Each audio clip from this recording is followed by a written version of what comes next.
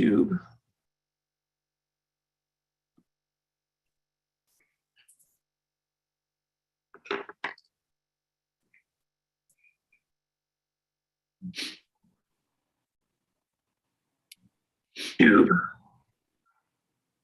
Okay, we're good there.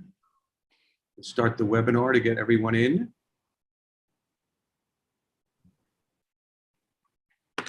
Give it just a few more seconds.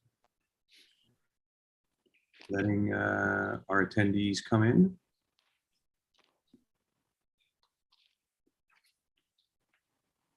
Just perusing around a little bit here.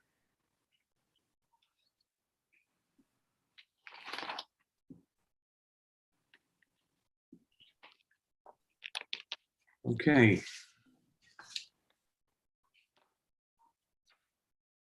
Okay, I see it evened out. All right, great. Well, I want to welcome everyone to our June meeting of the CB7, our full board meeting. We've got an aggressive agenda today with a series of work. So in one sense, congrats to our community board for putting out work. And at the same time, let's buckle up because I think we're going to have a long night in front of us. I think I could see we've got about 161, 163 people. So I think it's going to be quite a voluminous conversation night. Quick couple announcements that I'll make in the beginning. First, if everyone hasn't noticed, but will be happening, is we paused the public safety session, saying the best that we would jump right into this. So anybody who's expecting we're not going to have the public safety session, I assume that we will pick it up to a certain degree in the future, but we are not going to. So we're going to run right into the business session. Today's business session will start with the preservation committee. There are 4 items. There's 3 ones. It's my understanding that we're going to try and move through those very, very quickly because one is they may be a little bit moot in terms of the timetable, but I'll let Michelle and Kay speak to it. But I think we're going to try and go through those quickly, with our main one being obviously the West Park Presbyterian Church. I'll talk a little bit more detail about that in a moment. We then have our bylaws task force. We have Parks and Environment with 2 that have 2 different resolutions. We have transportations with the resolution. We have BCI with a few that, and I think a couple of them are being bundled, so that should be efficient. And then we're going to end with our HHS. So clearly we've done a lot of work this month, and congrats to us. So a couple things.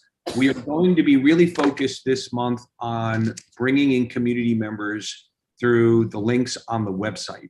And we have quite a bit as well.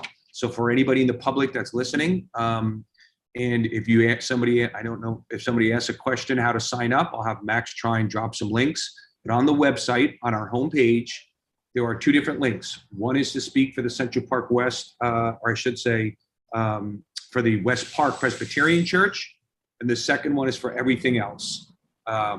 So I would look at that. Again, if somebody in the chat wants to, or somebody here wants to put in the Q&A, how do I sign up? We'll work to do that. There'll be a little bit of time, I'm sure, before we get to the community. So don't get nervous, there'll be more. I will say that we've gotten a pretty good sign up thus far. So it's been on, we've had it out for a few days and people have signed up. So we're gonna have a pretty good session. What I will say, so let me then jump into a little bit of the details of the Central Park. Now we're going to do the 3 first for preservations. We're going to vote on those. But when we get to Central Park, or I should keep saying Central Park, sorry. When I say West Park Presbyterian Church, we've really carved out a kind of a sub-agenda to keep it very organized. The idea was to create a very timed beginning, then times for the board members, then time for the general public. The beginning will start out with our chairs giving a brief presentation. Then we will have our applicants make a brief presentation as well. Then we have a few groups that we think we carved out that should have some unique perspective. So we have the arts group that's in the building speaking early. I believe Gail Brewer, who has talked quite a bit about it, will have some time as well. I'll look for Max to help me with that. And then we're going to go to the board members and the general public. Speaking of the general public, looking at the time, we're really going to have to be aggressive in terms of timing. And what we're going to ask the public is to be candidly very brief very brief, efficient and to the point. As a background, we had a 5-hour public session in which we stayed and we let every single person that showed up, including board members and community members. So I think we had an incredible amount of feedback. This is another session, but I think this session is a little bit different. This one's about us sort of passing this resolution, moving this forward. We definitely want to hear from everyone, but I think we just have to be much more efficient because this is not, we spoke 5 hours about one topic. This is going to be about many topics. So we're going to ask our community members to really try and be concise. We ask that you try and start out by saying, here's my position and here's why. And if you could summarize it between 30 seconds, a minute max, that's really what we're asking. Because if you look at the amount of people that want to sign up, and the amount of people that would speak, the math is daunting in terms of the meeting. So to the degree that you can be short and sweet and to the point, and particularly if you did do a testimony in the full board, I mean, in the hearing, which this has been shared, or if you did a written testimony, which has been shared, we just ask you respectfully be, we want to make sure we hear from you, but we also want you to be brief and to the point. And to the extent that we do that, we'd ask the board members do the same. Many of us attended that session. Many of us had ample opportunities to be on the record. We're hoping that this is really an opportunity for people to just basically say, hey, this is how I voted, or I'm going to vote, and this is why. But I think respectfully, in order to make sure that we can get as many community members, many board members, as many everyone, if we can be as efficient as possible, that would be great. I don't think we're going to be able to go around twice. So we're going to try and get everyone through once, and then we're going to vote. And I think that we can be efficient with that. But I also do think that that's going to take some time. So let's all be patient, but if we can all work with us as well. I'd like to continue forward. I do see a hand up. I don't know if that hand, if we need to speak, but I don't know if it was a mistake, but I'd like to get into my presentation. But it's a very quick question. Can we have a time limit on these on the presentations as we have in the past? There is precedent. 1 minute, 2 minutes. So it's going to be 2 minutes for board members. We ask that you try and be concise. It's 30 seconds to a minute max. I may need to be more aggressive towards the end of the community if we end up doubling the amount of people. So again, to the degree that people can be efficient or save time, it would be greatly appreciated, because that would open up spaces for other people to speak. It's literally about creating space for everyone to speak as opposed to a handful. I do know that we did, Max, do we have our clock up? I think our goal was to have a clock, which I thought was pretty effective last time. We have it ready, yeah. Okay. Well, we don't need it right this sec, but maybe pop it up so I feel more comfortable and I can start seeing it. So with that, we're going to start, we're going to get into our first business session, which is preservations.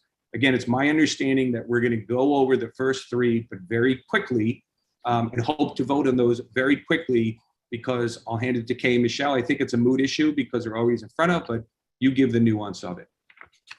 All right, yeah, Michelle's going to take us through this, and two have already been acted on.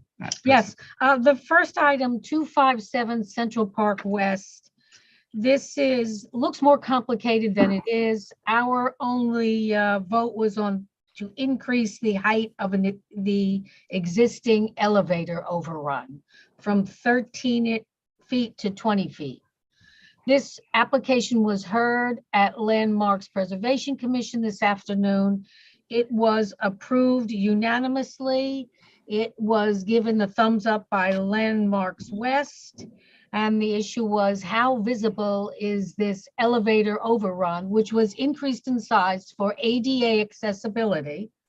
How visible was this overrun to the immediate area? The applicant testified that it was not visible from across the street. This is on Central Park West between 85 and 86. It was visible further up Central Park West and a little bit from Central Park, but that did not seem to affect the unanimous vote by LPC. Again, the other two items, the roof deck and the greenhouse structure, were already approved by LPC on staff level. So that's what happened today, a couple of hours ago. Thanks to Mark for making our presentation. Should I continue or should we vote on that? We want to call the vote? Call to question? All right. Okay, and who's going to help me do the count, the digital count? Are we dividing our resources? Excuse me, Michelle, do you want Yeah. slides on this or no? I'm happy to go whatever you want. I think the plan is no, Mark, that we're going to Yeah. move forward on these unless something else. So everyone who wants to support the position of the community board on this resolution, please raise your hand now.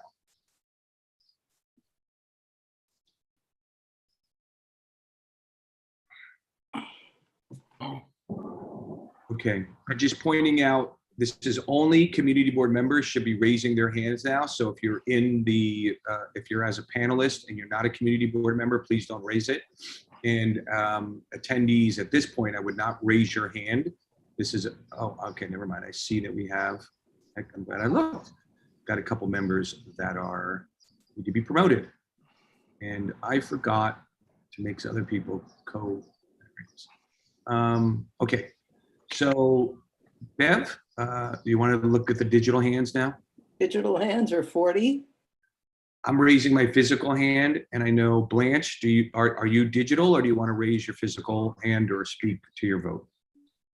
Yes, Okay, so you're voting yes, correct? yes. Okay.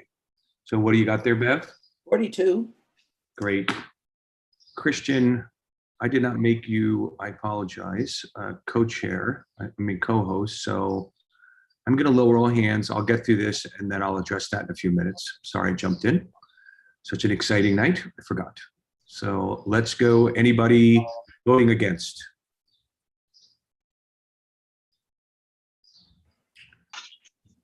And anybody, I don't think it's just, if anybody else needs to verbalize themselves, do so. I'm pretty sure it's just Blanche and myself. Okay, so I'm going to move on. Anybody abstain?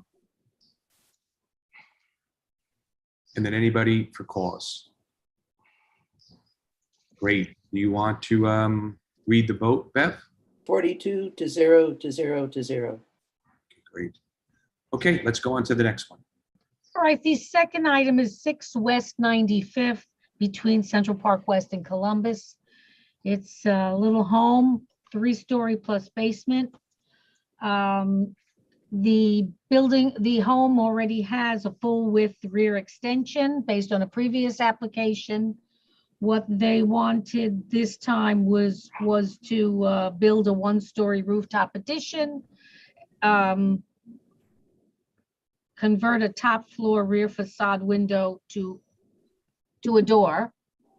And although it says expand the basement and first floor rear addition and add window openings to the west facade of the addition, I think they were just adding the windows because I think the basement was already approved. What, do you remember, Mark? Okay, Let me just check one. we're trying to segue smoothly into the big item of the night.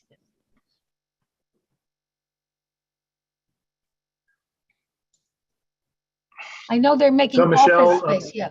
So they are changing the fenestration of the rear facade, but they're leaving that facade line where it was. Right, And then they're adding the rooftop addition, and the new fenestration is supposed to marry up with the old. yeah, I think, and the fenestration is supposed to be tilted at an angle so that the most sunlight comes in and privacy. That one is the rooftop one. Just Yeah. the rooftop is angled that way. Yeah. So you don't have to do this when you try to see the park. Yeah, yeah.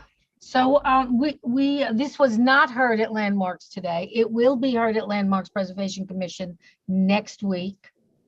And we voted to, our vote was 7-1-2-0.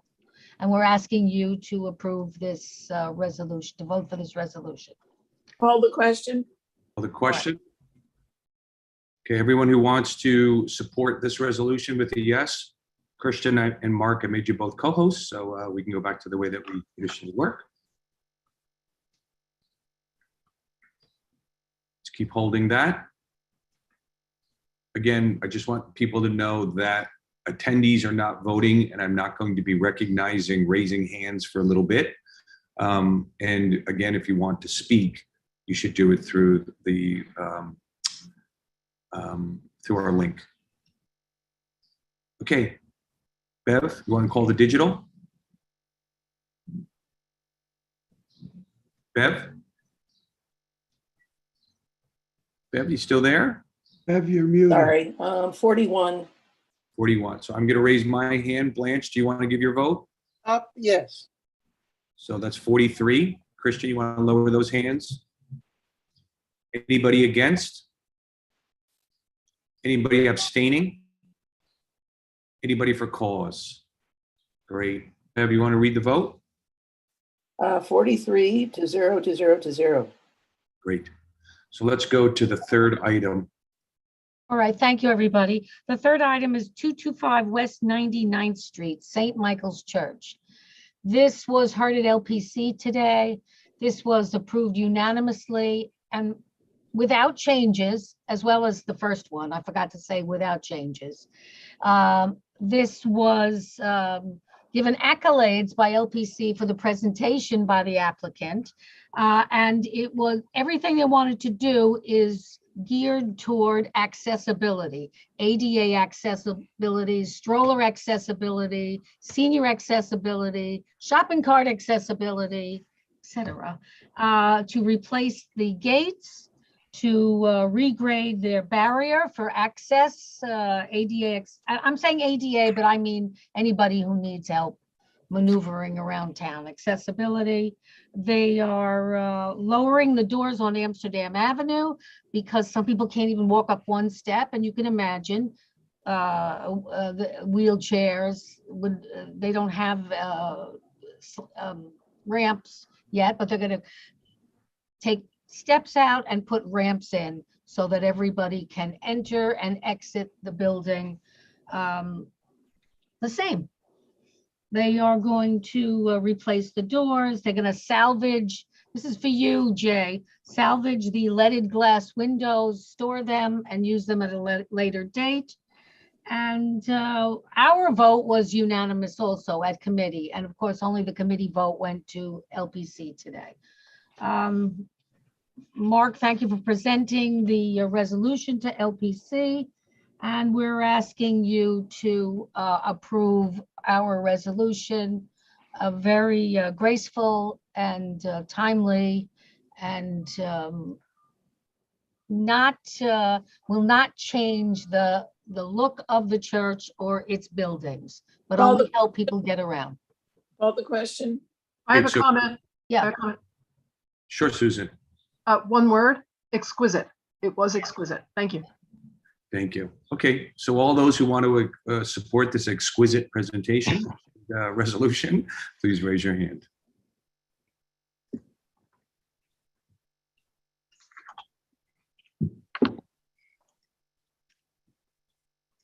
Okay, wait a few more moments. I think we're good, Bev. Do you want to call that digitally?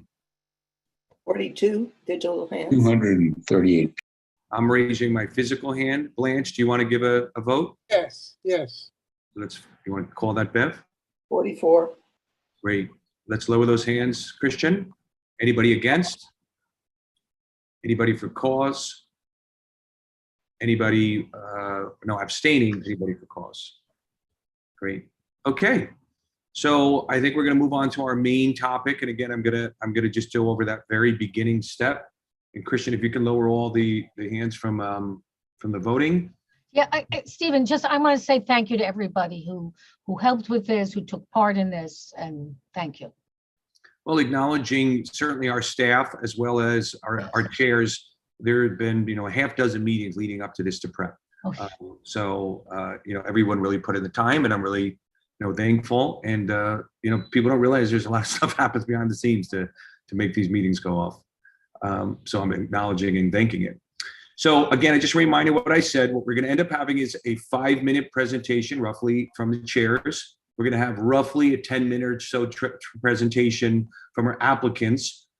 We've also told them that they have a full staff available for just comments or questions during the Q&A period. We will then have, I think it's Susan Sullivan, but I'll double check, from the arts group speak. And then I believe Gail Brewer or someone in her office will speak as well. And then we're going to move right into board members. So with that, Michelle and Kay, I'm going to hand it to the two of you to present the resolution. All right, And thank actually, you, this is Stephen. Max, Michelle, Yeah. okay, just before we do, I just want to jump in. Actually, it's going to be Michael Hiller that's representing the West Park Arts Center, just to clarify. Okay, thank you for clarifying that. Okay, great. All right, I'll start off with my thank yous to, especially to everybody who showed up for the meeting several, well, I guess about a month ago. And also those of you who wrote such thoughtful letters and takes on the matter before us. They were received, they were distributed, and they were read. So we appreciate that, as we appreciate all input from our beautiful community. This is a different kind of a resolution that we bring to you tonight than our usual. This is works with the hardship code of the landmarks, New York City landmarks law. And so I'm not going to read the resolution. I am going to summarize it so that we all know what we're talking about. Board members have received it, and it's also been posted and available on our website. So the West Park Presbyterian Church is submitting an application to the Landmarks Commission to demolish their existing structure, an individual landmark that was designated about 12 years ago on the grounds of hardship, pursuant to NYC Administrative Code 25-309. Their application for removal of hardship designation and demolition is based on the claim that the present condition of the church building is profoundly deteriorated and unsafe, that the cost to renovate it, repair it, and restore it is significantly beyond the ability of the church and the presbytery to fund or raise funds for. And also that if the necessary funds were invested in the church building, it would not be possible to earn the statutorily acceptable rate of return on such an investment. They'll tell us a little bit more about that. And that pursuant to a contract entered into between the church and presbytery with Alchemy Properties, a new as of right mixed residential and commercial building would be built on the site, conditioned upon the demolition of the existing building. And that building would include approximately 10,000 square feet of space available to the church and community and arts groups to use going forward. Our preservation committee carefully considered the proposal and listened to input from church members, community members, members of the arts group, anybody else who had something that they wanted to share with us. And in conclusion, we felt that there are options, open areas of inquiry and potential alternatives to demolition that warrant the denial of the application. They include, first, the possibility of transfer of ownership of the church building and community house to a not-for-profit entity for ease of fundraising. Second, concerns over uncertainties arising from the computation of the estimated rate of return presented in the application. Lots of numbers. We thought about them, carefully considered them. We still have questions about them. And the existence of architectural alternatives to the demolition of this stunning building. And so, although we appreciated the application, given the irreversible finality of the total demolition of the church building and the heavy burden to be placed on an application for demolition, and given, in our opinion, the existence of other options, open areas of inquiry, and the practical burden of architectural alternatives to demolition, we felt that the applicant has so far not met the heavy burden of proof required for the application, and therefore we offer a resolution that to disapprove the application as submitted, presented. We voted, Preservation Committee voted 8-1 with 1 abstention. Other non-committee board members that were present at our meeting, our preservation meeting, voted 8 in favor of denial, 2 against, and 2 others. So that's our resolution in a nutshell. Michelle, would you like to offer a couple of thoughts before we hear more about the application? I don't think so. I think you did a terrific job, Kay. Oh, thanks. Everybody had the resolution, and Yes. we've been living with this for over a month now and learning something new every single day. So I guess we'll leave it to the applicant, Stephen. We'll leave it. Thank you. Okay, so we're going to go to the applicant. Max, if you can keep a little time, I don't think we need to put the timer up at this point, because you can keep a little bit of time. Sure. We've scheduled about 10 minutes. We also felt that there would be other opportunities to speak during the engagement. So we're going to believe it's Val Campbell and Roger Leaf are going to speak at this point. And so I'd like to hand it to them to discuss their application. Good evening. My name is Roger Leaf, and I am the chair of the West Park Administrative Commission, which is working with the members of the West Park Presbyterian Church at 165 West 86th Street. The congregation has owned this building for over 100 years and is solely responsible for its upkeep.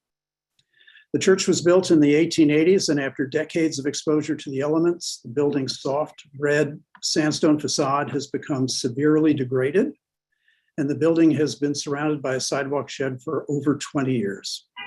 In addition, the interior of the building is not in compliance with current fire code, life safety, and ADA accessibility requirements. And the New York City Department of Buildings has issued violations relating to the safety of the facade that would cost tens of millions of dollars to repair. And the building was closed earlier this year in response to these safety concerns. Interior and exterior repairs to the building are conservatively estimated to cost $50 million, which is consistent with earlier studies and undertaken by the Landmarks Conservancy.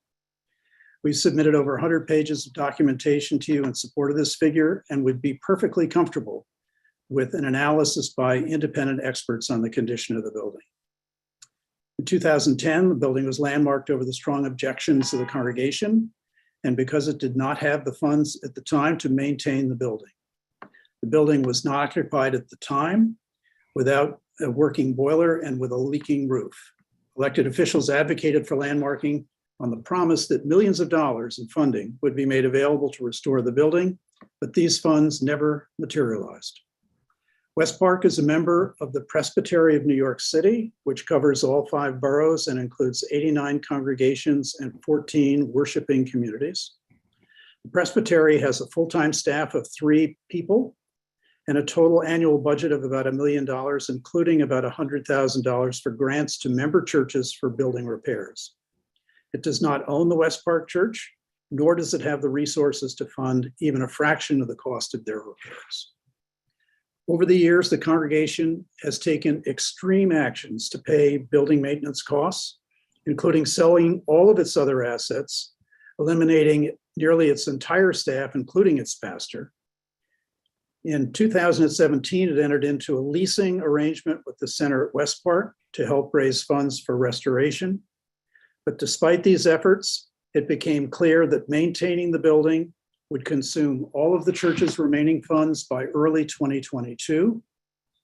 This year, it has had to go into debt just to pay basic operating expenses like insurance. In April 2020, the session of the West Park Church made the very difficult decision to sell the building. An administrative commission was established in January of 2021 to assist the congregation, and immediately began a 6-month review of the condition of the building and its potential for adaptive reuse. The AC concluded that there were no financially feasible ways to restore the building for less than the value of the structure after renovation. We concluded that the only viable approach would be the construction of a new building on the site that included 10,000 square feet of space that would be retained by the church. The plan would provide a permanent home for the arts on the site. It would revitalize a storied congregation that has served the Upper West Side for 160 years. And it would fund community outreach programs such as food banks and soup kitchens across New York City. The AC developed this plan working with Alchemy Properties, which provided the necessary funding and access to technical expertise. An agreement with Alchemy was reached in March of this year and is conditioned upon the approval of the hardship application we are submitting to Landmarks. The application was submitted to this community board on April 5. Since filing our application, Opponents have undertaken a campaign of false promises, misinformation, and name calling. This is not an issue about who can yell the loudest.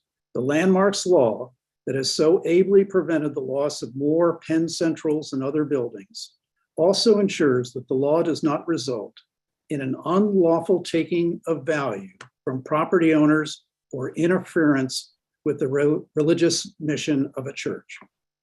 West Park has owned this building for over 100 years, yet opponents are demanding that the church be sold to some unnamed nonprofit for a fraction of its appraised value under the false claim that the necessary restoration funds would be easily raised. Under this scenario, the future and mission of the West Park congregation has been ignored entirely.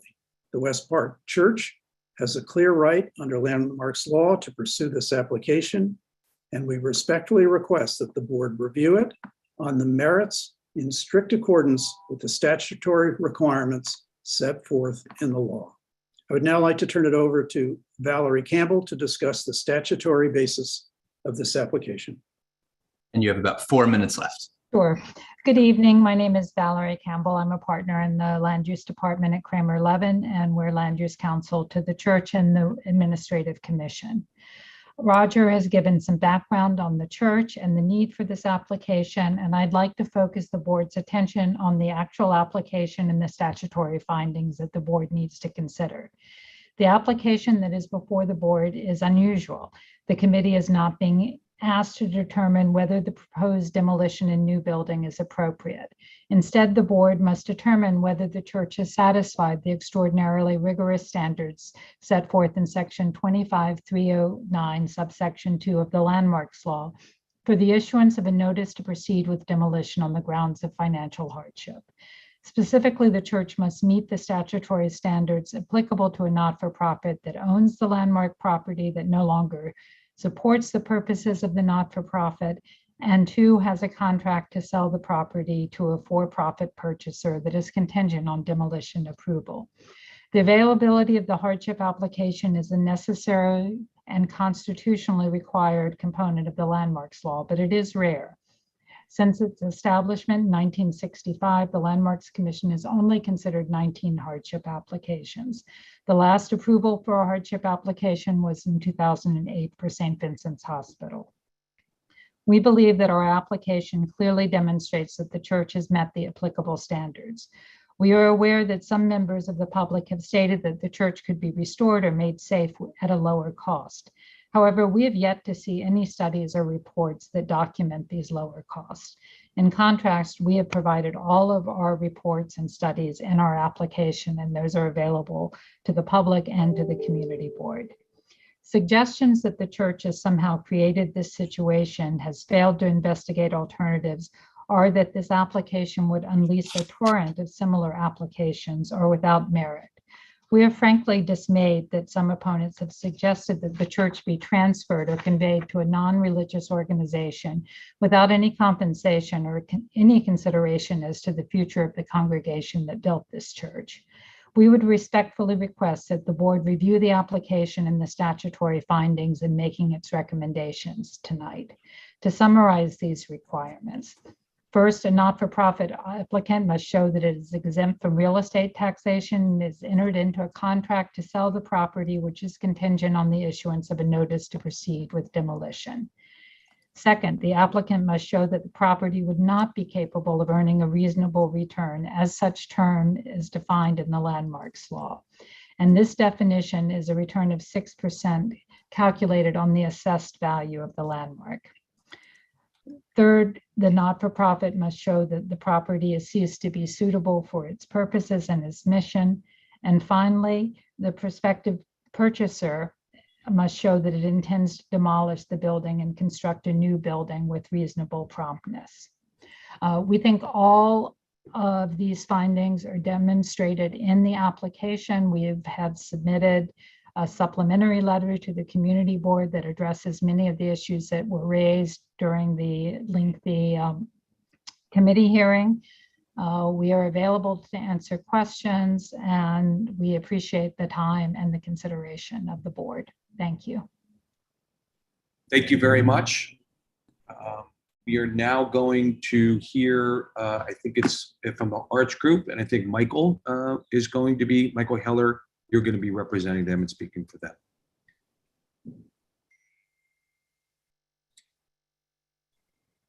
Michael, can you hear me? Yeah, can you hear me? Yes, we can now. Okay, let me see. Hang with me just one second. All right, you can't see me, but you can hear me. Oh, there I am. Hi, everybody. All right, Michael Hiller of Hiller PC. I'm the managing principal of the firm, and I specialize in landmark preservation law.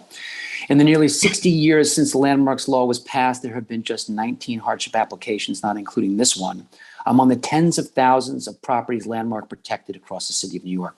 To put it simply, to permit demolition by reason of hardship is truly rare. And on one of the rare occasions where I agree with Ms. Campbell, it's this, as she said, in order to obtain a relief here today, the applicant must meet the, quote, extraordinarily rigorous standards set forth in the landmarks law, and the applicant doesn't come close. I'm going to give you several of the reasons why the hardship application by Alchemy should be rejected. Number one, West Park Presbyterian Church is, as acknowledged by the Landmarks Preservation Commission just 12 years ago, one of the most important buildings on the Upper West Side. Number two, the allegation of hardship is based in large measure upon construction estimates that are larded with numbers that simply cannot be justified and in far too many instances can't even be explained. Mr. Leaf said that the estimate of $50 million was what he said, quote, conservative. In point of fact, of the $48.5 million estimate, not 50, 44% of that number consists of construction costs, which they say are contingent and unspecified. Initially, the number was 33 million, and they increased it by over $14.5 million based upon construction contingencies they have never explained. That is not a conservative estimate. That is wildly aggressive. By artificially increasing the repair cost estimates, the applicant has completely distorted the return on investment analysis and rendered it completely unusable. Ms. Campbell mentioned that we have not come forward with construction studies. We don't bear the burden here. The very heavy burden, the rigorous standard that must be met by the applicant. And again, the applicant doesn't come close. Another additional requirement is that the applicant also cannot meet the required showing that the alleged hardship was not self-imposed. Ms. Campbell left this out, but LPC's precedent confirms this is a critical factor. Where is the evidence that the owner of the landmark building attempted to maintain this building? We heard about safety concerns. Where was the evidence that efforts were made to preserve this building and maintain it safely? The evidence isn't there. Where is the evidence that the applicant attempted to sell the air rights? According to the City Planning Commission, over 85,000 square feet of air rights are available for sale. And there are 7 contiguous and otherwise eligible properties to purchase the air rights, including 4 properties which have a legitimate interest in and the available space to accommodate the purchased air rights. Where are the efforts by the applicant? They simply aren't there. The building, in addition, continues to serve the purpose for which it was constructed and acquired. This is another critical element. And there is ample interest in purchasing this property. So there are multiple reasons why the Landmarks Preservation Commission should deny this application and why the Landmarks Committee properly rejected the application, or at least recommended the rejection of the application. Now, let's be clear as I summarize. There are hardship applications and there are perceived economic opportunities. This landmark has been regarded as an economic opportunity by Alchemy and by the Presbytery, out to generate a substantial profit at the expense of a precious, one-of-a-kind landmark and at the expense of the community. If applications like this one get granted, we might as well throw the landmarks law in the garbage, because every owner of a landmark property in the city is going to allow their property to deteriorate, and in so doing, falsify allegations of hardship. In closing, I repeat that the Landmarks Committee got this one right. I trust that the community board will follow the committee's leadership and example on this and deny the application.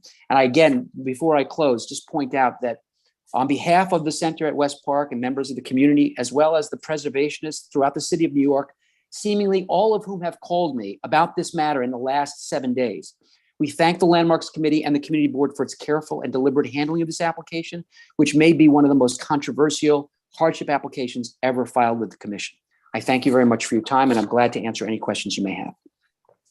Thank you, Michael. If you want to stay on as we move forward, perhaps that will happen, but we're going to continue forward. Thank you. So Max, I know this is Gail Brewer's slot. Is Gail here to speak? I don't believe she is at this time. She's hoping to join in a little bit, is what I just received. So I think we'd go on to the board members next.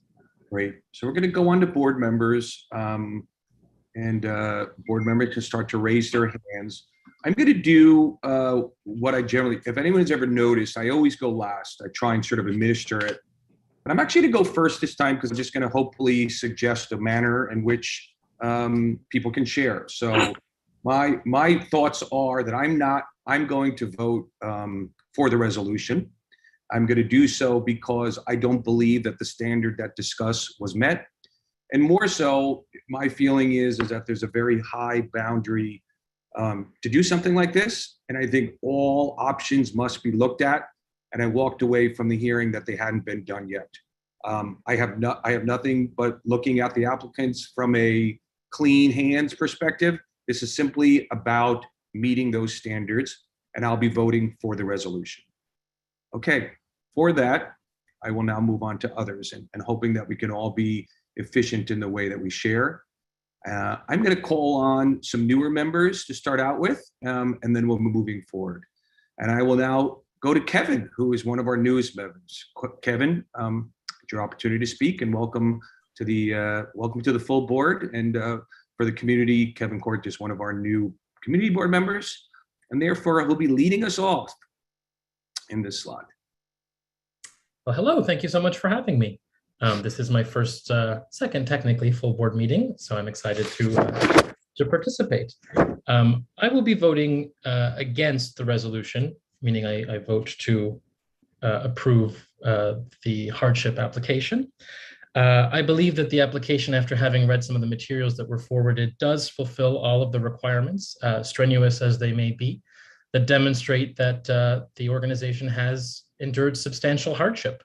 I'm concerned that by not allowing for this demolition to go forward, the status quo will prevail, and the status quo is a crumbling building. I'm concerned that for 20 or 30 years, what we're going to have is a lot of wonderful suggestions and ideas, but no concrete path forward. That certainly has happened before in other neighborhoods, and so I'm concerned about that happening here in our neighborhood. I will say that I do think also that this is an exciting opportunity for new housing and new community facility space. As someone who plans on living in this neighborhood in 2060, in 40 years' time, I would like to see that the neighborhood continues to grow and that new spaces that have those kinds of lifespan are consistently being built. We are in a housing crisis. It is almost impossible for anyone who is not making much more than the average median income to purchase a home. I believe that the solution to that is affordable housing and additional housing. Lastly, I'm going to wrap up and say that I would love to hear from the applicant eventually when we're talking about demolitions, some of the things that we don't very rarely hear about, things about green demolition, for example. Unfortunately, the green code that was passed a couple of years ago doesn't really go into how building materials will be recycled, if there was a plan for green demolition practices, or how historic elements of a building can be incorporated into a new development. So it's a little out of the box, but I'd love to hear about how there's a potential for keeping some of what makes that building beautiful, historic, and such an integral part of the neighborhood keep alive in the next section. Thanks. Thank you, Kevin. And I'm going to keep moving forward and maybe give, if there's sort of a series of questions, we'll allow some time. I do want to acknowledge that typically we would go to committee members first. This is a little bit different. And I think that what I'm going to try and do is let people that have never spoke about this topic, and they are some of the newer members, but everyone will get their time. So if you can bear with this non-traditional way of doing things, I appreciate it. And with that, I'm going to have Kristen Berger speak. Hi, thank you. I missed the committee meeting on this subject, but I have read the voluminous documents on it. And I guess it's more of a question than a statement, but in the 10, 12 years since the landmarks designation, when we were told that somehow money was going to be raised to improve this roof, how much money was actually raised? The only number I think I saw was 2 million, which is clearly not anywhere near what it takes. So I'm wondering what gives us confidence that there'll be money to restore and maintain this building going forward. I have not decided a position on this vote yet, but I do have the rest of this evening to do so. Thank you. Great. So Ms. Campbell or Mr. Leaf, do you want to give a brief answer if you can? There has been almost no money raised for the restoration of the building since it was landmarked in 2010. The congregation itself sold the manse, which it used for housing for its pastor, and raised about $1 million from that sale. All of that money went into restoring the church. I don't know that you would consider that fundraising, but basically it was an attempt on the part of the congregation to do what it could with the resources it had to continue to maintain the building. From the standpoint of city council members, I believe the total amount raised was about $35,000. Thank you very much. So we're going to move on. Anthony Thomas, please speak. Thank you, Stephen. And I'll make this really short. I think I'm leaning towards voting for the resolution. Kevin, I appreciate some of the perspectives you shared, but my concerns continue to be what was echoed by Mr. Hiller and just given what I've read in the materials as well. So I look forward to continued conversation here, but at this moment, I'm leaning towards voting for the resolution. Thank you. Thank you, Anthony. Let's now go to Benjamin. Hi, everyone. Thanks for the presentation today. I wanted to delve a little bit further into specifically the safety issues. There's been a lot of conversation on the economic return of capital and whether capital has been raised and what's the best way to deploy it. I don't know if that's necessarily the purview of the discussion here, but I wanted to ask specifically about the amount of capital that's necessary to kind of achieve the bare minimum of safety here, which is clearly something that is a key topic. And specifically, do the current owners have the capital to do so, and do the hardship requirements require enough investment into the property to be able to achieve that safety? It seems to be a key topic. If it's not required or the current owners don't have the capital, then and if we don't approve the development, then who will pay for it? So I think this is a key topic that I think we should discuss and address. Thank you, Benjamin. If you got a little time left, we can have them answer. Yeah, that'd be great. Campbell or Mr. Leaf, any thoughts on that? Sure.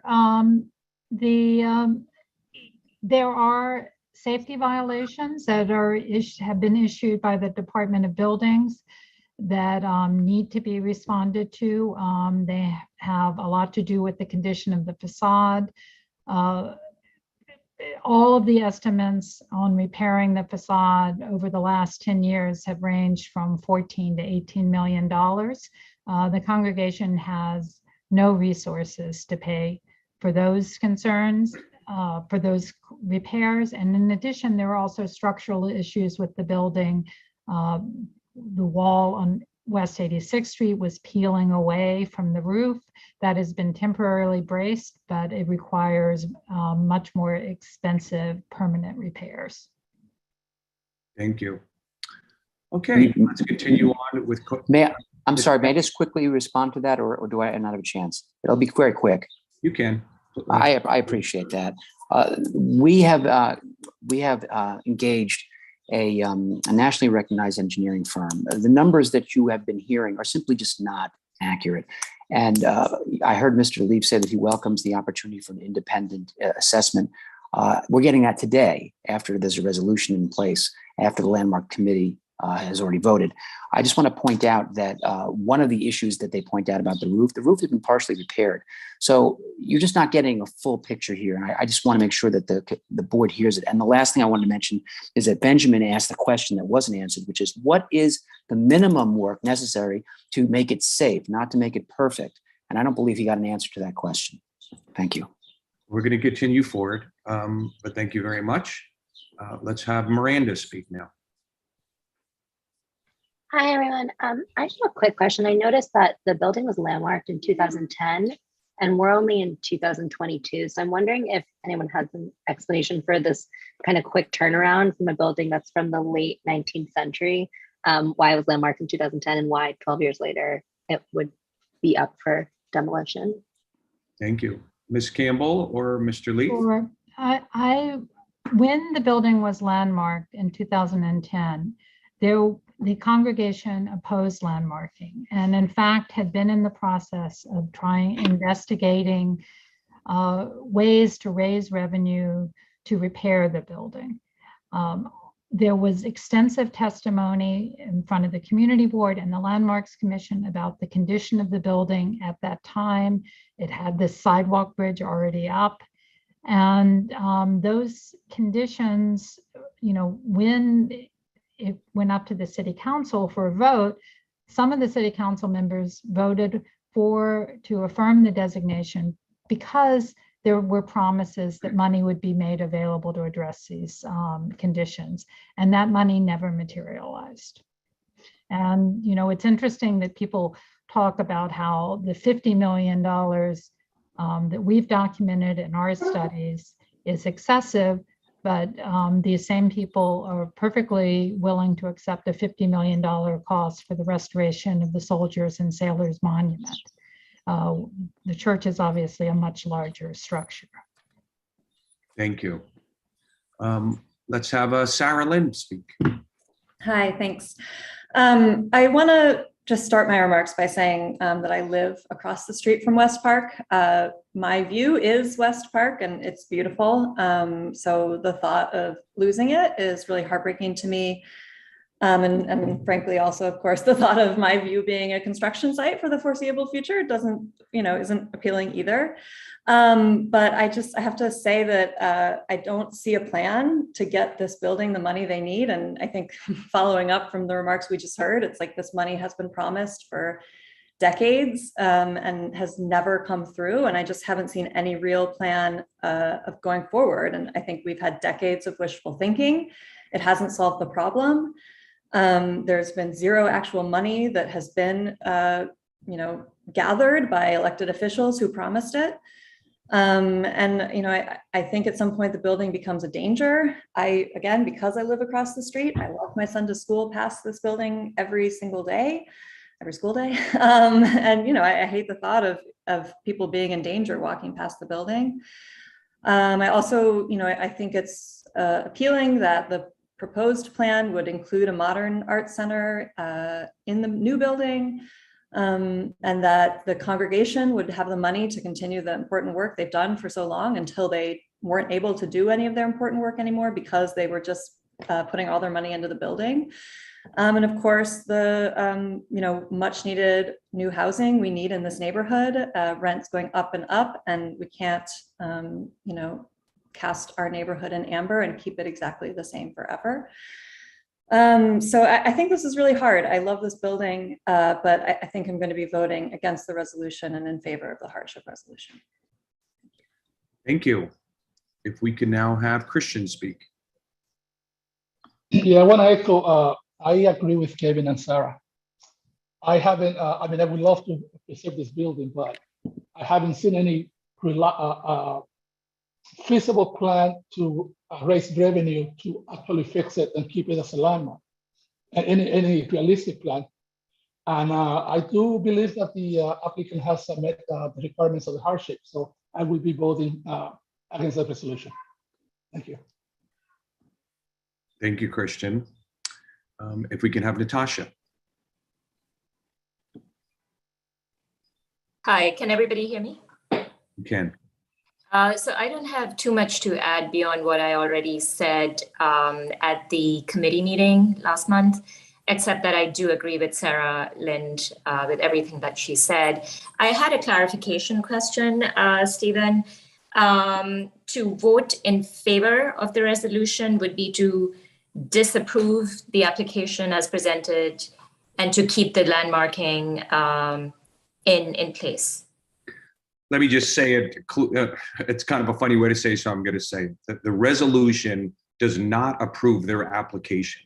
So by voting to support our resolution, you are not voting to support their application. Therefore, if you want to take the position, you should vote against our resolution, which then supports their application. Does that make sense? Yeah, That's It's a little bit convoluted, but that's the way it is. it is convoluted. Thank Only, you. only way I can say it is that's how it plays out. I'll say it again just slowly. If you vote for, it means you're voting against them. If you vote not for, you're voting for them. Technically, it's sort of you're doing the opposite. But before we vote, I will go through that again if anybody has questions. So let's continue forward and let's have Roberta. Thank you so much. I totally agree with what Stephen said. I will be voting for the resolution. It's not germane, but the housing that's being planned is not affordable housing. It's going to be market rate housing, which I think a vast number of our board will not be able to afford. Gail spoke eloquently at a press conference last month, and last night she and Jerry Nadler and several others spoke. When she gets here, she'll fill it in more. But because if a nonprofit owns the building, the electeds will be able to raise money for the building, which they are not able to do when it's property of a church because of church-state separation. And they have committed to raising money. In fact, last night, several people wrote large checks for the building.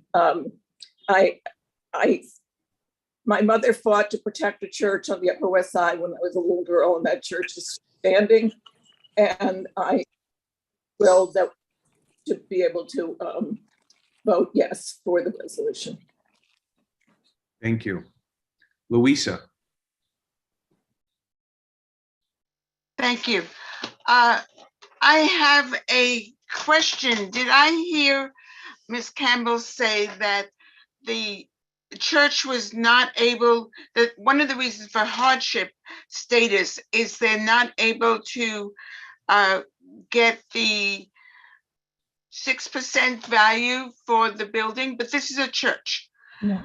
And I am wondering, how do churches estimate the value of their real estate holdings? If I may respond to that, the analysis was done assuming adaptive reuse of the space. That is to say, we looked at every conceivable practical use of the building by restoring it for a community center or for multifamily housing. And based on the analysis of what could be generated from market rents on the space for a community center or for multifamily housing, it was not able to generate even a positive return. Okay, and if I can clarify a little further, the purpose of the financial analysis is not to show that the church can't make a reasonable return because it is a not-for-profit. It is to show that the purchaser that has a purchase offer contingent on demolition could not make a reasonable return if they kept the building. Thank you. In that case, if I may say that no nonprofit ever would be able to, and we could only discuss sales to profit-making companies. I am going to vote for the resolution, and the other reason is because of the precedent that otherwise would be set, which I feel would be very unfortunate. Thank you. Thank you, Louisa. Doug? Thank you. I would like to start out by saying that a vote to remove this building from the landmark status is a death warrant on the building. That is a fact. Well, it's a fact if LPC moves forward, but it seems pretty likely. And in my opinion, that would mean it is a permanent solution to potentially a temporary problem or problems. There is no affordable housing being proposed here. None. This is luxury condominium, which by definition is an investor buying into the property and selling it out. They are not committed to the community. They are committed to their profit. I have nothing against profit. I work in real estate, but in this instance, I cannot support this. The applicant said tonight that they are comfortable with an independent study. That's great. I'm happy to hear that. Why hasn't it been done? I can't vote to remove this building out of a landmark status without seeing a truly independent study, which hasn't happened yet. I note that the applicant can return at some point in the future. They can. I know it would be challenging, but it should be challenging. If the building comes down, it can never come back. That's it. Thank you. Thank you, Doug. Clary. So I find this very, very difficult as it was for me when as co-chair of the committee of our board that recommended landmarking of this building a little more than 10 years ago. Was a very difficult decision then. I think we were putting our heads in the sand, and I voted in favor then for landmarking. I think we were putting our heads in the sand then when we thought there would be funding to restore this building, and I think we're putting our heads in the sand now if we think there will be funds to restore this building. And I fear, as somebody else said, that we're going to see this scaffold and not see a whole lot else for many, many years to come. I'd love to save this building because of its history, because of its architecture. But I think that parts of this resolution are not really accurate. That is, alternatives have been explored. Alternative architecture has been explored. One may not accept the conclusions that alternatives are not viable, but they certainly have been explored. I hate the idea of more luxury housing on this site. I also made a point at the committee that I'll make here that I think that the 10,000 square feet as part of this deal for many, many uses, church use, community use, the arts use and all of that on two floors is way not enough space to come out of this deal as a compensation for demolition and starting over with luxury housing. But that is not a provision that we have in the contract of sale that we have any power to affect. So I am going to be listening very carefully to everybody else who speaks. I may change my mind. Indeed, I did at the committee meeting where ultimately I voted in favor of this resolution. It hadn't been drafted in full then, but I am inclined to vote no. Thank you, Clary. We can have Ken.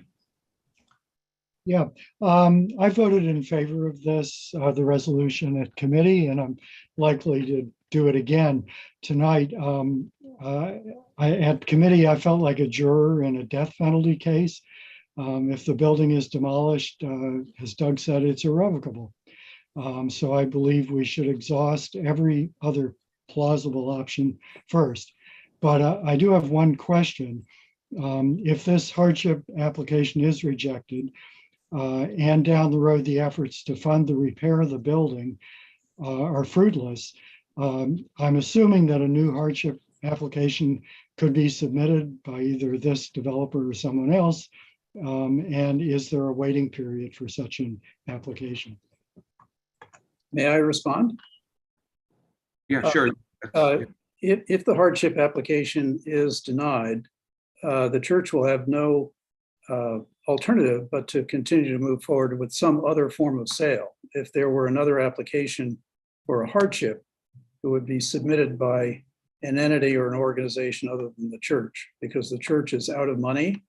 It can no longer afford to assume the responsibility of maintaining this building because it has no funds. And increasingly, it is not in a position to be able to assume the liability of safety concerns with respect to the building. If it were taken over by a nonprofit, that would be different, wouldn't it? Well, no, any owner of the building would have the opportunity in the future to file a hardship application, whether it be under the for-profit or the not-for-profit provisions of the landmarks law. Thank you, Ms. Campbell. May I just quickly, 10 seconds in response to the question? It'll be very quick. 10 seconds. Yes, the answer to the question is yes, the application can be refiled. There's nothing in the landmarks law that prevents it. And while the application could be refiled, once the building is gone, it's gone forever. Thank you. Thank you, Mr. Heller. Okay, let's continue on and let's offer Robert an opportunity. Thank you, Stephen. My position remains the same, so I will support the resolution. And, but emphasizing this one, the point that I had made about the patrimony. And to me, the state, whether municipal, whatever level, federal, has an obligation to protect its historic patrimony. And around the world, that includes churches, all of which are magnificent, many of which have been in worse shape than West Park Presbyterian Church. And so right now, I feel that I want to empower the likes of Gail Brewer, with the voice of the community board and the voice of the community at large, to do what she says she knows it's doable, and I believe it is.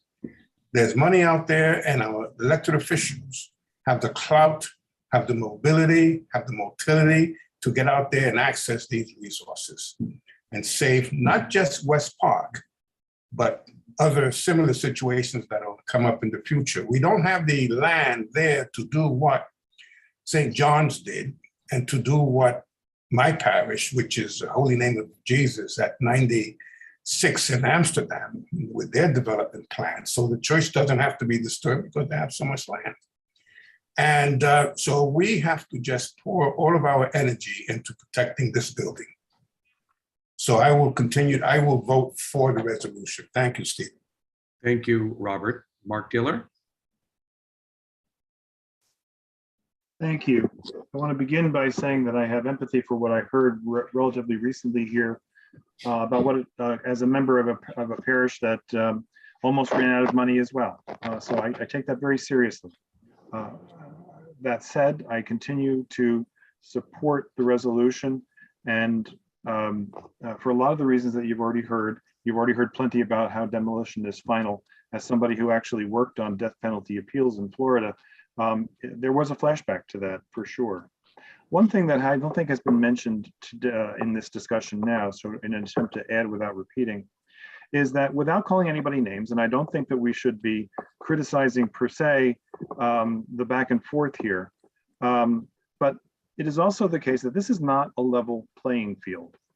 The applicant has had a year and what appears to be very generous resources to hire consultants and experts, to hire some of the most astute and amazing land use counsel that the English language has available to it. And the respondents just don't have those resources. And there's a part of me that thinks that those monies would be better spent. I do remember that there was testimony at the public hearing about amounts that the center had invested beyond the requirements of its lease. So I'm not sure that it's fair to say that the amounts that have been raised have been so paltry. And so I guess the real decision that we have to make is whether there is some legitimacy, some legs to the argument that it's different to raise funds for an arts not-for-profit than it is for a church. I believe in my heart that it is. And I think that given the finality of the alternative, we need to let that happen. Real estate at 86th and Amsterdam is not going to go out of style anytime soon. Thanks very much. Thank you, Mark. Well timed to the beep.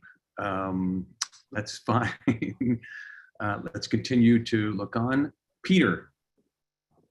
Thank you. I want to start by saying that I began early in my career to deal with a major issue of trying to save Penn Station from demolition some 60 years ago. And we had plans to try to save that building. Of course, we failed. In this case, it's a lot easier issue. The building is falling apart, partially because of the sandstone that could be easily repaired. Brownstone, like sandstone, throughout the Upper West Side has been repaired very easily. It's not that difficult. But $50 million is completely outrageous.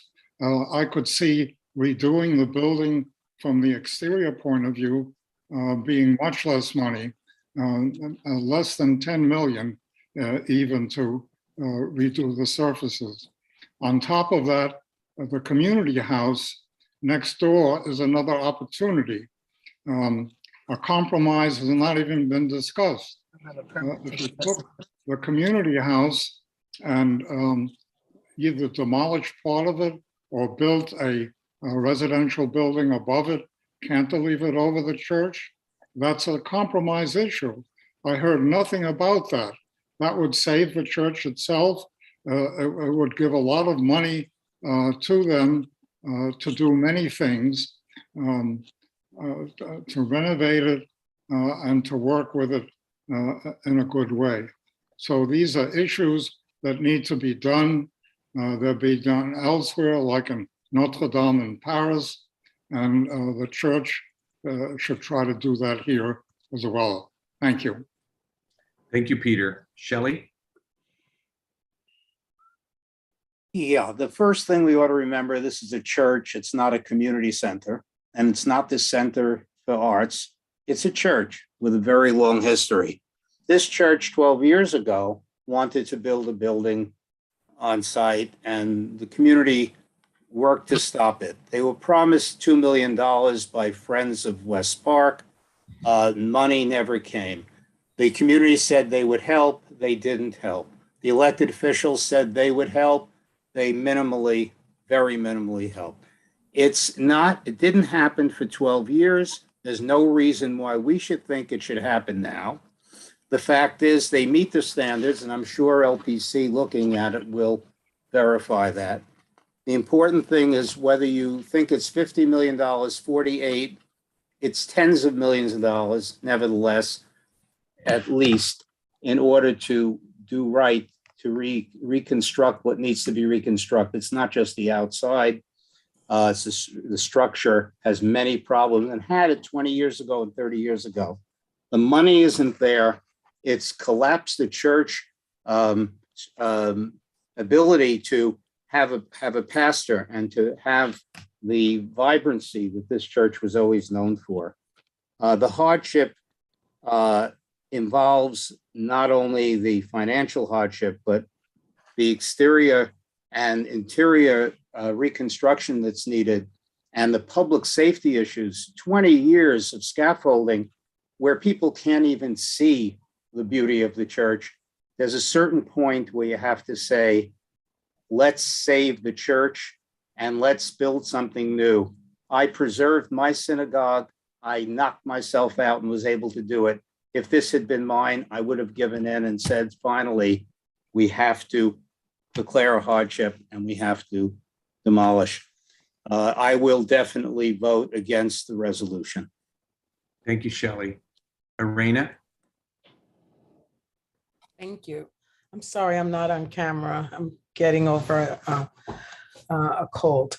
I want to give two brief comments, if I may. One is that I'm also, like Robert, a member of a congregation. And on most Sundays, we have half the seats are empty. And this is not just my church, it's happening across the city. Many congregations are losing parishioners. They're struggling to stay open and to maintain their facilities. And so at some point, the community board and the city and the state will have to really think about how we manage these institutions. Some of them may in fact have to be demolished or sold, but we need to come up with a master plan, because this will not be the last time an application like this comes before us. And I also just wanted to add that as someone that's in philanthropy, it is extremely challenging to raise money for an arts center. Most of the new arts centers that have come online in the city have come online as part of a mixed use development, like the shed at Hudson Yards.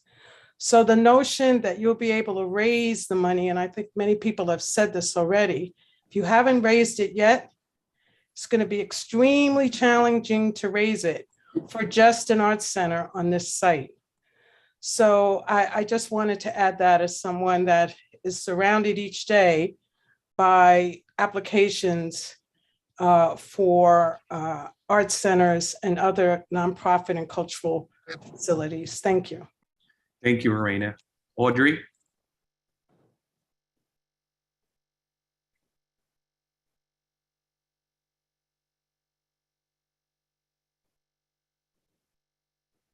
I'm going to ask you to unmute Audrey. That may prompt you. Yes, I'm unmuted now. Thank you.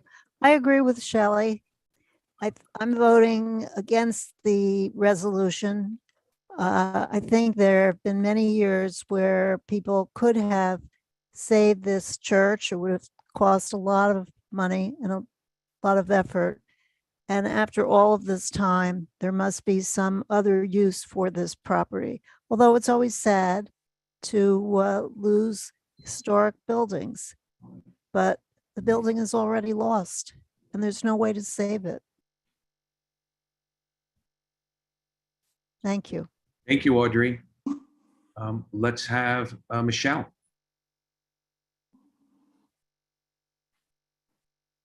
Thank you. I'm going to vote in opposition to this resolution. While no one wants to see such a building get demolished, and I agree with Audrey, it's sad, I've not heard any viable alternative that would make me change my vote. The church has proven they are seeking in good faith to demolish this church immediately and to replace it within reasonable promptness with a new building. The bona fide developer has shown us several alternative plans to keep the church intact, but also has proven to me that those alternatives are not viable. Therefore, the applicant has met the standards required to prove the church is incapable of earning a reasonable rate of return. The presbytery has proven, even if restored, the church will no longer be appropriate for carrying out its purpose. The center at Park West has not shown us why their mission can only be carried out in this particular church building and not in the new space the developer agrees to build. We have all spent several weeks listening, learning, reading, talking between just before May 5th and today. As Kay said, we read all your letters carefully, maybe even more than once, and taken all your comments in consideration. But I'm going to vote against this resolution for the reasons I stated just before. Thanks. Thank you. We're getting towards the end here for the community members so that we can get into the community. And I just ask that anybody who wants to speak to raise their hand. There's some going up late. I know that you don't realize it, but there's a little bit of planning that goes into, as it comes forward. So let's continue to move forward. Melissa? Thanks. Sorry, I'm still commuting home, so I can't be on camera, but I just want to echo some of the comments I heard recently. This site has had scaffolding for years. I feel like at this point, we're trying to preserve something that is already gone, unfortunately, and no one can enjoy it in its current state. I haven't heard any viable plan to restore it, and no money has been delivered by electeds who promised it previously. I think we're choosing a hypothetical to keep a collapsing building upright instead of building housing. And I know that it's not affordable housing, but New York City needs all types of housing, not just affordable. We have a crisis of supply. So I just want to make sure we're listening not just to like the loudest voices that might be very focused on the preservation, but also to those most affected. So specifically those who are experiencing the hardship. So I urge my colleagues to vote against the resolution. Thank you, Melissa. Elizabeth? Sure. Just a quick question. What is the new space? I know, Michelle, you had mentioned that the developer had recommended new space. Is that inside or outside of the Community Board 7 district on the Upper West Side? I'm sorry, I meant to say that within the structure, there will be space provided for an art center and a worship space. I didn't make that clear. So they're not being pushed out of the neighborhood? They are not. Okay, that was my question. Thanks. Thanks. Thank you. Let me just look. There's more hands going up. Madge?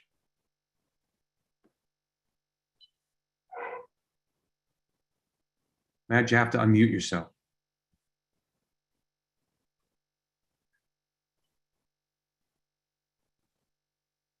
Madge, I can prompt you to unmute. If you wait a sec, I'll ask you to unmute. Sometimes that helps people figure out how to unmute.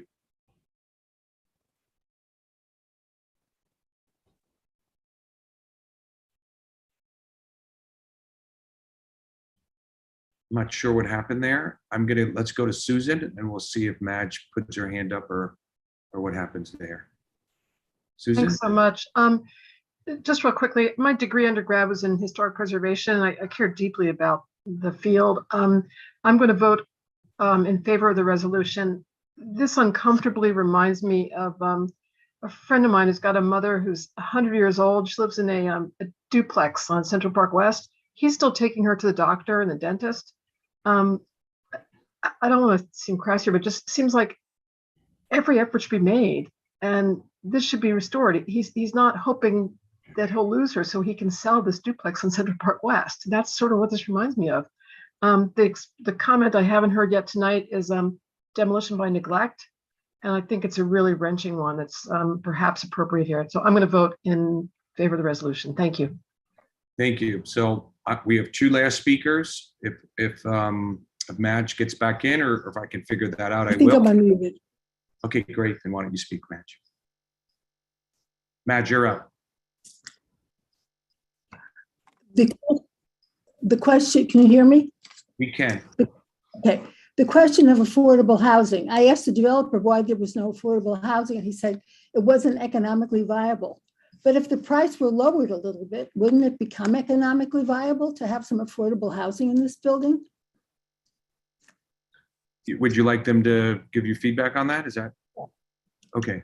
So Val or Roger, if you heard Madge's request, she wanted to know a little bit about. There are a couple of reasons why affordable housing hasn't worked at this site.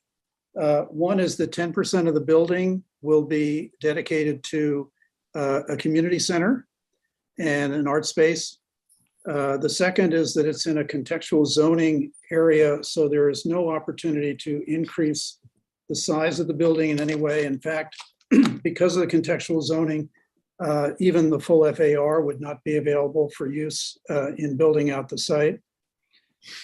And the third is the small size of the building makes affordable housing extremely uneconomical.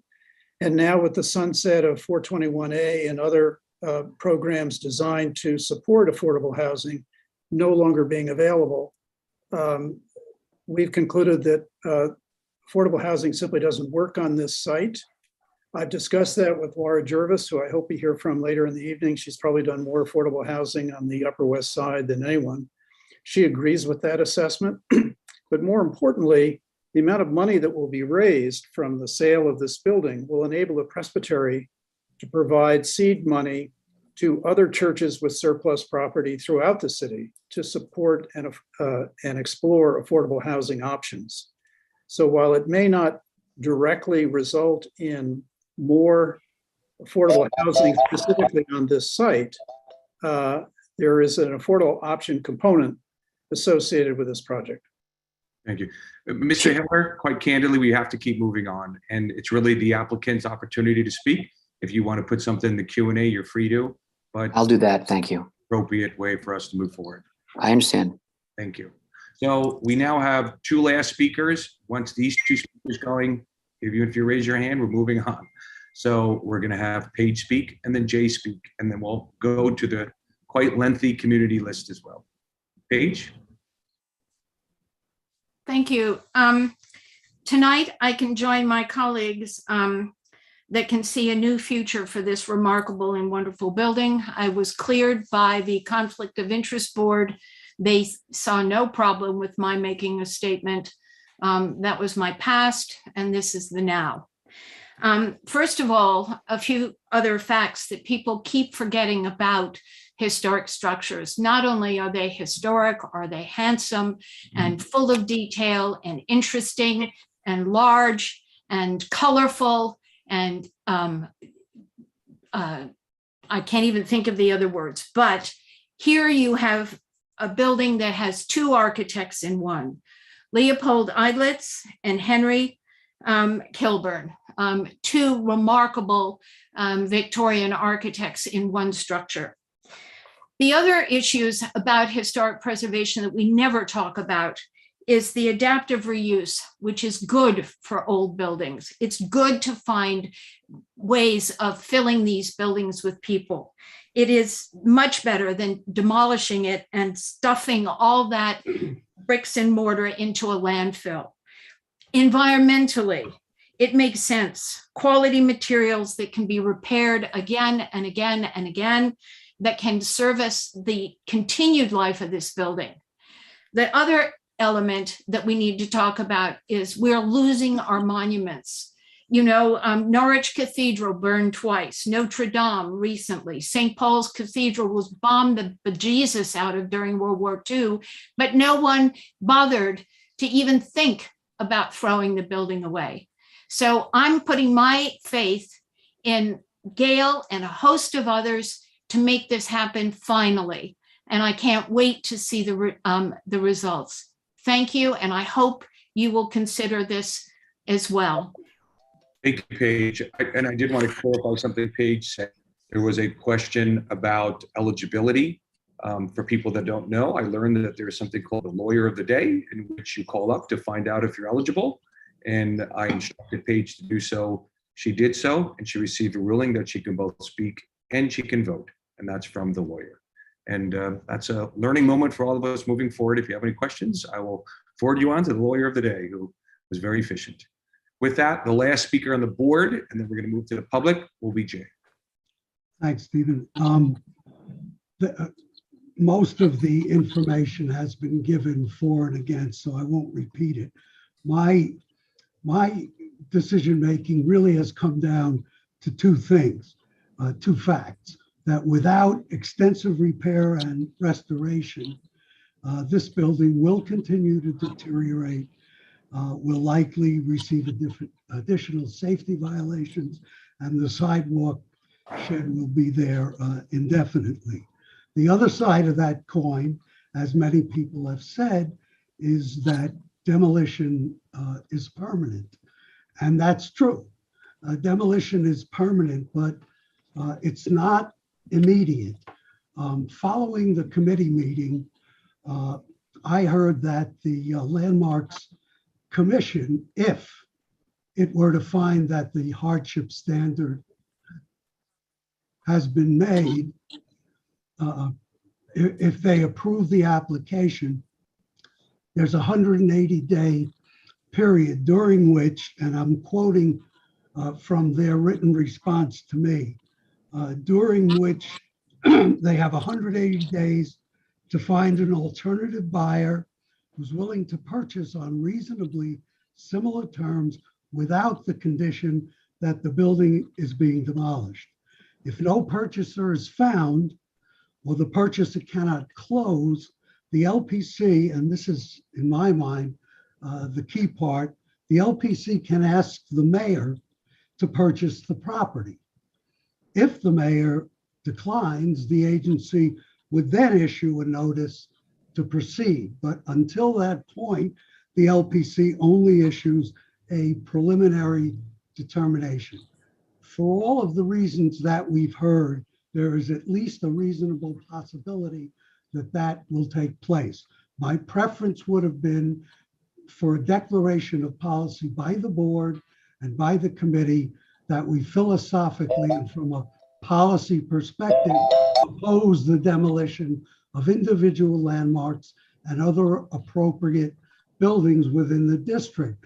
But if the Landmarks Commission should approve this application and all other options fail, then we strongly urge the LPC to request and the mayor and city council to grant the application to purchase the property itself. I agree with what Robert and others have said. I think the government, having declared these buildings untouchable in essence, has an obligation to step in where it's threatened. Thank you, Jay. So we're going to now move to the community. I do believe I got a note that Councilperson Brewer's here, and if she is, and well, you want to give you an opportunity to speak. Yeah, thank you very much, Steve Brown. And I'm in a car between events, but I appreciate this opportunity. I want to say a couple of things. Obviously, I support the resolution. I do not support the hardship application at the Landmarks Preservation Commission on June 14th, and I urge people to agree with those two premises. I wanted to talk about the money, because I think whether it's Irena from her very, very long knowledge of raising money, or from my experience of supporting nonprofits in the cultural world, this is what I know. I hope strongly, obviously, that the hardship will not be granted, and that the community, a nonprofit, will be given the opportunity. It may be the center, or if by preference, it will be a partnership with an organization that has done a lot of arts and building. There's a lot of art that goes on in this building. We need an art center on the Upper West Side. We also need a place to worship. That building is it. It has perfect acoustics. Some 10,000 square area would be a run of the mill, despite how beautifully it might be decorated. The excitement of walking into that sanctuary is not something that you can create again, and you can't recreate the building. So we want the hardship to be rejected. We want a nonprofit to purchase it. And let me tell you, this is what is upsetting to me, how easy it will be to get the money to restore it. It is not easy to get rid of the hardship. It is not easy, although we already have lots of pledges to purchase the building. Once it is purchased by a nonprofit, I, as the elected official in the city council, Congressman Nadler, and the local state people, when I had to redo the recreation center on 59th Street, I was a council member. Many of the board members were there. Between money from a developer, which Ethel Sheffer is aware of, plus the money that I was able to raise, plus Congressman Nadler, we put in somewhere between $14 and $20 million. It's now a beautiful recreation center. And when a building is owned by a church, as you know, we cannot add money to that premise. It has to be a nonprofit. So Steve, I will conclude by stating I don't know how else to say it. It is not difficult to raise money to renovate that building. What we need is some support, no hardship application granted. We can raise the money to purchase the building, knowing that there will be money to make the restoration. I don't think this is hard. We do need to have the application for hardship rejected. And I certainly support everything that Board 7 has done up to this point. Thank you very much. Thank you, Councilperson Brewer. Okay, so now we're going to move to the public. We've got an aggressive group here. So what I am going to ask is that we really be brief. My choice here is to limit the amount of people that speak, or limit the amount of time and try and get everyone in. And I really would like to try and get everyone in. So I know that I see a lot of names also that spoke at our hearing. I'm really hoping that we could time this to 30, 40 seconds. I know it's brief, but it's enough time for someone to say, here's my position, here's why. If people continue to go over, then people will not be able to go at the end, because we've got, we've got many other things we've got to address today. So Max, let's do 40 seconds. Let's hope people can do 30 seconds.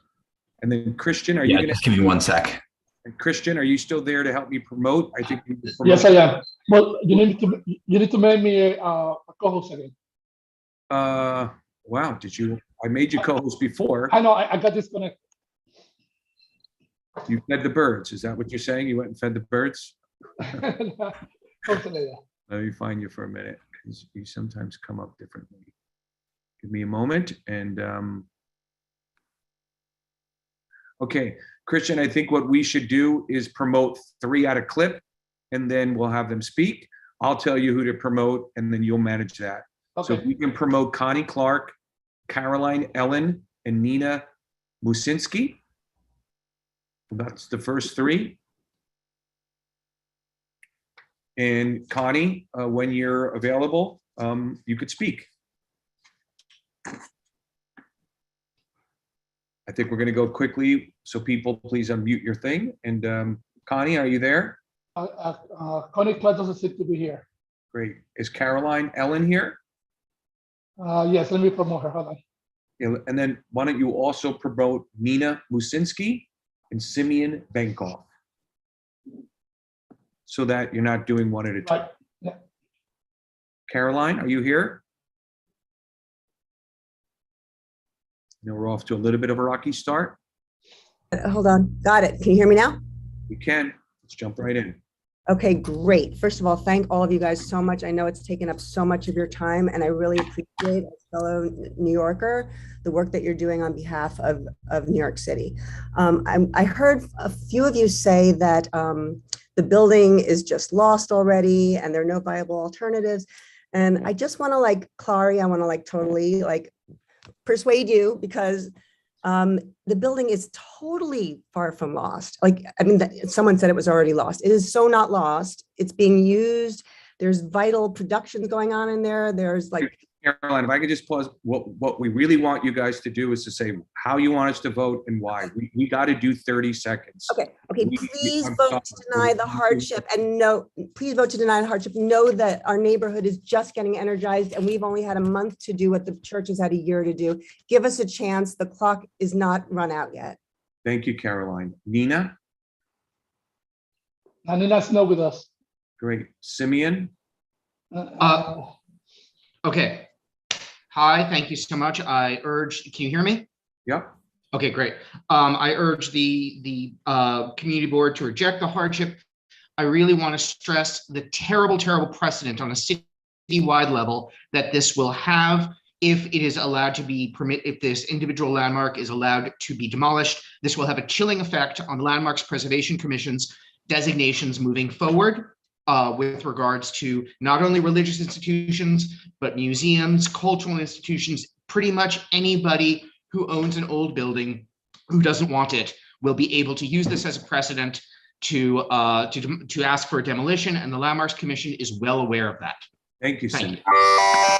If we can go to promoting Valerie, Susan Sullivan, and Julia Gupta. Susan is available. Great. Susan? Can you hear me? We can. Okay, let's start. I'd like to just make people understand that the Center at West Park is a going concern. We have invested $470,000 into the building, even though we are only tenants. We have raised over $50,000 to $60,000 per year, which not only support programmatic efforts, but also improvements in the building. Release us from the shackles of the presbytery. We need to be independent. We're not-for-profit. We're in talks with other not-for-profits to purchase the building. We can do it. And remember, as a building owned by a church, you cannot get funding, and our community is by our side. Thank you very much. Thank you. Max would like to apologize for the hideous sound, but and he's quoting me with that too. It is a hideous sound. Don't take it personal, but it's the one that came forward with our buzzer. Okay, who's up next, Christian? I'll do this with Susan Sullivan. Susan spoke. Is Valerie here? Valerie's Olive Fruit. Valerie's not here. Is Julia Gupta or Roger? Well, Roger is presented. Is Julia Gupta here? No, Olive Fruit is next. Great. So we'll just go down the list that way, and I'll work with you. And you can be proactive in promoting people. Right. Yeah. Okay. Olive Freud. Olive, are you here? Give it a few more seconds. Okay, let's move on. Frampton Tolbert. Yeah, Frampton. Hi, Frampton Tolbert. Can you hear me? We can. Great. I'm the Executive Director of the Historic Districts Council. We're opposing the hardship application. While it is clear that the building needs work, the applicant has not demonstrated that the exploration of the condition of the building has been fully explored, nor the entire structure needs to be rehabilitated all at once to become a more useful site. As you all know, there are multiple parties using this building: the Center at West Park, Lighthouse, which is a separate congregation, and the small congregation that owns the building.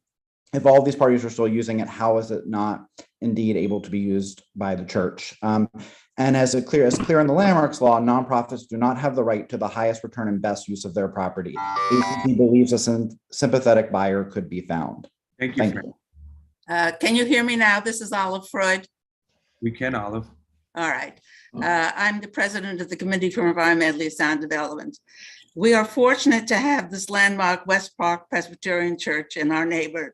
It's considered to be one of the best examples of Romanesque revival style in the city. This is our watch. We can be the deciding factor in the case to preserve art, our quality of life, and appropriate priorities. We must end the effort to remove the church's landmarks. We must not allow, the churches must remain a landmark designation. Well, what do you think landmarks are? Of course, they're old buildings. Do you want to evaporate and lose all kinds of history? Is that what you want the world to look like? And do you want, on the other hand, do we really need more buildings in this very dense west side? Thank you all. Thank you all. The very idea. Thank you very much. Okay. I want to make room so everyone could speak, but your words are well heard. Is it Russ Jennings next, Christian? Yes. Yes. Mr. Jennings? Hi, my name is Russ Jennings. I'm a member of West Park Presbyterian Church, and I'm also a member of the worship committee. No one, almost no one in this conversation tonight or at the other meetings I've been to has really thought about what this all means to the congregants. I'm actually a member of the session, which is our governing body at the church, and we have spent all of our time trying to figure out how to portion the income we do have from rent from the center and whatnot to use to fix, what are we going to fix this month? And constantly try to stay ahead. I think that this is ruining our congregation. We have no ability to carry on the life of a congregation, which is not real estate and not construction. Please let us move on to a new situation where we can regroup our resources and actually have the effect on New York that we have always wanted to have and have certainly had in the past. Thank you very much. Thank you, Mr. Jennings. Is it Austin? Who's next, Christian? Austin is not with us. Donna is not with us. Next is Marsha Flowers. Hello, I'm all right. I'm ready to go. Marsha Flowers. I am also, like Mr. Jennings, I'm a member many years of West Park Church. I am a member of the session. I'm also on the board of the center, which I will remind folks that West Park, in an effort to do what Councilwoman Brewer has said, is have a not-for-profit which could receive funds that a church could not. We created the center back in before 2017. The fact is, there is no money between the center, between the church to keep this building going. And our job is a worshiping community. Thank you, Marsha. Thank you very much. Jen Mack. Jen Mack. Hi, I sent in a letter, so I'm not going to take any more time, except I'm in favor of denying the hardship application. Thank you very much, Jen. I greatly appreciate your efficiency. Carmen Caceres. We're skipping Mitchell. Mitchell's not here? Mitchell's not here. Great. So when you skip somebody, I'm going to assume that, that you're on it. I'm going to follow Right. you. And just notice there are some duplications too. So, Right. So keep an eye on that as well. Carmen? Hi, my name is Carmen Cáceres. I'm a dance artist and arts educator. I spoke in the previous meeting. I'm also an Upper West Side resident. I live 6 blocks away from the center, and I'm a resident artist at the center at West Park.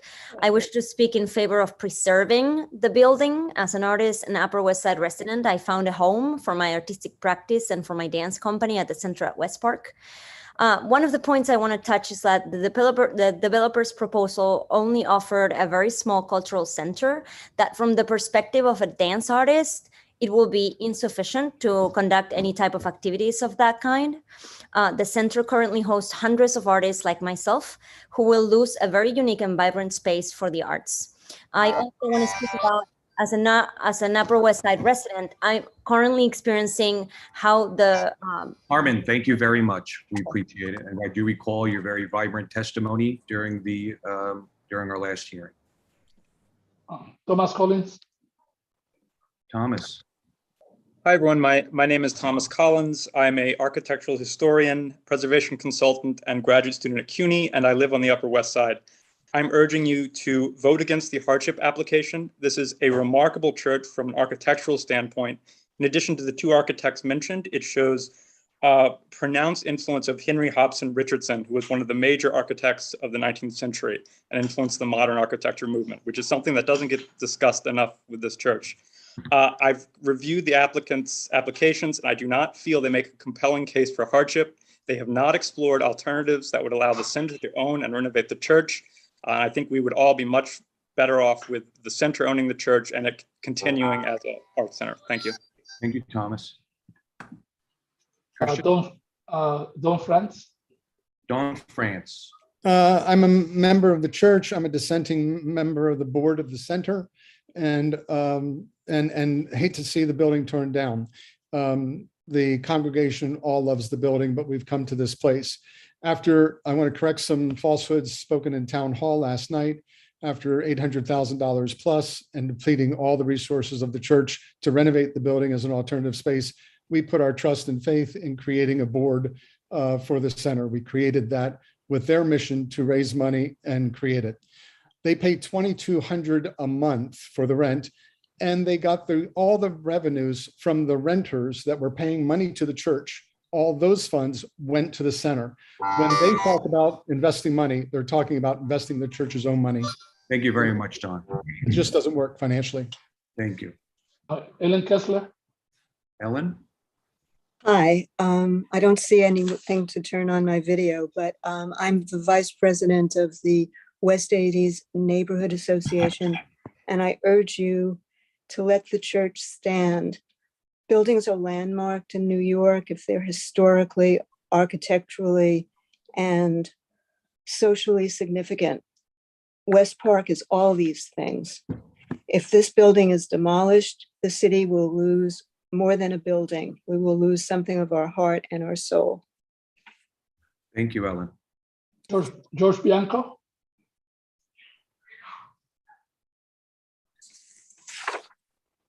George? Thank you. I live on 85th Street. I'm restoring a brownstone. I'm putting a lot of money into keeping the character of the neighborhood. I would vote against demolishing the building. Clearly, a congregation of 12 can't support this building. Clearly, an art center on its own can't support the building. As a renter, they can't raise money to put money into a building that somebody else has owned. But I do believe that Gail Brewer can muster the resources of the community to preserve this building for the next 100 years. So I would vote to preserve the building. Thank you very much. Richard Temerian. Hello? Yes, Is Richard. sorry, yes, it was hard for me to understand my name. I'm sorry. I urge the community board to vote in favor of the resolution. It seems to me that this is just a money play. That's worth $30 million to the church to have an empty lot, or it's worth something to a nonprofit to preserve the building. And I think it's a pretty, I don't see that the Presbytery has even put it on sale or explored what it would be worth with its landmark designation intact. Thank you very much. Thank you very much. Noel Ellison. Yes, good evening. My name is Noel Ellison. I'm an elder at Church of the Master on 122nd Street in Harlem.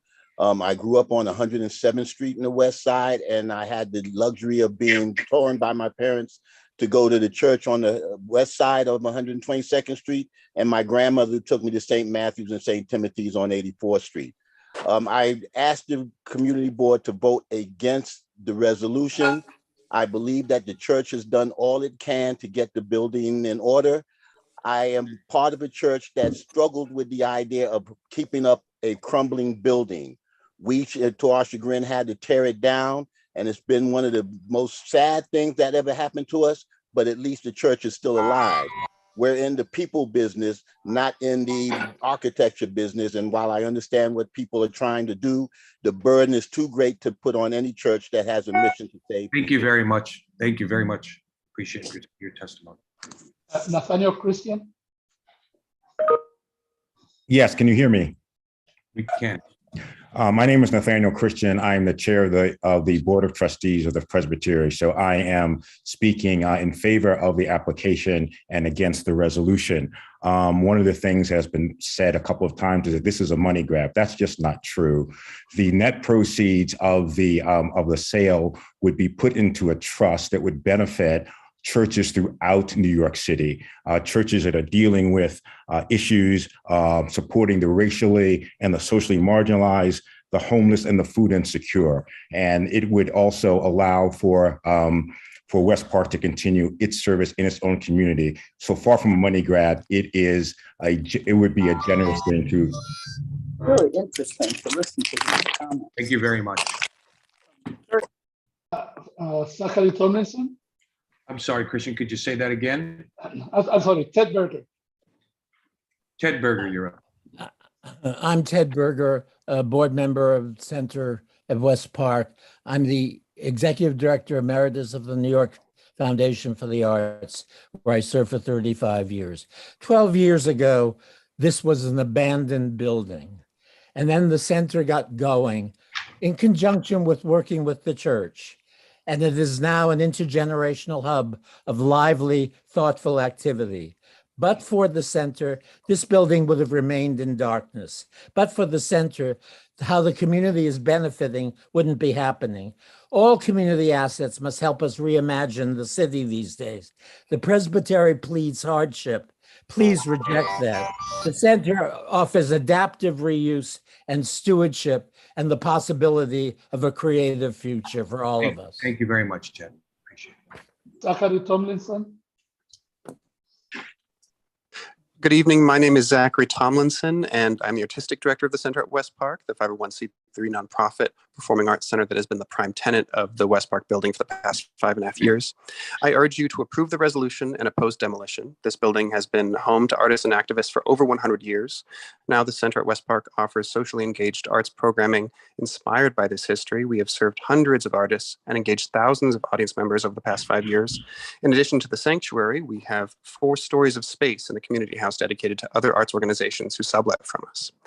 My commitment is to the artistic community of New York. I believe a single basement black box space with no commitment to affordability would be woefully inadequate to replace the multiple large and beautiful spaces in the building that are an inspiration to us and an essential resource for our community. Thank you. Thank you. Jody Sperling. Jody? Hi, I'm a court. Can you hear me? You can, Jody. Hi, I'm a choreographer, artistic director of a dance company, and a 25-year resident of the Upper West Side. Jesuit Church, St. Mark's Church have been homes to dance. They are invaluable cultural landmarks to our city. The Center at West Park has provided a home for me and for artistic creation and for hundreds of artists, thousands of patrons, as Zachary said. It is a sublime space. It cannot be replaced by a developer's checkbox. I urge the community board to reject the hardship application and recognize that the center has potential to be not just a historic architectural landmark, but one of vast cultural significance as well. Thank you, Jody. Nina Norwood.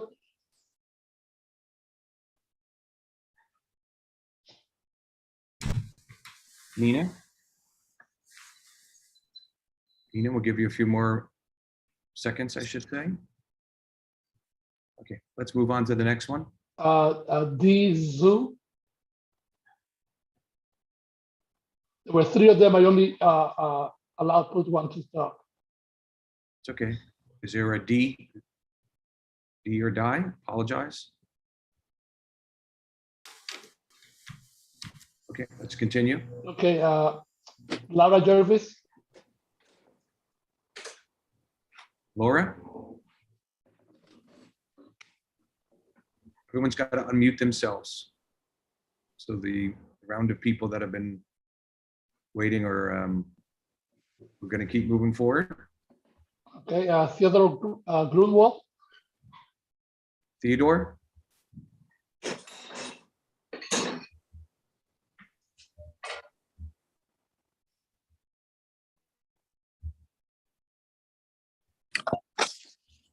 Okay, continue on. Jennifer Rogers. Hi there, can you hear me? Can you hear me? Yes, we Oh, can. great. Hi, please deny the demolition. There is a plan to save this building. No one wants it to stay this way. There are, in fact, many plans that could work that could involve the center, Lighthouse Chapel that worships there in large numbers, hopefully other nonprofits, as Gail said, possibly commercial tenants as well. We are a small volunteer organization up against deep pockets. We are doing this as fast as we can. And if you're going to ask about the last 12 years, the center has struggled in a I apologize. I cut her off at the end accidentally. Technology. Okay. Maybe if we could re-promote her and let her finish. She did have about 20 seconds. Yeah, That was my mistake. okay, hold on. Okay, she can go again.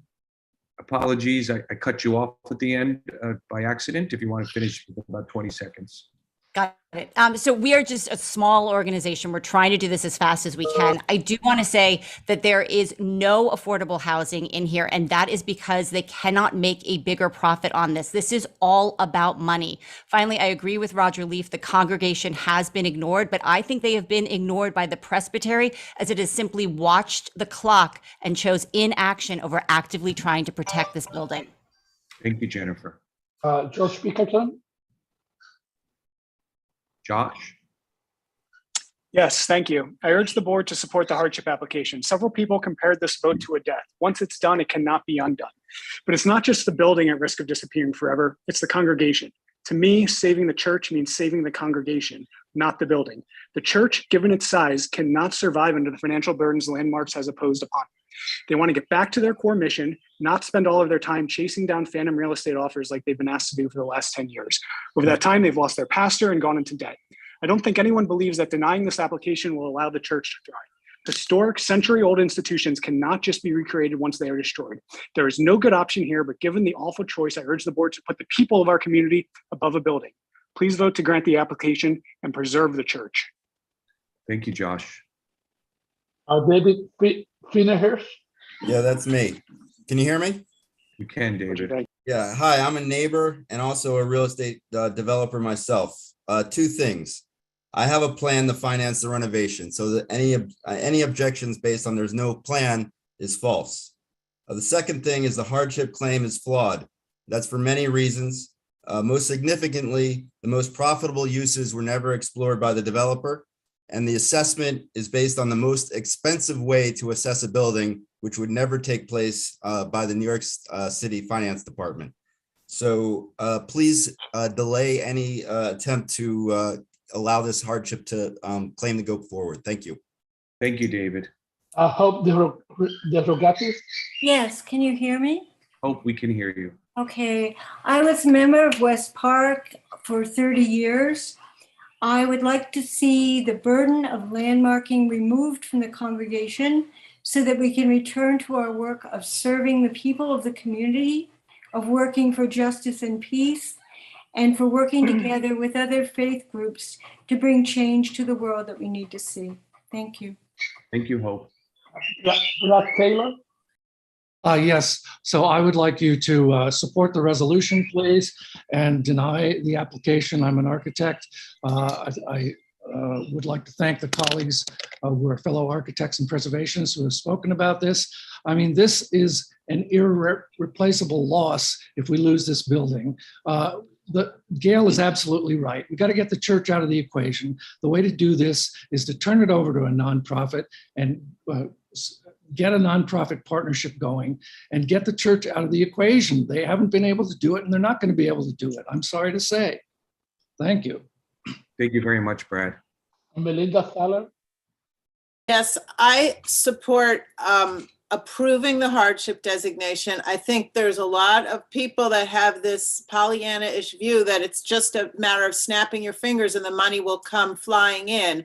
But it's been many, many years of unsuccessful fundraising, and there has been an adequate amount of time allocated to trying to raise these funds. It hasn't happened, and it's time to move on. This is not a viable plan. Thank you. Thank you, Melinda. Larry Brownrich. Lawrence? Hi, can you hear me? We can. My name is Larry Brownridge, and I live across from the church and support the resolution. It is my contention that the only real hardship at issue is the hardship that the community will incur by allowing the presbytery to be rewarded for its abject failure to do anything of significance to repair the building after the landmarking. Demolition by neglect should not have a place in our community. It is also my contention that the church should not be able to have it both ways. On the one hand, the church claims that a 12-member congregation and not the presbytery itself was responsible for the maintenance of the building and that it had limited resources. On the other hand, the church states that the benefits of the sale, $30 million, would go to the presbytery. That is not responsible. Thank you, Larry. Thank you very much, sir. We appreciate your testimony. Alison Greenberg. Yes, hi. I'm a resident of West 89th Street, an attorney and a preservationist. I support the resolution. I love churches. Don't most of us? They were created to be so incredibly beautiful, to reach up to the heavens, to inspire. This space does matter, and its unique beauty can provide shelter and inspiration for the next 100 years if creative alternatives are proposed. Questions: what efforts were taken by the church to market the property for sale as a landmark without a demolition component? What diligence was undertaken, if any? Why is the presbytery constantly representing the church in these hearings if the presbytery doesn't own the church, but the presbytery will gain the proceeds of the sale? Thank you. Thank you, Allison. Last speaker, Michael Kaplan. Hi, this is Michal Kaplan. Can you hear me? Yes. Hi, I'm a resident of the Upper West Side. I live next to the church. It is an important architectural and cultural part of our community. It is priceless. It will not be replaced with what is being proposed here. And I think what's missing here is that we're not necessarily asking the church to walk away with nothing. There are many people, including myself, who are willing to put money towards purchasing the church and working with the nonprofit so that we can raise money. The church will be able to walk away with money, and the community will be able to keep the church and raise money from the government and others to restore it. This is about how much money the church will walk away with. Thank you very much. Okay, and thank you, Christian, for your help. Max, if you want to take down the timer, we have gone through everyone who has signed up. Sure. And actually, I just want to add, I see Val was demoted from a panelist. If we can just re-promote her. Oh, that was probably an accident on my Yeah, I figured it probably. Do this the best I could. Can somebody else? All right, I can do it. Yeah. Here you go. Great. So we are now going to, I believe, have Kay as the chair sort of share his final thoughts, and then we're going to vote. And I hope that we'll do that in that order. So. All right. Thank you, Stephen. I just want to say a couple of quick things. First of all, thank everybody who showed up tonight and presented their thoughts, their testimony. I have, and all of us have been listening carefully to community members, to church members, to the presenters, to our fellow board members. And this is very, very, very difficult. It's very, very difficult for me to know what the right thing is ultimately, and perhaps only time will tell us. My own vote on this will be not yet to grant the hardship, but I think the time is ticking, and if something isn't done and not done quickly, then I don't know how long the building can stand. It is a stunning building. And so without further comment or ado, I present this resolution for your vote. And I thank you all again. Thank you. So it's time to vote. And if we could now, everyone who is supporting, just to clarify, when you vote for this, you're voting against their application, just so if there was any confusion. So if you're voting to support the resolution, please raise your digital hand.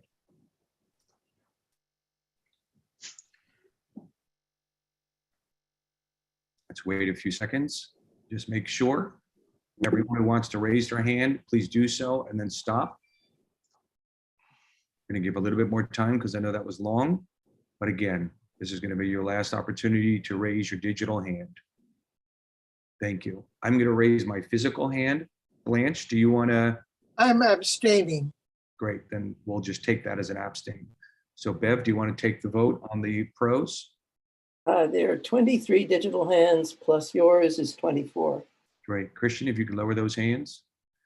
Everyone voting against the resolution.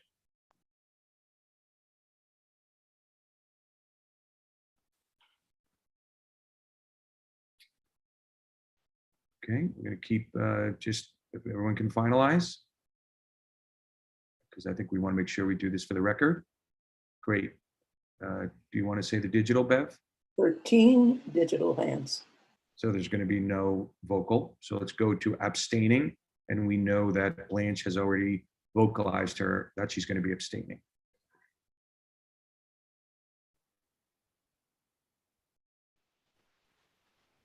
Okay, I just want to make sure we get this right.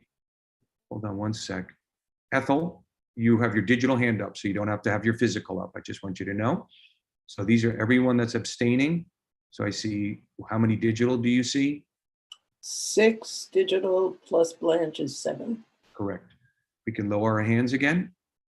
And anybody for cause? Okay, and that's, so do you want to read it into record, Bev? It appears to be 1 for cause. Apologies, I did not notice that. There is 1 for cause. Thank you, Doug. 1 for cause. Okay. Can you check my vote was recorded? It's Paige. I had problems restarting my computer. Paige, I'm not sure how to do that, other than, did you put your digital hand up when we I voted? couldn't do it. That's why. So can you add me? So if you want to. Paige, your digital I hand saw was it. It up. was The up. digital hand was up, Fine. Paige. Thank you. Thank you. Thank you. That's all I needed. I'm all good. Your hand was up, Paige. Okay. We were so close. So let's finalize this. That is Bev. Do you want to read the vote? The vote is 24 to 13 to 7 to 1. Well, thank you. I want to thank everyone in the community first. I want to thank the applicants. I want to thank our board members, who I think we all did a really good job. This took us a while, but it's an important issue, and I think we did a great job. So thank you for all. Let's now pivot to our next item, and that's going to be our bylaws presentation. And I will have Susan present. As a background, our bylaws require that we present the bylaws last month. That was presented. Susan will tell you about the process that leads to today, but this is the second presentation, and on today we'll be voting on those bylaws. And I'll hand it to Susan. Thanks so much. Can you hear me okay? We can. I feel like we should have a 7th inning stretch instead of bylaws, but here we go. Okay. Right through it. We're going to power right through it. Okay, at the May full board meeting, we had a robust discussion about the revisions to our bylaws. Folks wanted more time to discuss it, and so we piled it on. We've had 4 more task force meetings in the past 8 weeks. The last 2 meetings were 2 hours each, and every single person shared their thoughts without limit, except Jay Adolph, who I interrupted multiple times. Jay, I'm very sorry. Throughout this process, we've been in touch with a record number of board members, 42 by my count, and have worked very closely with Adele Bartlett, the general counsel from the Manhattan Borough President's Office. To give you an idea of how closely we worked with them, we were advised against requiring a leave of absence for anyone running for elected office, so we removed it. There was even another change they asked me to make today concerning contact with the media, which I will discuss shortly. Since the May full board meeting, we have made a lot of changes in response to everyone's input. So there are 2 areas that have generated the most interest, and this will not be a surprise to anybody. The first is contact with the public, also known as contact with the media, and the second is conflict of interest. And as you've heard repeatedly, we have based our new version on the template created by the Manhattan Borough President's Office.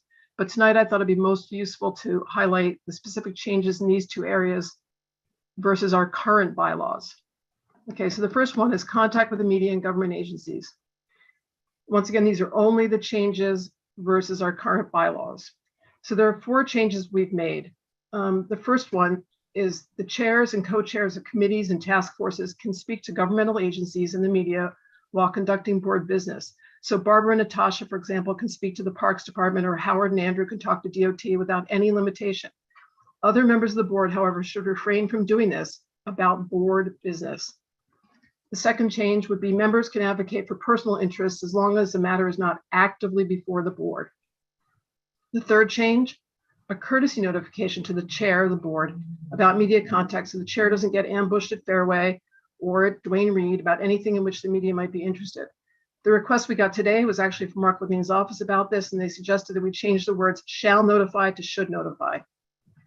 I don't think it's too much to ask a member to give the chair a heads up, nor do I agree that being a member of the community board is the same as being a member of Congress, but changing this one word is not material, and so I'm fine with that. The final change to the media section is members may speak freely at board meetings expecting to be quoted by the media and should expect to be quoted on such. Same suggestion here that the chair gets a courtesy notification that this happens, and that language already says should instead of shall. The second big area was conflict of interest. And in this area, I want to say that the Manhattan Borough President's Office, specifically Adele Bartlett, while working with Mark Levine, has thoroughly and convincingly, they have completely approved the language we have here. It's completely consistent with Chapter 68 and all of the other laws that govern this. In the current bylaws, we have two sections that address this area. It's called conflict of interest and affiliations. We've combined them into one section, which is simply called conflict of interest here. So versus the last version you saw, before last Thursday, it actually now is just in one section. We got rid of affiliations on its own. We got suggestions that this section should simply refer members to the New York City Charter and or the Conflict of Interest Board. Our task force disagreed. We think it's important to have a summary of the key points in the bylaws. This language has changed considerably since we started this process. And once again, this has been thoroughly vetted and approved by the Borough President's Office. There are only two changes here versus our current bylaws.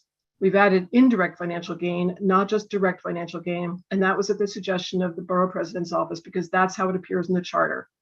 And the other thing is members may not chair a meeting or a committee if they have a conflict or if the committee will regularly review matters which will be a conflict 3 or more times in a 12-month period. So in conclusion, I hope everyone's had a chance to look at this in advance of tonight's meeting in between all the park stuff. I'm sorry, the church stuff. We'd like to vote to approve this tonight as first recommended in our May full board meeting. And we have since revised it by a myriad of friendly amendments. So that's it. I'm happy to take some questions and I'm hoping that we can vote on this. Okay, I think that the goal here is to have people state how they feel and where they'll be voting. If they do have a quick question, we'll do that as well. I think I mentioned that there is a little planning. So if everyone who wants to speak could raise their hand, it helps me plan it. I know that only one person has their hand raised now, and I'm pretty confident that's going to be a lot more than that. So if you can help me out by raising your hand, that would be appreciated. But since you raised your hand first, we're going to give it to Linda. Oh, shucks, thank you. I've read the various iterations and each one gets better and better.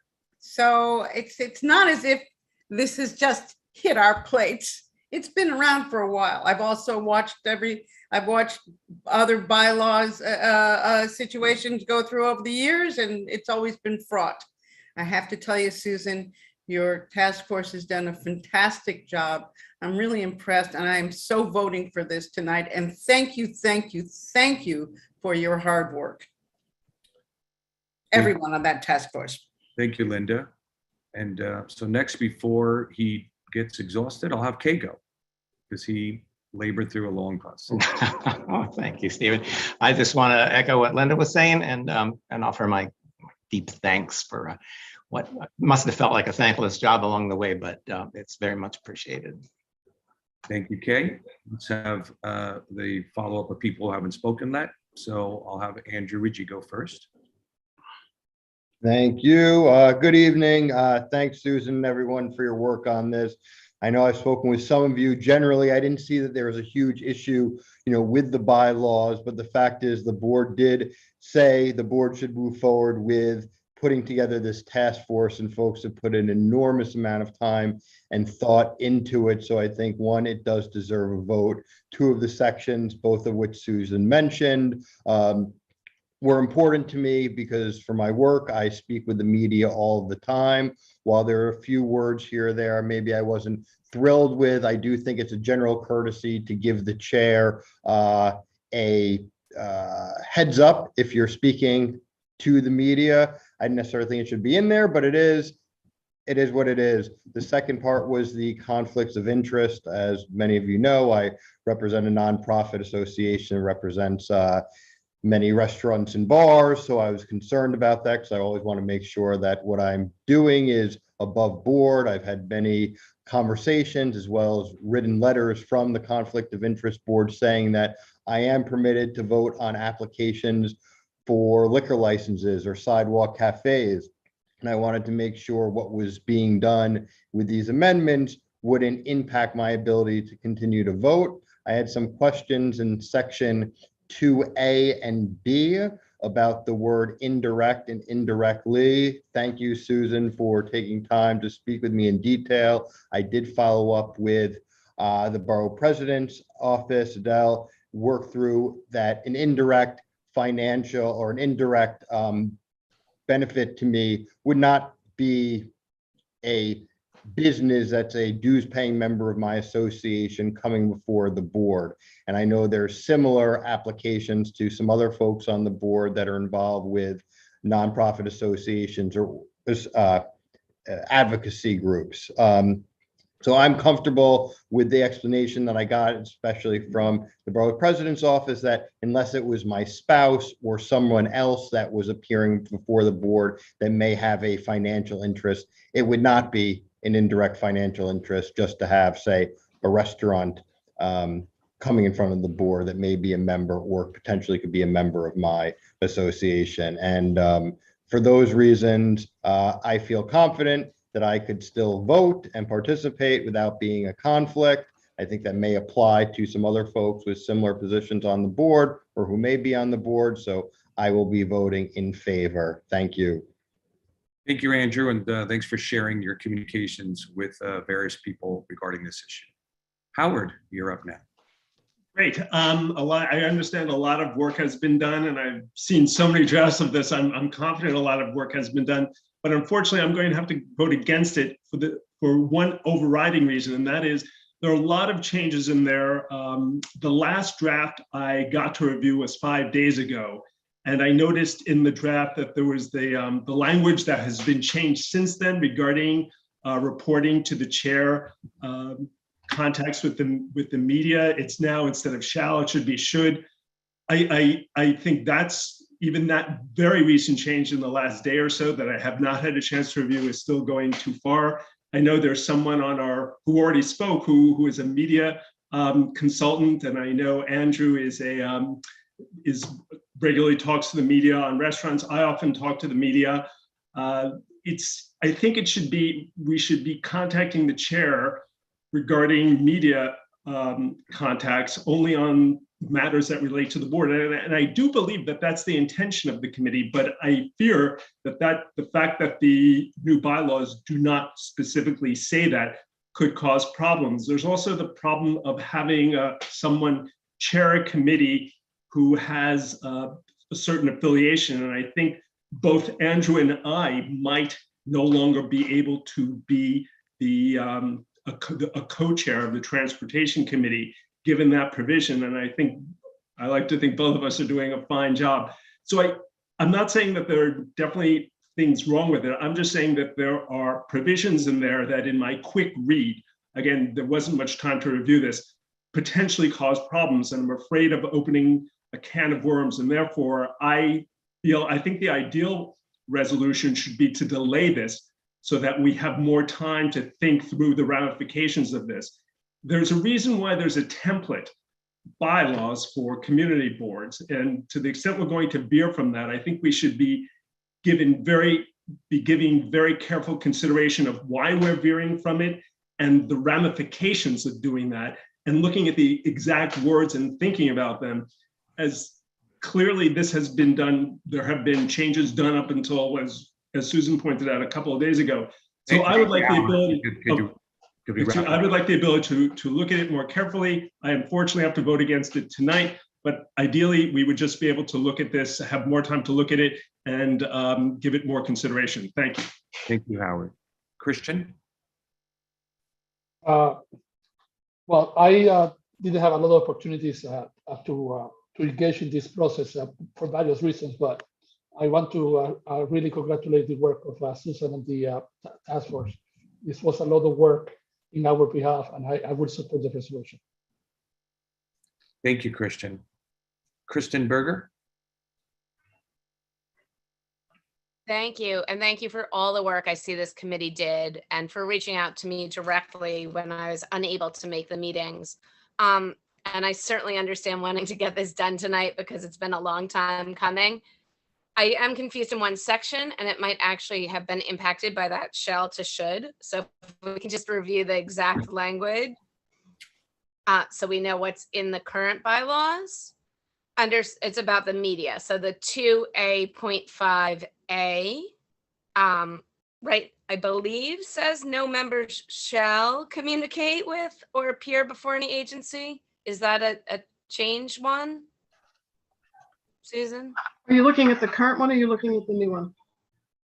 You're looking at the new one. The last one I was sent, which I believe is the new one.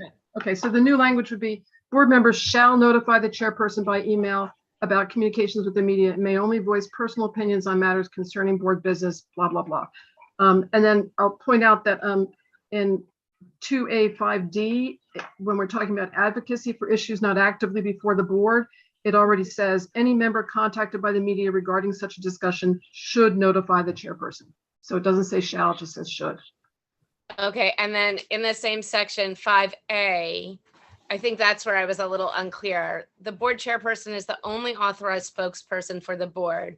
No member shall communicate with or appear before any agency or organization or act as the sole spokesperson for the board about board business, blah, blah, blah. So what I was confused in the language was, it seems to say, like, I agree that they should not be, no one should be acting as sole spokesperson, but it seems to say that you shouldn't communicate at all. No, it's not. The current bylaws say statements on behalf of the board, only the board chairperson or his or her designee shall serve as the authorized representative of the board. So we are not changing that at all. And that's the intent.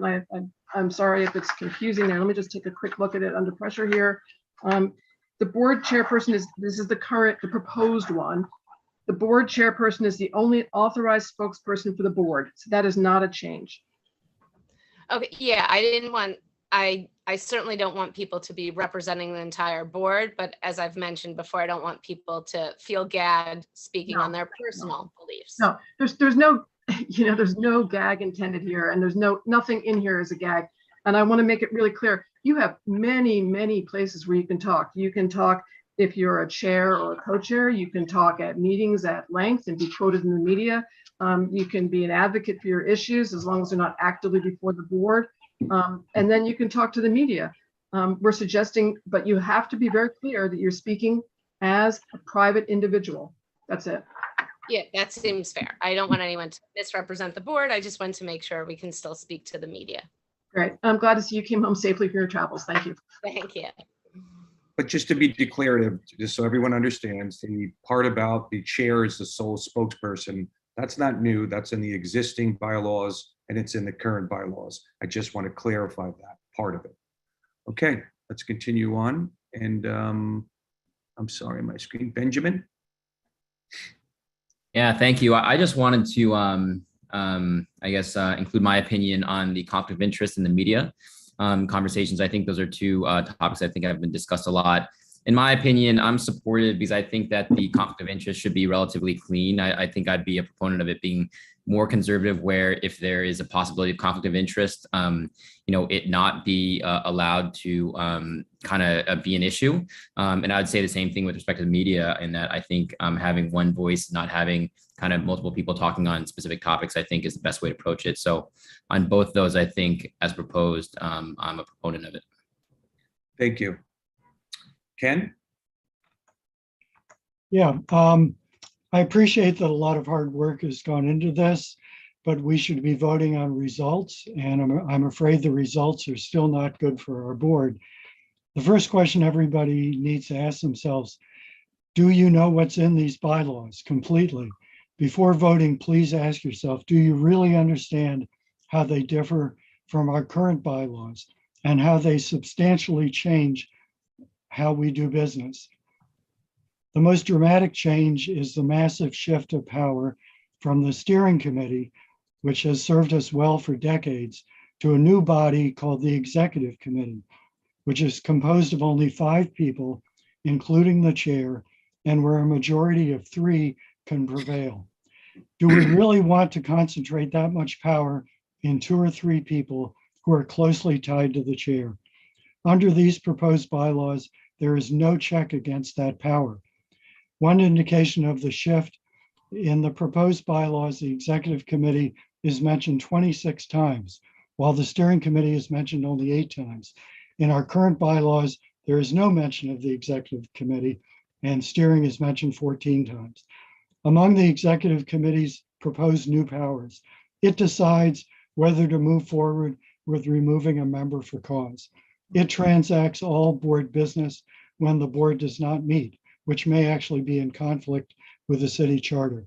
It receives the treasurer reports and does not have to share them with the steering. It may cancel any full board meeting. And all this can be done by 3 people.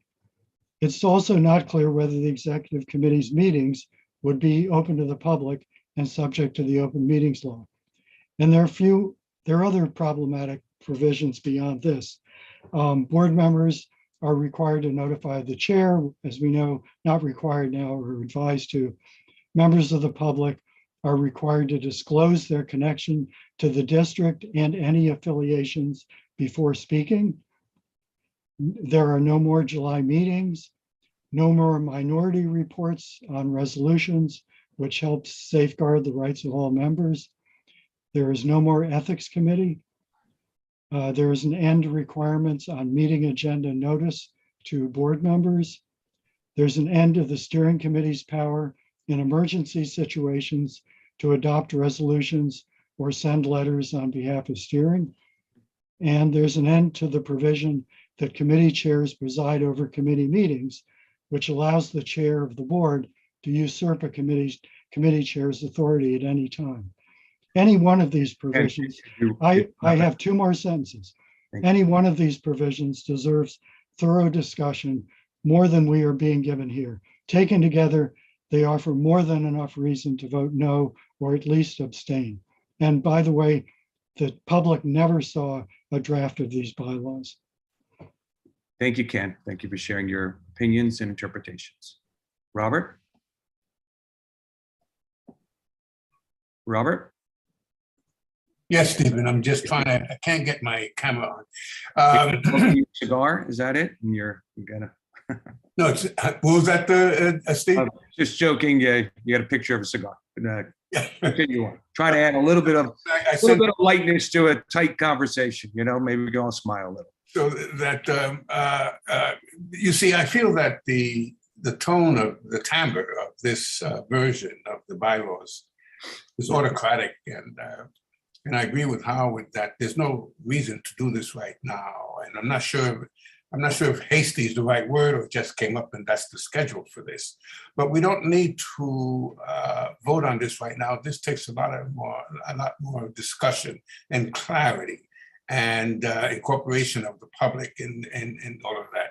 And that there are features, and Ken once again has begun the list of things that are worrisome. And but the word that I used, I had used the word gag, and we had the committee meeting, and and I'm more convinced as time goes on that it's an autocratic bent that this version of the bylaws, and I don't think that I'm not saying it's necessarily deliberate, but it's just curious to me that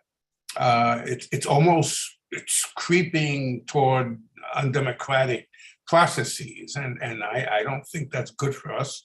I don't think the authors of this version are malintentioned, mind you, but it's too quick. We don't need even to take a vote. This should be tabled for more discussion, and that's my comment.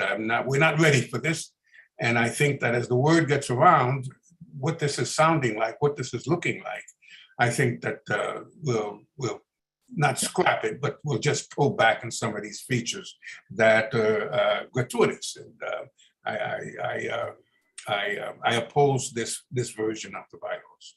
Thank you, Robert. Clary?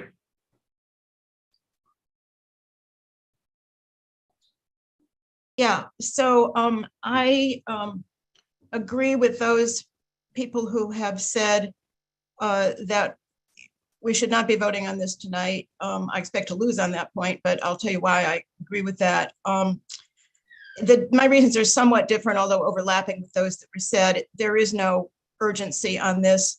My other reasons, though, are that we have so many new board members. And when I say new, I mean the class of 2020, the class of 2021, never mind the people who were appointed a week or two ago and for whom this is their very first meeting. None of those people have seen the dynamic of how CB7 has historically operated, not only under its old bylaws, but most importantly, in person when we are collegial in a room together with our community. And I just think it's premature to have those people forced into a vote tonight. The other reason I don't think we should be voting now is that, yes, we had a presentation in May, if it was May. Yeah, it was May, it was a month ago. But there have been so many changes, so many radical changes, complete reversals of things that were in the version we saw in May, that I don't think it's accurate to say that we've had a month to think about this. We heard one set of changes even tonight. Substantively, with all respect to my friends and colleagues who have labored long and hard on the bylaws task force and those who've contributed to it as well, even if they weren't members, I will reluctantly vote no tonight, and I'll tell you why. One is that I very largely agree with Ken and am grateful to him for his thorough analysis of so many of the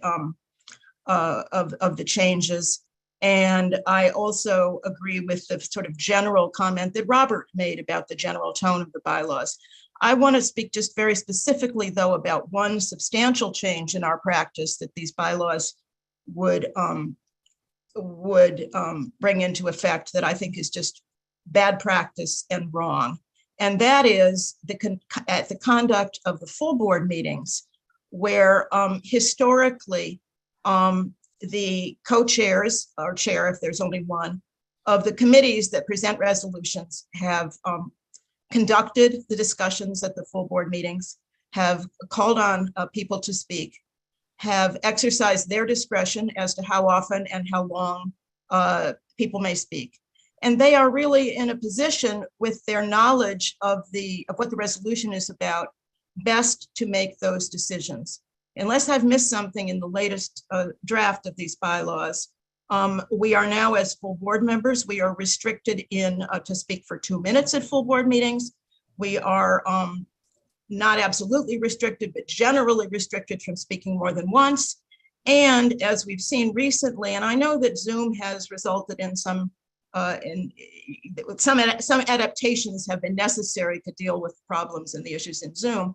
But in general, what we've seen, and I'm not talking about any specific chair here, and my comments don't relate to any specific chair, but we've been seeing the chair take a stronger and stronger role in conducting discussions of resolutions proposed by committees at full board meetings, and I think that's wrong. I've been on the board for many years, and I've seen the dynamics that it has worked for many years.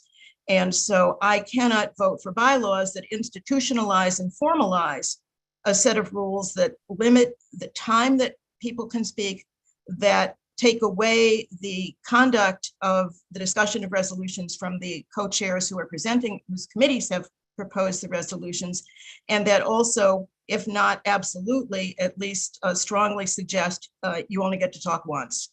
So that for me is the biggest reason to vote against, although I very strongly agree with Ken and Robert as well.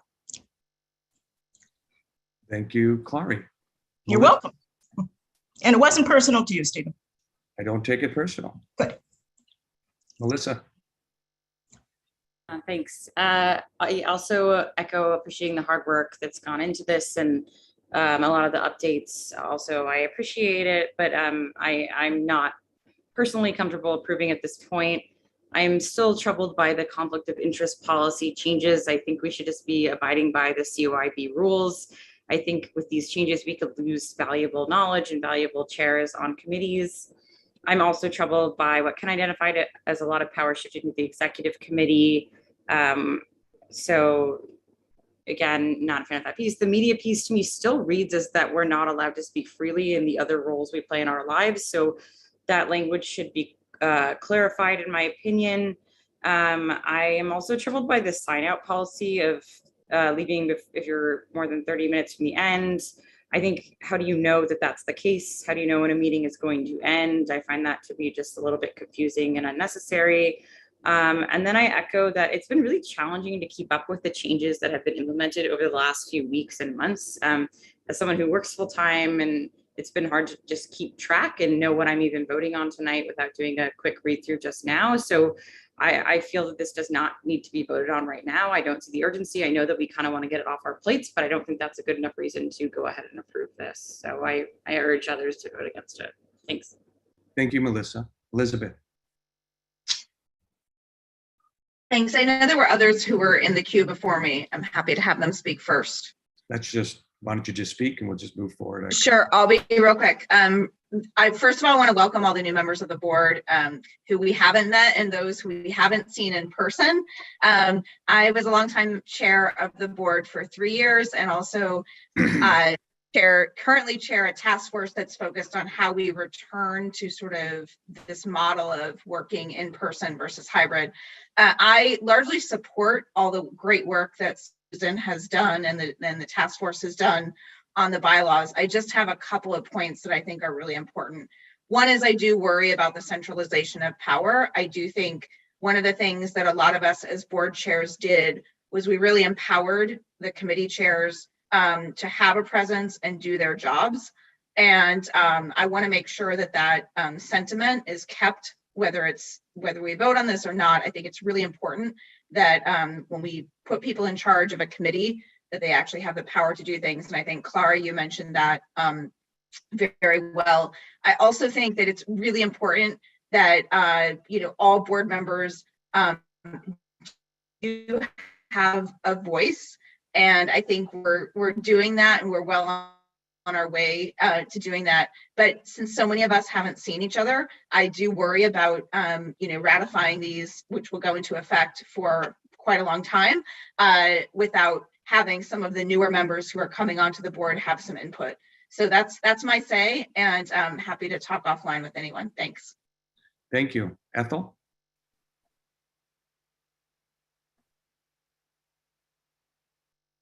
Okay, thanks. I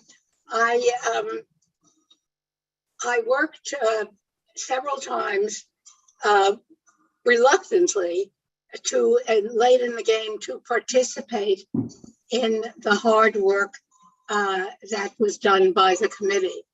I found that so many of the changes that they made were enormously questionable. For me, for a long time, the comments and regulation of personal behavior at the boards, of the extreme weight given to the executive committee, or sometimes called the executive team, has been very questionable to me. I had many questions about the need to be changing the conflict of interest board when I thought it was all very well laid out. And there are a number of other things. I also just separately do not think that we should do away with the July meeting. There are many reasons to continue to keep it unless there are unusual circumstances. In some, while I commend the committee, and I really am glad that a number of changes were made, but I agree wholeheartedly with the people who have questioned it in the last few minutes. There's no need to push and rush this. There is much that still needs reworking and that still needs time to contemplate and to examine. There was no rush with it. And I think that I take Ken's comments very seriously.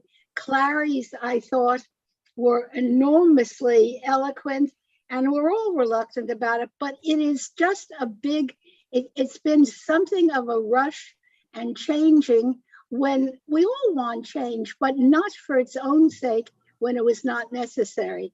Hence, I go with Robert, Clary, and Melissa and a couple of others that I will reluctantly and painfully after these weeks not vote for this now. Thank you, Ethel. Sarah. Hi, thanks. And thank you, as everyone has said, to the people who put in work. I echo, many of. You're muted, Sarah. My apologies, Sarah. Unmute yourself. Have I been on mute the whole time? I'm sorry. All right. Thank you to everyone for putting in the work. I won't repeat a lot of what's already been said, and I will just say just a couple of things that I think haven't been said. I guess I'm not sure what the problem we're trying to solve with a lot of these changes are, and not knowing what problem we're trying to solve makes it confusing as to why we're making a lot of these changes. I appreciate the edits that were done to the media and affiliations sections, but I think there's a lot of other sections that still are problematic, as Ken and some others have laid out. And then I want to also echo what Clary said about all the new members, that maybe haven't had a chance to see really how our board works. And I guess I would just encourage you all not to feel pressured to just vote for this because it seems like, more long-term members of the board have put in the work and done this, so you should just support them. I think you should take the time to think about this, and if you're not sure that this, you support this, like, you can always just abstain if you don't want to vote no. This is going to impact you and your entire time on the board, and I would just encourage you to think about that before just kind of blindly supporting it. So I'll be voting no. Thank you. Thank you, Sarah. Richard? Yeah, I have a motion, and then if the motion is defeated, I have a question for Susan. Well, Richard, if my you motion is to table. Richard, if you're going to put a motion, I'd like everyone to speak, and then you could put the motion on before. Well, the motion is to table the meeting. I understand, but I want everyone to It speak really should have been made at the beginning of the discussion. Richard? Rules allow him to We're do going that. to allow everyone to speak, and if you want to put a motion after that, you can. But there's 4 other people who want to speak, and we're going to let them speak about it. Steve Blanche, when you can squeeze me in, I want to ask a question. Yeah. But I know that their hands up now. Okay. Everyone wants to speak, Richard, so you'll be able to do your motion, but we're going to let everyone speak first. I think that's the democratic way. So do you want to go last? If you have a motion? I think it's the Republican way, but I'll go last. Well, I don't know how letting everyone speak is Republican, but we all have our opinions. It's also the way Robert's Rules of Order prescribe that motions to table can't interrupt the speaker. Okay. Well, now we have more people to speak as well. So we're going to continue to go forward with hearing from people, and then we'll handle that. Let's have Roberta. Thank you. There are a few things that I think were left out that I had mentioned. And I know Mark had also mentioned the minority reports. We had worked very hard 11 years ago when we worked on the resolution to ensure that minority reports were vested in a way that the board knew about them in advance.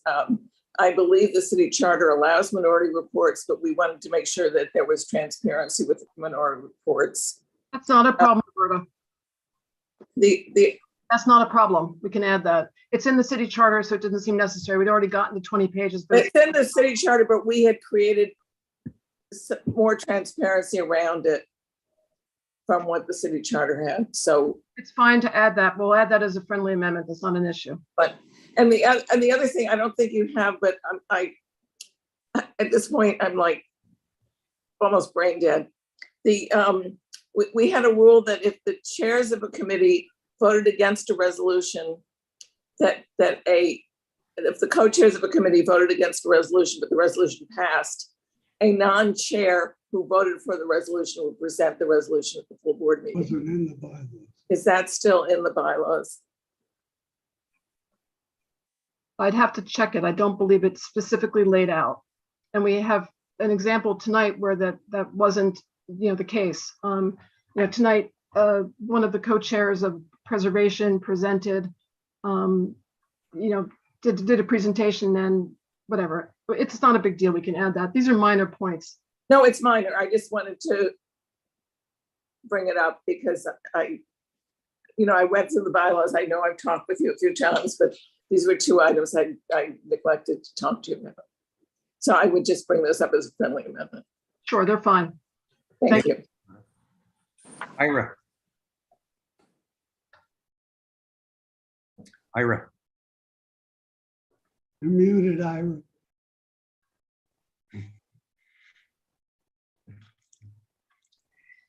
Ira, you're muted. Well, why don't we go with Mark and then we'll go to There Ira. I go. Sorry, I got it. I'm going to share a lot of the reluctance of a lot of people here. I reconstructed one of our school's bylaws because it no longer reflected the organization of the school. Or our organization is still basically the same. We have the same number of members. We address the same issues. The community board still serves the same purposes. I don't know why we need at this particular moment to restructure it. So I share the reluctance of a whole bunch of other people. I also, as everybody knows, was involved in one of the more peculiar conflict of interest discussions that ran on for about a year, where it was the gang of three that couldn't vote on a particular set of applications. So I've been through the conflict of interest back and forth and driven myself crazy. But I think this adds yet another layer, both in terms of what the board is doing.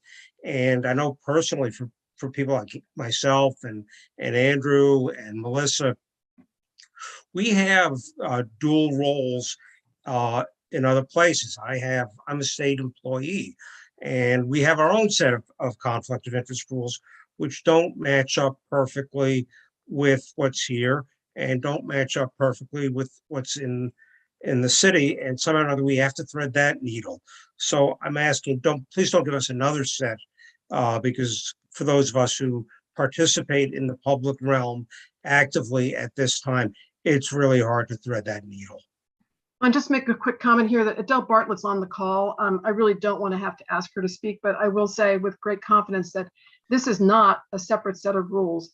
And anybody who wants can shake their head no about that, but this is exactly what is in the city charter. Thank you. I had this discussion at one point with our former general counsel at my agency, and that really didn't suffice for him. So anyway, that's another story for another day. Thank you, Ira. Mark? Okay. Thank you. I don't want to just give perfunctory thanks to the committee. In particular, Susan's been nothing but collegial with respect to the many pages of suggestions that I sent to her, and I'm grateful for that. I'm grateful for the changes that have been made to the conflicts provisions. And while what's the old joke about one to screw in the light bulb and 10 to tell you how they would have done it better. While I might have chosen some different words here and there, I think that you've got it. So I thank you for that. And I also want to say that as a former chair, I was incredibly lucky to have an executive committee as a sounding board and as a leadership board. And I think that they were, I think that the service that I was able to give was better for that, and the community was benefited from that. But I also think that the changes that have been made that highlight the executive committee over the steering committee, where it used to be the body that was looked to, is a problem for our board and for us. I think the executive committee works best when it's actually an advisory board like a kitchen cabinet or whatever FDR called it, and not as a decision-making body. And I think that that is a fair read of what is going on here in a couple of instances, especially with respect to the clause that talks about, Ken already highlighted it, so I'll just shorthand it. One that went during a hiatus of meetings that the executive committee can take action in effect on behalf of the board, subject to a later ratification. I'm pretty sure that conflicts with other provisions of these proposed bylaws, and I also think that it is problematic. I've shared a lot of things, some of which found their way in, and I am grateful for that. Some of which have been explained as not being included. And while I disagree, I respect those choices. So the two that I would want to highlight for you now, besides the executive committee, are the elimination of the July meeting, because there's a lot that one of our most busy meetings ever was a July meeting at the atrium at Lincoln Center. Important things happened there that might not have been, we might have waived our opportunity to speak on them if that were the case. The other is a tiny point, and yes, I'm going to recommission my nerd credentials for bringing this up in this conference. But the only reason that we're able to even consider voting on these bylaws tonight is that the current bylaws say that even if somebody proposes an amendment, you don't have to re-notice the request to have an amendment to the bylaws. That wasn't the case in the version before Roberta's team did the bylaws that are before us now, the 2013 bylaws. And as a result, there were no amendments to the bylaws for years. Because if you have to restart the clock every time you propose an amendment, that is a bad thing. So that's something that I think that if nothing else, that we need to fix in this draft. I'm sorry that I can't give my support after all that collegiality, all that intelligence. But those things are, some of those things are fundamental, some of those are nits, but they're important nits. And so with respect, I will not be able to vote for it. Thanks very much. Thank you, Mark. Barbara?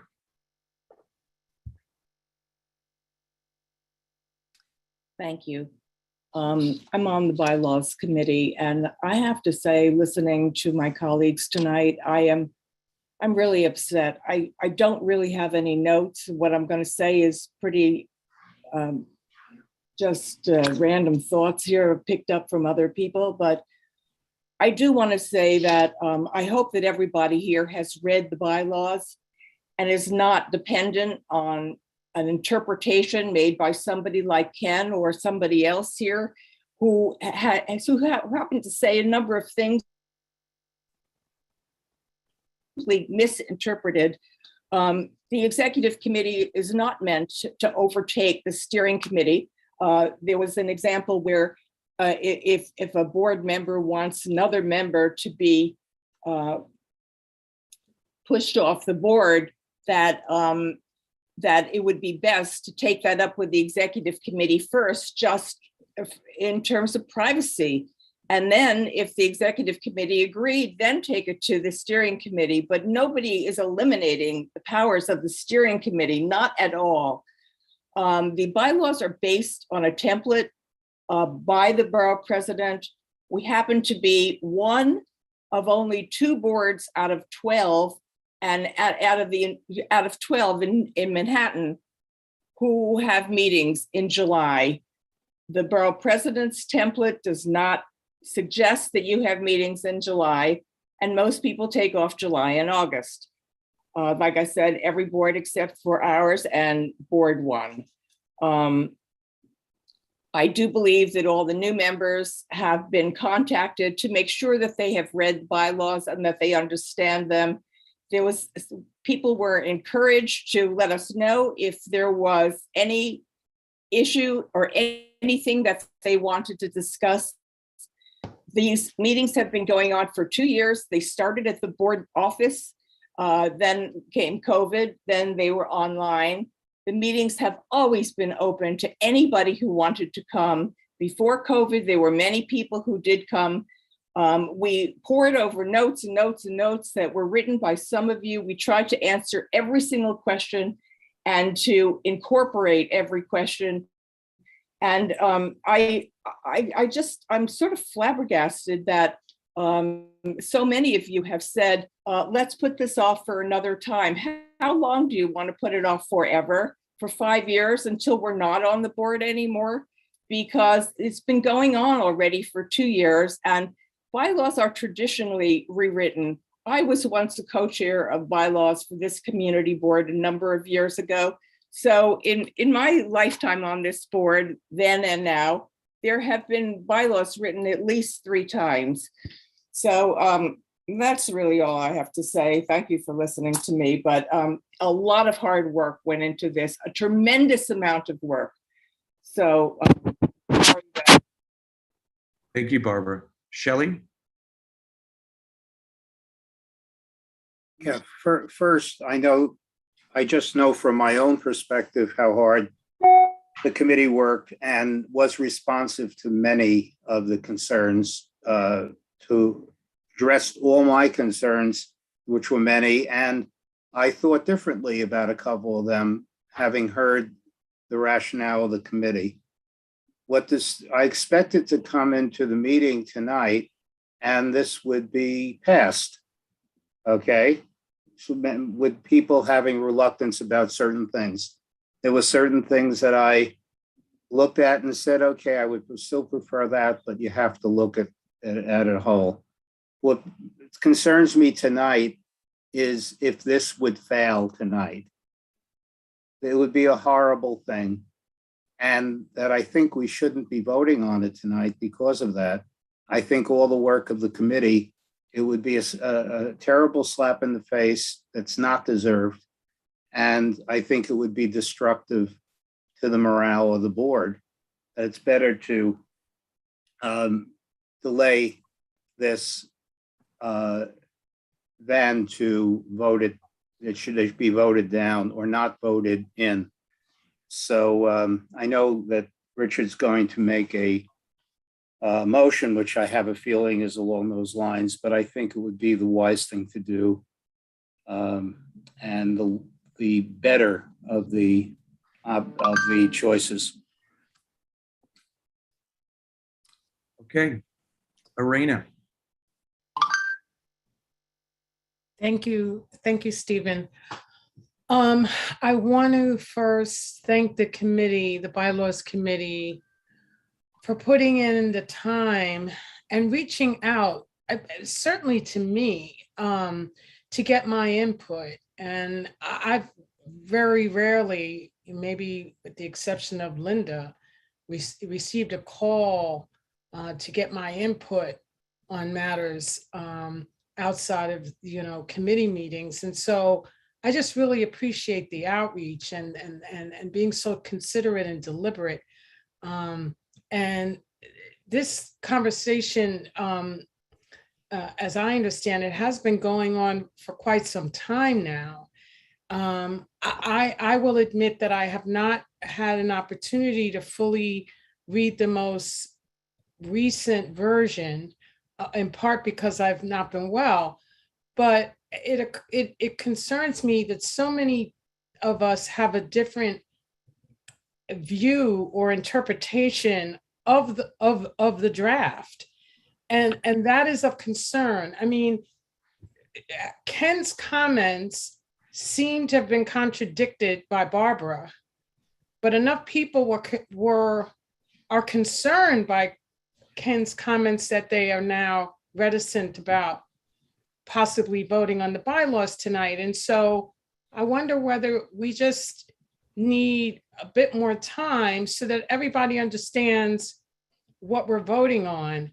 I would hate to see 5 people make a decision on behalf of this community board, particularly if 3 of them have, or 2 or more have conflicts. That'll slow down the process in any event. And I think relying more on the steering on behalf of the full board will ensure that if several people have conflicts, important matters before the board can still proceed.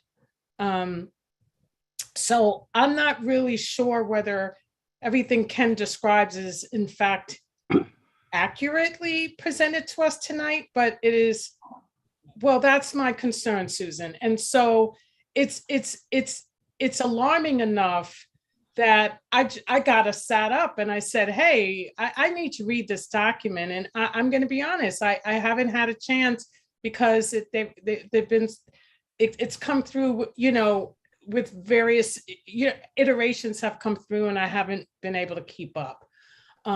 So I think it's very healthy to revisit governance of any organization. And I don't think it should take 2 or 3 or 5 years to do that. I think we should be doing this every 2 years, actually. And so I would just say that since enough of us are not clear on key elements of the changes in the draft, that maybe we should postpone the vote just one more month, perhaps. Thank you.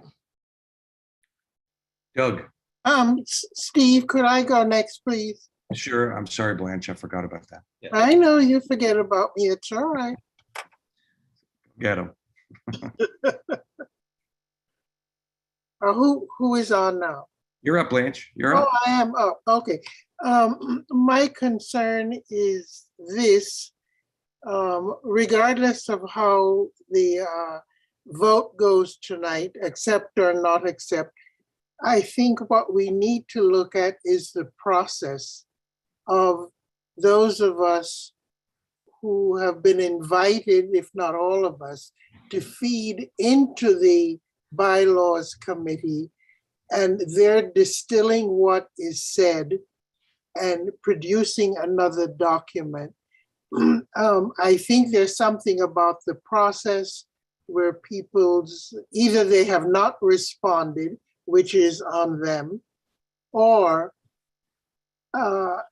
it's just too cumbersome for the bylaws committee to understand and massage and synthesize everything that's being fed to them.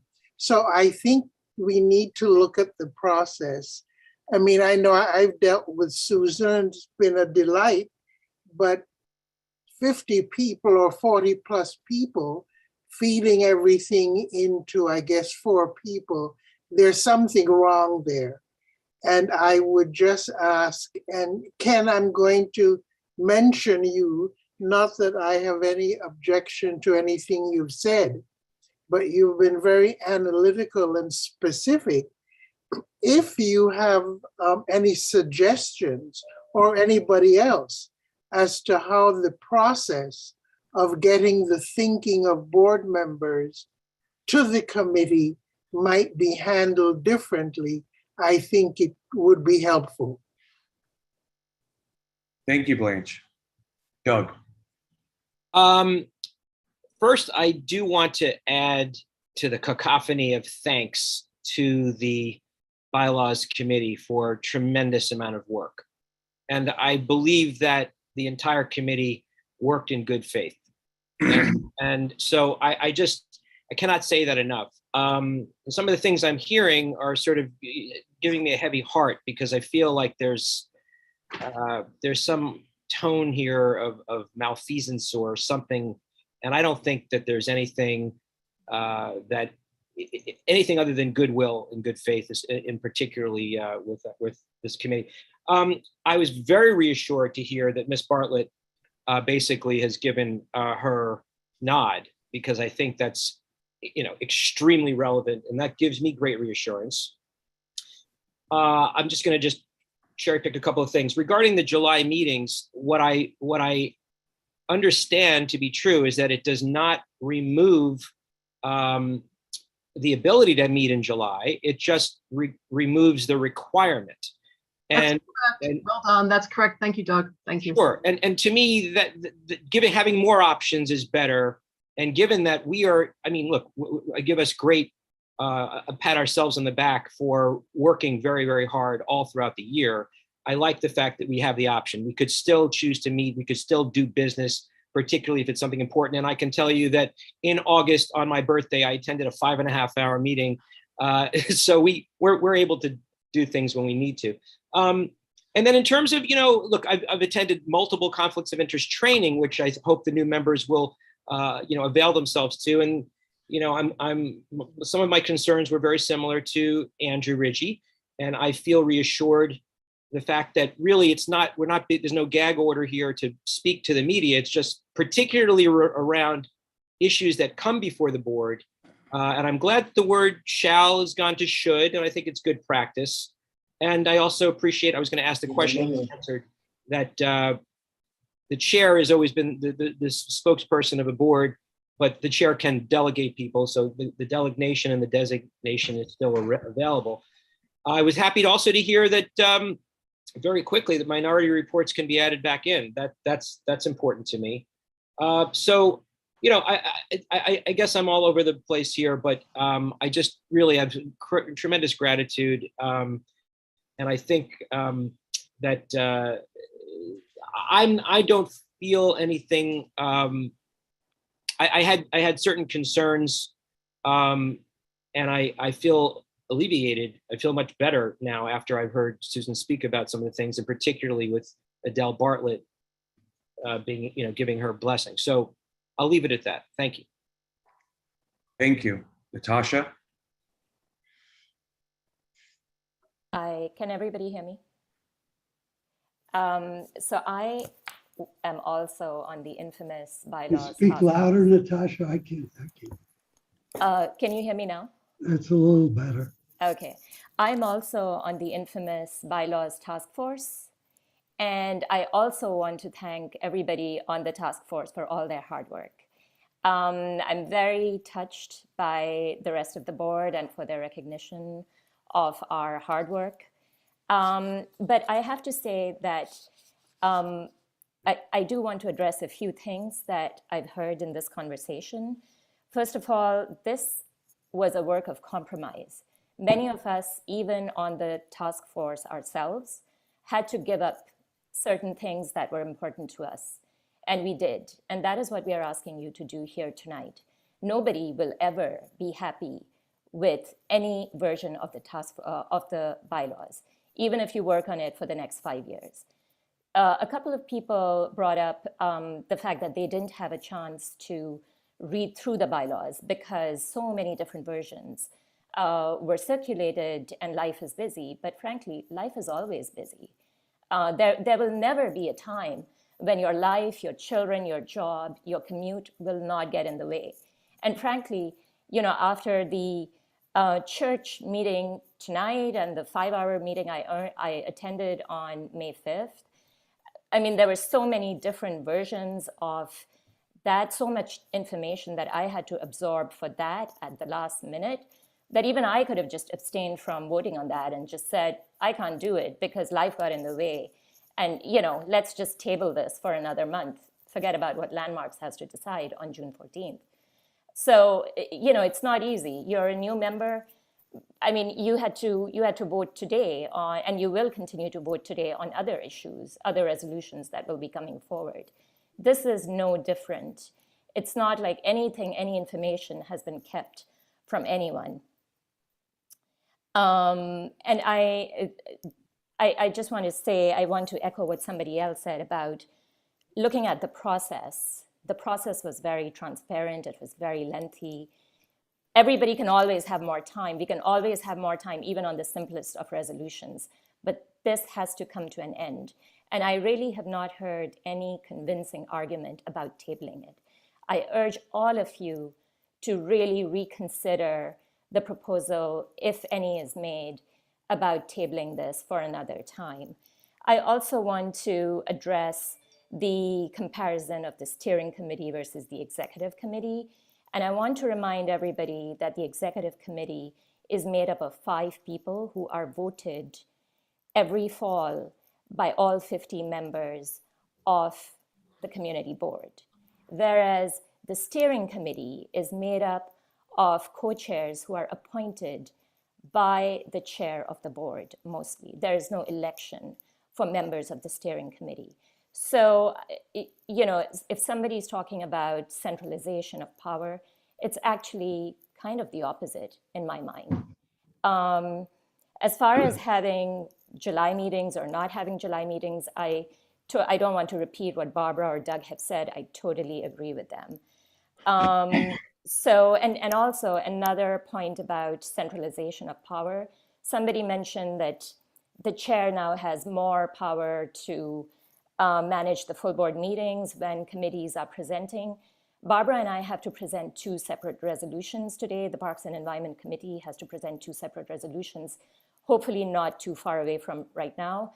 And nobody has approached us to say that the chair would like to present. I will be presenting one, Barbara will be presenting one. It has never, ever happened that any resolution on our committee has ever been presented at the full board by the chair.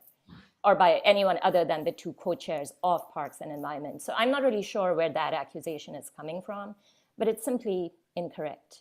So please do not let the perfect get in the way of the very, very good. Somebody much wiser than me said some version of that, and I urge you to really think about it. Nobody will ever be happy with a completed version of the bylaws. It doesn't matter whether we work on it for the next 15 years or 5 years or 5 months.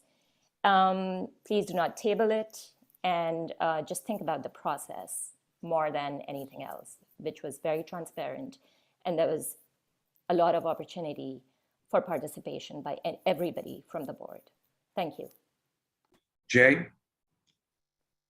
Yeah, thanks, Stephen. Also a member of the task force. I just wanted to make a quick couple of comments about some of the substantive issues that have been raised. Doug Hey, saved can you speak louder? I'm sorry.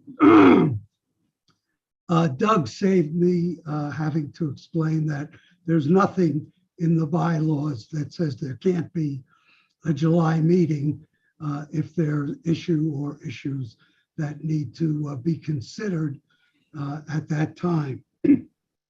Susan, I think, inadvertently talked about the difference between shall and should, that's 6 of one, half a dozen of the other, but in fact, substantively, they're very different. It was changed from the media contact, the language changed from a mandate to what's essentially a suggestion. So that is, in fact, a significant change.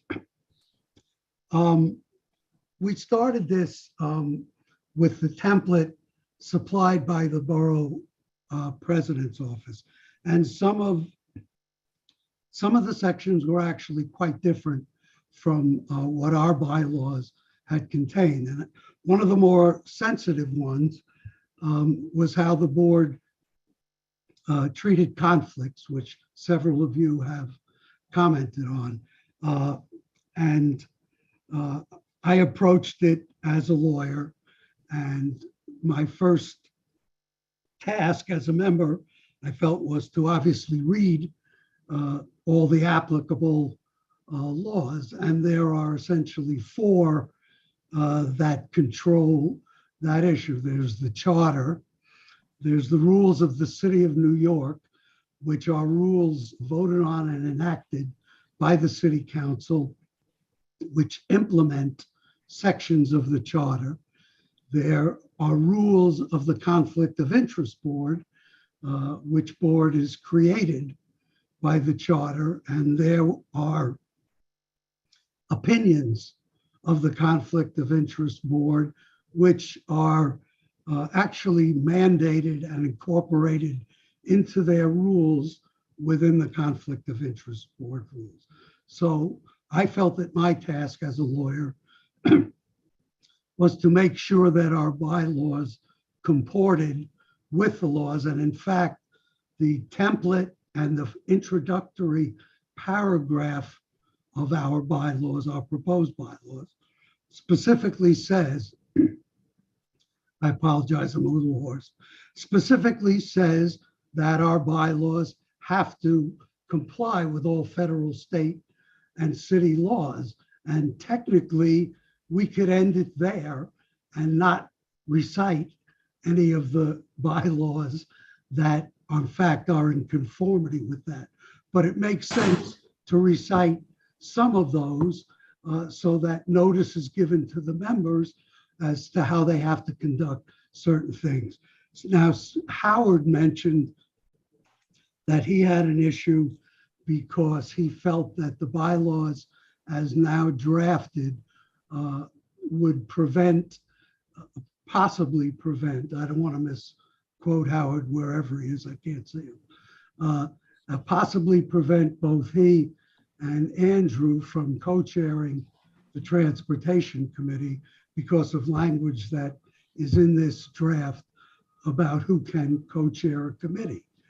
The fact of the matter is simple, that in the In the New York City rules, there's a specific section called Special Rules for Community Board Members. Those rules are city law, and community boards are required to comply with them. And the language that we put in this draft is verbatim from the New York City rules as to who can co-chair or who can't co-chair a committee. So the language that you see here, I don't have to read the special rules for community boards because it's the same word for word. And in addition to that, the Conflict of Interest Board puts out what they call a plain language guide to Chapter 68 of the City Charter for community board members. And in that guide, they reiterate verbatim the requirement from the New York City rules. So whether we put it in the bylaws or not, that's the law, and it would have to be complied with. If there's any question. Okay, we got to wrap it up. Okay. I'm just saying, we got to wrap it up. Finally, if there's any question on somebody's qualification, Mark has said it previously, Paige said it tonight, the Conflict of Interest Board has attorneys available on a constant basis. If anyone has a question as to whether they're prohibited or permitted to do anything, the proper thing to do, the sensible thing to do is what Paige has done and what people have done over the years, is contact the Conflict of Interest Board and get a ruling, because there is language in the law and in these bylaws that sometimes needs interpretation. So I'll close with the fact that the language in these bylaws is verbatim what the city law is. We would have to comply with it, whether it was there or not. Thank you, Jay. Paige? Very quickly, I've been hearing an awful lot, and I feel like I'm in a physics class where I don't even understand the science anymore. And I can certainly appreciate all the good work that Susan and her team have put in. Can I just make a suggestion? These things are meant to be malleable. We need to sometimes adjust them. I do that to my specifications in architecture. So can't we all agree that we, and I don't know if this is possible, but we take these on face value, accept them tonight, and allow us to live with them and see where the problems are. And then we can go back and tailor anything that needs to be adjusted. You know, Steve, you may have your opinion. I'm looking at Richard. He might have his. Jay may have his, so that we can just move forward, because I think it's unfair to the effort of all these people on this committee that have spent months putting this together. And I think we should give it a try and see where, if there are flaws, then we can have something positive that we can work on. That's all. Thank you, Paige. I'm going to speak, and then we'll have Richard speak and close. Jay, we're not going to go twice. We got too much time here. I'm sorry. I have not, through this whole process, ever commented on the bylaws. I'm only going to comment on the process and the voting. I am very troubled, and I find it very problematic and very disappointed at the PR movement to not vote on this. That's the Democratic process, not the Republican process. We speak as a community board by putting resolutions that matters before, and then we vote on them. And if the vote is to vote for, then it goes. And if the vote is to vote against, it doesn't. And that's what we're supposed to do. Everyone should get an opportunity to vote. And I have a problem with the movement to stop people from their opportunity to speak. So, I think we should vote for it. 3 reasons. First on, just to factually speak, I have to level set. There has never been more opportunity and more time to discuss an issue. There's never been more, I did the research. There's never been more meetings than this task force. There's never been more hours dedicated to a topic. If you wanted to engage on this topic, you had more opportunities to engage in this than any topic that I've been in for 9 years. So if you chose not to, you should take some responsibility for that. And if others who I was disappointed to find that last month, there were several people who said, we just didn't have the time. We then added 2 more meetings because you want to adhere to that.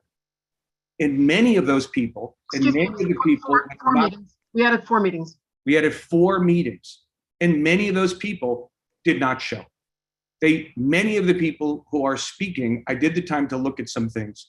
Many of the people who are saying we shouldn't vote, we haven't had time, have never showed up at a task force. I think we've got to take responsibility. As other people find troubling, I just feel that there's a sense of, we talked about the thing, I feel there's a sense of disingenuous. Let's just call it. I think there's a feeling that some people don't want us to vote on this, and maybe it will just go away. I find that because I know one board member shot me a very lengthy I'm not going to say their name, but said, well, we really can't vote on this because it's such a long meeting, it's going to take too much time. And I said, I think we got enough time. And now that board member is showing up, saying it for another reason. So when you don't show up, when you don't participate, I don't think it's right. And I'm going to tell you the reason that I think we should vote on this today. And that is, I don't think it's good for the community. I mean, we've had so many conversations, and this has been going on for so long. And I could guarantee you one thing, the exact same conversation is going to happen in July. And it's going to be the same people who have the concern. It's going to be the same things. It has taken so much time out of the community that I think I'm a believer in having an up and down vote. If you don't think you've had enough time, vote against it. If this gets voted down, that's a good thing because it represents what you guys think. And what will end up happening is this will not go forward. Another task force one day will come together and look at it. To Paige's point, if it goes for it, another task force will come together and look at it. But to me, it just feels very undemocratic, feels very Republican, feels very disingenuous, this sort of movement that's in the press, that's coming from associate. Let's not vote. Let's just vote. And if it passes, great. And if it doesn't, that's that. I can guarantee you that I think that the task force would rather have an up and down vote on this. And anything else to me is just a feeling of let's push this off. But I think the community deserves us to vote on this and vote against it. And if your reason is you didn't have time to read it because 5 days isn't enough, or I couldn't go to a task force, I'm busy, that's fine. But I think we should vote on it. That's why we're set up. People do work, we vote on it. They earn the right to do that, we should do it. But it's my opinion that there hasn't been enough time, you can't read it. It's very disingenuous. It feels wrong, it feels undemocratic, it feels Republican to me. What are you so scared of, as they say? Vote. You speak and vote. And if it passes, it passes. So I'm going to leave it at that. I haven't spoke about any of the things. I have opinions on all of them, but as the chairman, I didn't want to comment on the matters. I'll let other people. But it would be very disappointing that if we didn't vote on this, we're going to have the same conversation in July, and I guarantee you it'll have the same outcome. And I don't think the community needs that. So with that, I recognize you, Richard. Thank you. I've listened with great respect to many of the board members I respect, including Steve, who urge the passage of this tonight. And I've listened to a great many board members whom I respect equally, who urge that the matter be put over or that they're going to vote against it. In the ordinary course of events, if this resolution were presented in a meeting that hadn't started at 6:30 and we had time, what would happen is that various board members would make motions to change various aspects of the resolution.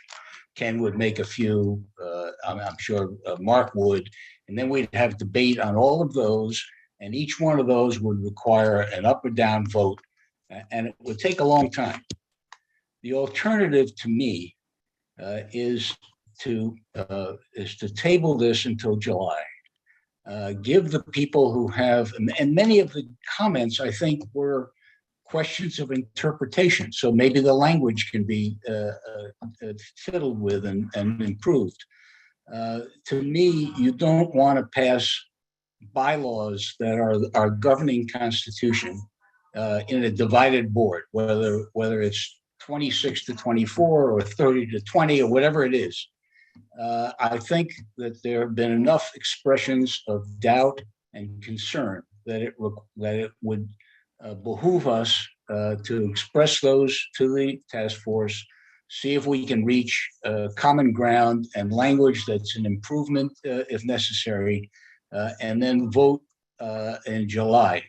And you can believe that in July, I will not make a motion to table, which I do now. I called the question.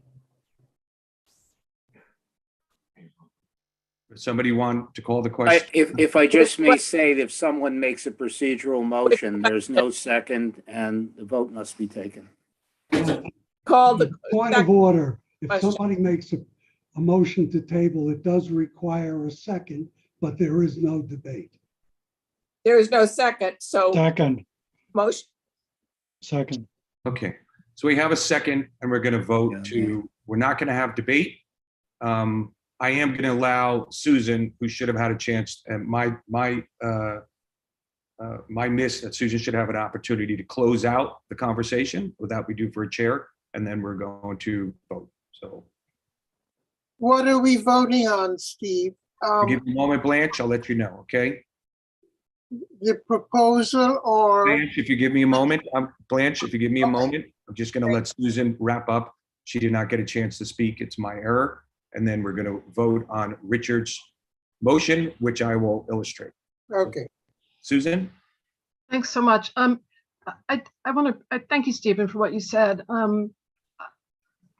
It's hard to describe how frustrating it is to hear there have been too many changes. There haven't been enough changes.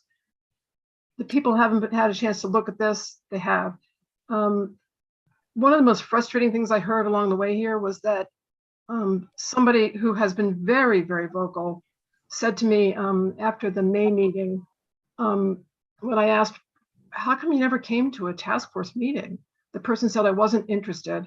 And then I said, have you read the bylaws? And the person said, no, I haven't. And I thought, wow, but you still have a lot of input. Okay, that's great. I'm here to hear it. And we've woven it in, a lot of it. So I have to say, I feel what Stephen said, everyone's had a chance to really participate if they felt like it. And, you know, as Natasha said, really much more eloquently than I ever could, not everyone's going to like this. You know, not everyone's going to like everything. Frankly, there's a lot of stuff in here I don't like. We have made a lot of concessions. And, you know, it was ugly last week when the borough president's office took us to task on the conflict of interest part. And I basically had a mutiny on my hands with the task force saying, how could you give in to that? We're not going to support you anymore. And then we came to a conclusion that, you know, we had no choice. The conflict of interest law, you know, it's not going to be supported. And frankly, what we're putting in now is more restrictive on conflicts than what is in the current bylaws. So a couple points just to clarify. First, July meetings. The New York City Charter says we are not required to have a July meeting. We are one of only 2 boards in Manhattan that has a July meeting. So we can have one if we need it, but we're not required to. And so that's just straightforward. Another thing is, as Natasha said also very eloquently, the executive committee is an elected group of 5 or 6 people. Right now, what happens on our board in August is that the chairperson just sort of tends to whatever comes their way. And if they decide that it needs to be a meeting, the meeting is called. What we're suggesting is that instead of that happening, that the executive committee and the chair should be tending to business while everyone's away. And if a meeting needs to be called, it will be called. As far as the new members go, we've all been a new member at one point or another. And as somebody said tonight, the new members were entitled to vote tonight on the church resolution. The new members, as soon as they're new members, I was one once, you all were one once, get a chance to vote, and they should be allowed to vote. And frankly, I've spoken to every new member who wanted to speak to me about the bylaws and answered every question they had. I guess my final thing, 2 final things. One is the conflict of interest, and I'm talking to Melissa. I can't see if you're still here, but you know, I'm sad that you're still troubled by the conflict of interest section and also by the media section, because frankly, there's nothing more we can say here to reassure you. Howard and Andrew, you're qualified to chair a committee meeting as long as you don't have a conflict of interest. We're not taking away your right to be a chair unless you have a conflict of interest, and then it's a problem. And we have specified now it's a problem in these particular situations. So that's not taking anything away. Ken, you can still be a fierce advocate of transportation alternatives. You're an advisor, you're on the advisory board, it's fine. I will say that the chairperson of the board of directors of Transportation Alternatives is a member of Community Board 2 in Manhattan, and she voted on a bike lane issue, and that's fine, as long as there's no direct or indirect financial gain. You know, I don't know much more we can do. I think it's really cruel and unusual to table this, because I don't really see, as Stephen says, how it's going to be any different in July. That's it. Thanks very much for your time. I'm sorry this meeting has gone on so long. Call the vote on the on tabling. So to Blanche's question, Richard has put a motion to table this to July. It was seconded, so we're going to vote to table it to July. Okay. If it passes, it will table to July. If it doesn't pass, then we will vote on it, an up and down vote, yes or no. So with that, Bev, can you work with me? All of those who are voting to table this to July, please raise their hands.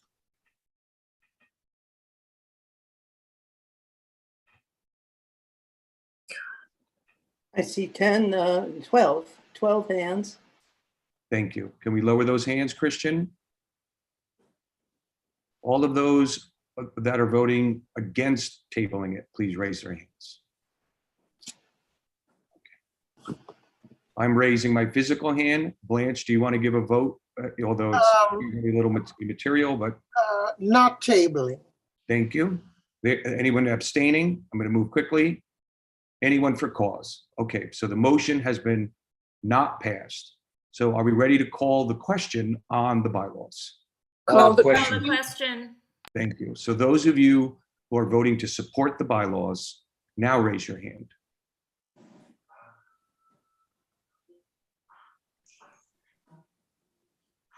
Thank you. Okay. Bev, I'm so tired. Do you want to vote on, on this? 24, no, 27, 20, 28. I'm raising my physical hand. Blanche, do you want to Support. support? That's 30. 30. Christian, can you lower the hands? Christian, can you lower the hands? Those who vote against the bylaws. Thank you. I don't think anybody else is physical. You want to call that? Bev, you want to say what you see? 7. 7. I'm sorry, 8. 8. Let's lower those. Anybody for cause? I mean, sorry, abstaining? 7 abstaining. Great. And for cause? Thank you. Okay. You want to read it? 30 to 8 to 7 to 0.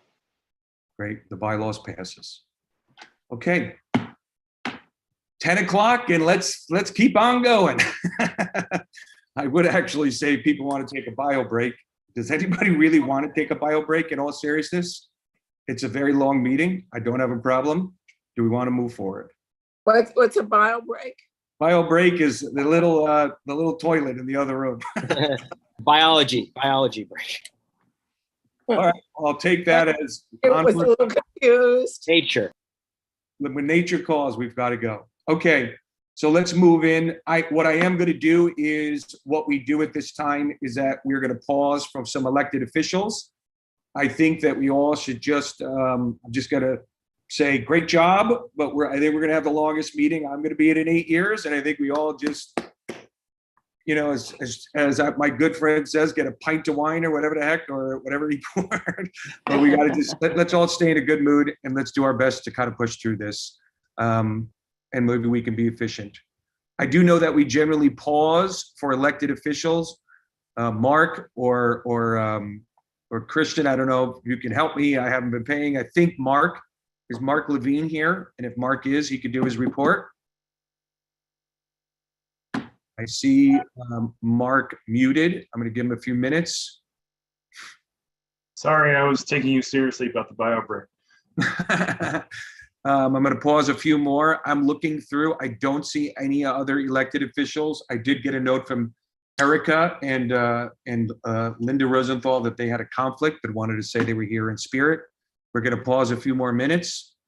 Eric Coelho, I don't know if you're here and if Mark's here, if you want to text me. I told him to be here at this time. If not, what I'm going to do is we're going to move on with the next vote, and I'll continue to keep a note. I'll keep. Hi, Stephen. This is Eric. I just want to let you know, just a few minutes out. A few minutes as in you'd like me to wait, or a few minutes as in why don't we do one vote and we'll come back to this? Go ahead and we'll catch up right after. Okay, why don't you text me as Mark joins? Okay? No problem.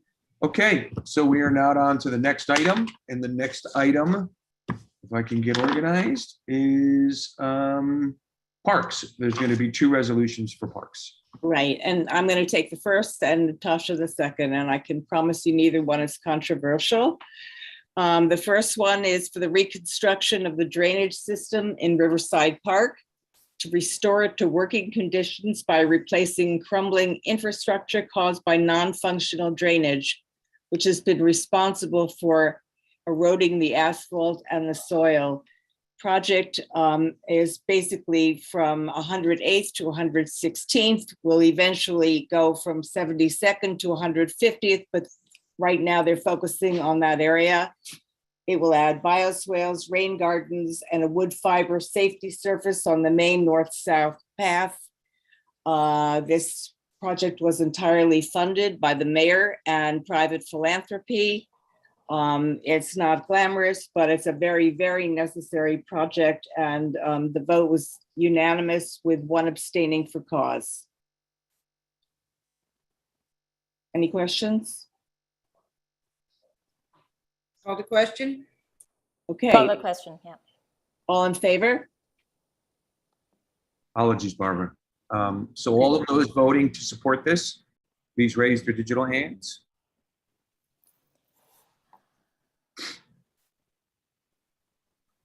Beth? Digital? Digital or 33? I'm raising my physical. Blanche, do you have a vote here? We had a lost Blanche. So let's move forward with that number. 34, actually. 34 plus a physical.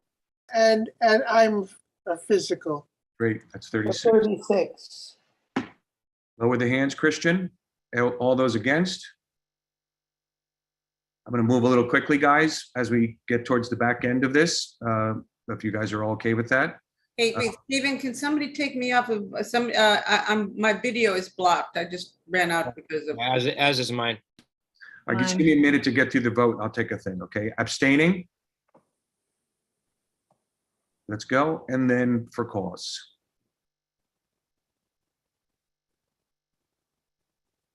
Okay, let's just, if you wait 1 second, Natasha, if you're doing it. Bev, could you read that? 36 to 0 to 0 to 0. Okay. Try your video now. Here, I just asked to start your video. There you go. Doug, are you on yet? Okay. Yep. Is everyone okay? Let's go to the next vote.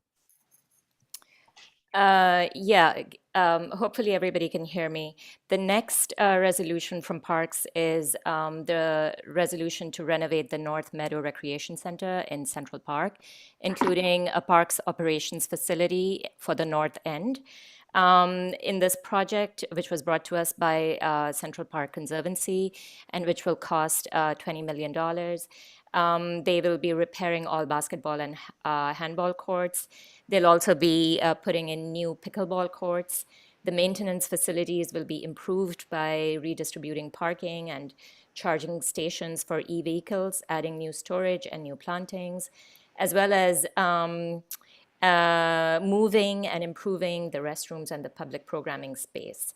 There will be no charge for any of the programming, public programming, anywhere in this area.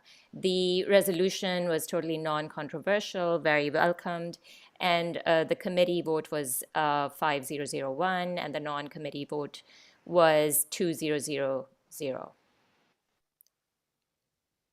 that's what I have to present.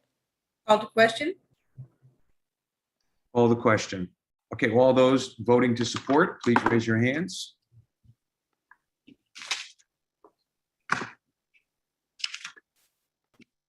Excuse me. Okay. Bev, you want to read the digital? 36. I'm physical. Blanche, you have a Support. So that's 38. 38. Christian, if we could lower those. Excuse me. The next one is anyone against? I'm going to move forward. Anybody abstaining? I'm going to move forward. Anybody for cause? I'm going to move forward. Bev, anything? 38 to 0 to 0 to 0. Thank you. So both of those pass. Let's move on to the Transportation Committee. Okay, our resolution is about West 94th Street between Central Park West and Amsterdam Avenue. Those of you who know the block know there's these wonderful red brick crosswalks on the street. These crosswalks not only slow traffic down from speeding down the blocks, but they give pedestrians a defined place to cross the street.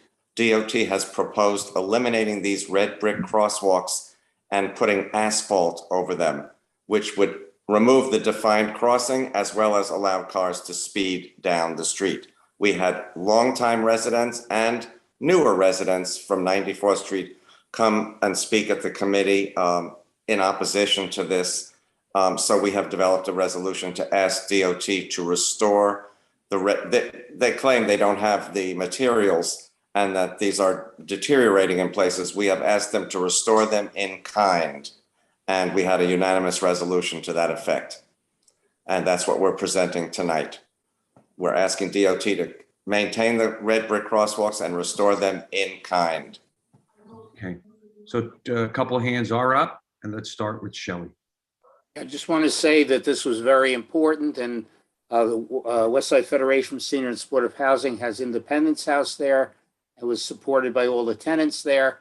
But more important, the fact is that some of us already offered to pay for the bricks because it was nonsense that they didn't have the money or didn't have a supply of those red bricks around. So we already I have about 15 people who will supply all the bricks. And I suspect there'll be a lot more. Call the question. You know, there's several hands up, and I think we have to let them speak. And I know that personally, this is very personal for Polly, so we'll let her speak first, who I believe lives on the block. Yes, I do live on the block, and I just want to say that I'm urging everyone to, again, support this resolution. I live on 94th Street, and the crosswalk is right in front of my building. And when I go out to work every morning, when they see me cross that crosswalk, the cars do stop. So it is effective. And not only that, you know, the person who is the granddaughter of the person who started the Mandel Nursery School across the street from my building spoke at the meeting. And she said that it was designed that way because unfortunately her brother was injured by a car. They used to use that whole block as a speedway, and a little girl was killed. So I just think it would be regressive for the DOT to put asphalt over the red brick when they were so innovative back in 1968 to figure out how to, again, put in safety features. So I am definitely urging everyone, again, to support this resolution. Thanks, Polly. Thank you. Courtney, your first time speaking, so we'll go with you. Yeah, there still are some daycares on that block as well. So lots of kids on that block. I'm actually on that block every week, both with and without my car. And I just really think those, and as someone who both walks and drives on that block, it does in fact slow you down. And as a pedestrian, it always makes me feel more comfortable when I'm walking with my kids. So. And they're aesthetically pleasing too. And it's beautiful. So yeah, win-win. Yep. Thank you. Richard? Yeah, I live on that block too. I'm amazed that I haven't run into Polly. I drive on that block. I walk on that block almost every day. First of all, the red bricks are not in such bad shape. They look like old, you know, it gives it a little old world feeling. There's nothing wrong with those bricks, and maybe a few of them should be replaced. It can't be that expensive. but it does serve both an aesthetic and a safety purpose. And I think it's insane for the Department of Transportation to remove that amenity. Exactly. Thank you, Thank Rich. Jay, trying to move quickly. Jay? At the Transportation Committee meeting after the discussion, I said we should adopt the slogan, "Fix the bricks," and put posters up on the block. And then later on, I read that slogan in the West Side Rag, and I'm pissed off. Thank you. You should have copyrighted it. Aren't you a trademark lawyer? I mean, come on. Melissa. Melissa, is your hand up for this issue? I'm going to pause for a minute. Maybe it's inadvertent. Okay. I'm going to move on if you change your mind. There are two people, attendees, that have their hand up. There is nobody on the speaker list. I'm going to try and be a little generous. I'm going to bring Joseph and Michael. I just want to make sure that all three, now there's a third, but it should be about this issue, not about any other issue. So Joseph, if you're here to speak about this issue, please speak. Joseph? Joseph, I'm going to give you a few more seconds and I'm going to move on. Hello, can you hear me? Yes, we can. Okay. I'll keep it short because I think everybody who spoke has spoken wonderfully. The only comment I'd like to make to add on to it, for those who are historical here, I was going to say, if the Department of Transportation got their way, Robert Moses would be looking up from hell because he finally got to take over the one neighborhood in Manhattan that he had not taken over. So I strongly say that we must retain this integral part of the city. And by the way, I live on 94th Street between Columbus and Amsterdam. So we're all neighbors. Hi, neighbor. Hi, neighbor. I'm glad to meet you all. And I'm glad you did a wonderful job at defending it, except you ruined my long speech. Thank you. Michael Grossman, are you here to speak about this issue? Yes. I live on the Park block of West 94th Street. We have a similar brick and sidewalk extension design. I'd like to point out that the notice that was posted indicates that they were including the Park block in the removal. So I'm hopeful that there's no subterfuge to try to get our block with the removal. Secondly, not a single posting of this notice of the that you had on the Columbus block ever appeared on our street. It was only by accident that we noticed it yesterday. So that's why several of us have been hanging in just to make sure that that we'd be included in the rejection of the DOT proposal. Well, thank you, Brad, and I'm glad you were able to. We did mention in the resolution that it was Central Park West to Amsterdam. So that's two of the Avenue blocks. And we spoke to our associate community affairs person at the board, and they've definitely put flyers on both blocks. So I don't know what happened to them on the Park block. It was never there. The last posting that I saw was for 6 West 95th Street. So I'm aware of what's going up on the lampposts, and I walk the block almost daily, and it never came up. Thank you, Well, Michael. thank you. Okay, Brad, sorry about that. I got your names mixed up. Brad? Yeah, that's okay. Yeah, so I'm on the block too. I'm right on the corner of Columbus and 94th. So hello, neighbors. I just wanted to echo everything that's been said already about the beauty and the effectiveness of the brick, but also that this should really be an example for other blocks. I mean, I hope that's still in the resolution.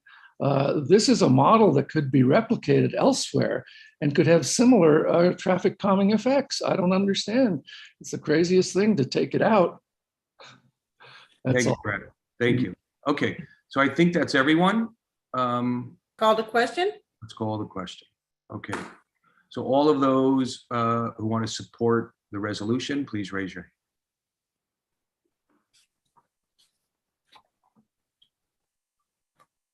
Okay, we'll wait a few more minutes. I'm raising my physical hand. Blanche, are you here? Do you want to vote? Support. So you got 2 physicals when we get to the digital. Bev, you want to 36 ask? digital and 2 physical make 37 physical. 37. Everyone, I know we're all tired, but we got to step, when you vote and you put your digital up, you guys got to step away. And I think sometimes we We're think it down to doesn't work. 30, somebody is toggling that they're 36 to 37. Now we're at 37. I'm sorry, it's me. I was unable to figure out how to do it. I'm a little bit rattled, sorry. Okay. Well, let's just finalize. So 37 plus 2 is 39. Let's take those hands down. And I'm going to go a little quickly because I know how many people are here. Anybody against? Anybody abstaining? Anybody for cause? Okay, Bev, do you want to read the vote? 39 to 0 to 0 to 0. Great. Okay, Thank you. we're going to take a pause here between votes. I see that we've got a great guest. Our Manhattan Borough President, Mark Levine, is here. Thank you for showing up so late with us, because we are up late. So thank you for giving us a little. Thank you, Mr. Chair. Thank you, Community Board 7, for your incredible work and a long meeting. Commend you on a very robust discussion of the bylaws. Of course, community boards have the power to determine their bylaws. My office is here for you as a resource to work through legal questions and using our own internal resources and connecting you to all the relevant agencies. And we'll continue to be a resource for you on that front. I should have started with the welcome to the new members of the board. Thrilled to have so many new people who've stepped up to lead here. We just had an amazing group of applicants borough-wide this year. 900 applied for Manhattan community boards. It's pretty close to an all-time record. And we just have a wonderful crop of leaders that we've been able to appoint. Among the new appointments, 70% people of color, which is an all-time high. Majority people of women, unprecedented number of young people, under age 30s, over 26% of our new appointments, even no fewer than 6 high school students, which is again a new record. So we're really thrilled about the caliber of new leaders that have stepped up. Those of you who are yourselves appointments now have been going through our onboarding process. We're really trying to everything we can to support new members and returning members. We're going to have a significant series of trainings throughout the year on a variety of matters, including conflict of interest, but also adding a new anti-bias training that we'll be requiring of all members to complete. Really, it's part of our broader effort to ensure that we have intense, impassioned, robust debate on the boards, but that we also maintain respect and standards of conduct. And in fact, we are working on establishing a written code of conduct that that we'll be promulgating with all boards. Again, we want robust, intense debate because the issues are big and they're often contentious, but we want everyone to feel respected, and we want a modicum of decorum in this important public body.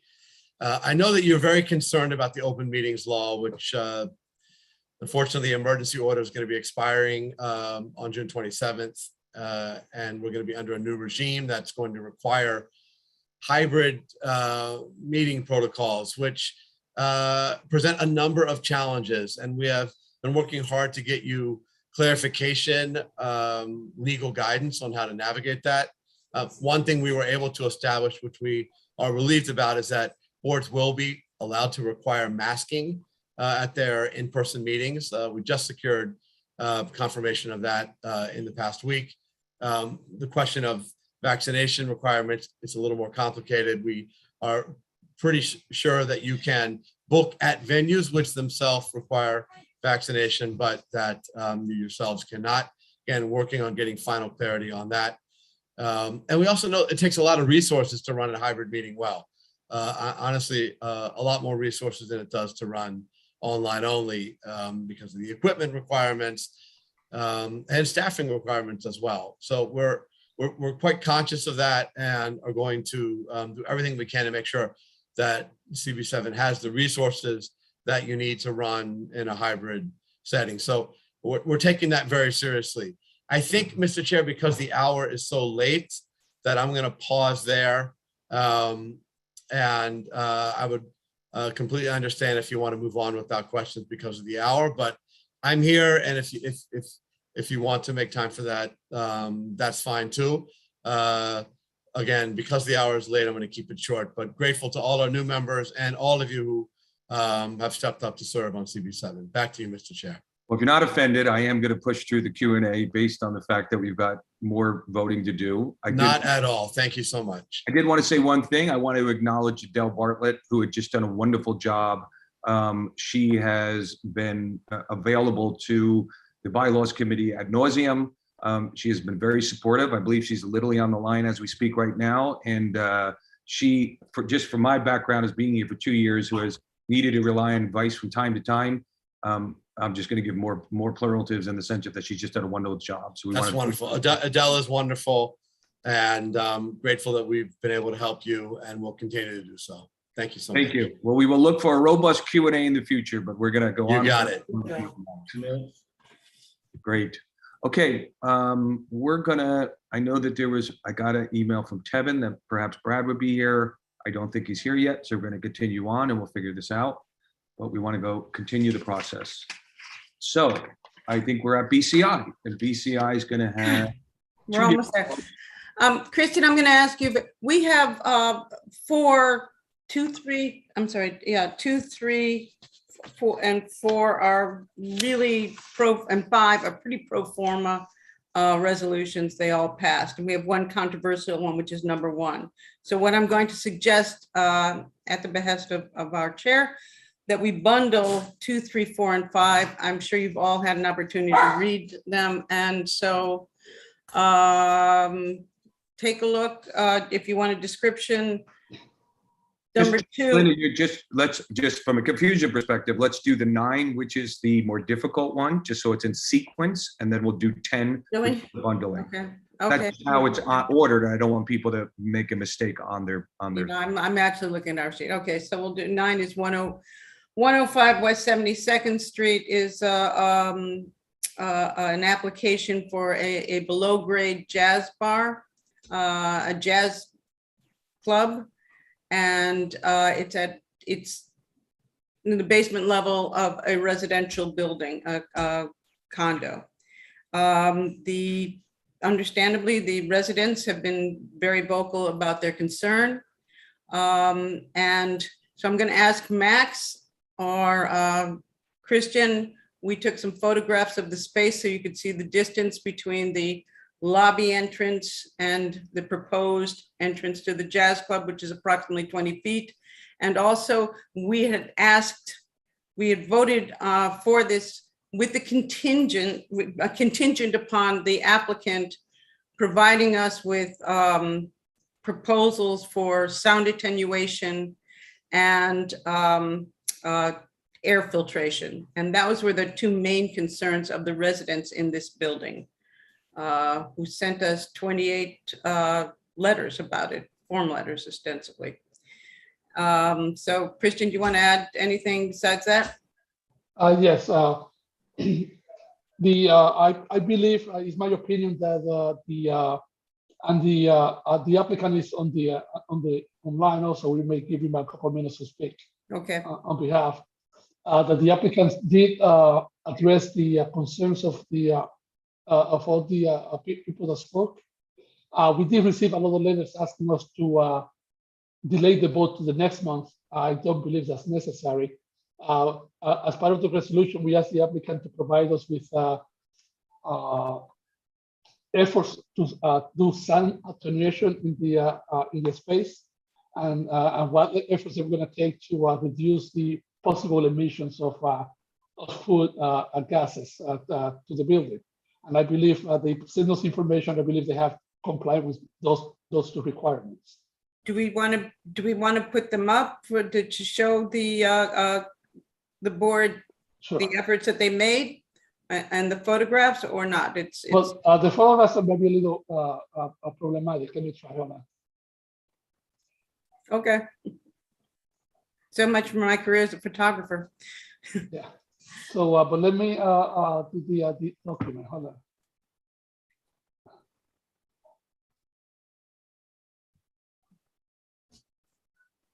Did we get? Okay. So our committee reviewed these over the weekend, so we could see so they could show the effort that the applicant made towards hiring somebody for sound attenuation and air filtration. Also, Mr. Rabino, if you're still on the line, would you like Yes. to, yes, why don't you address this issue right now?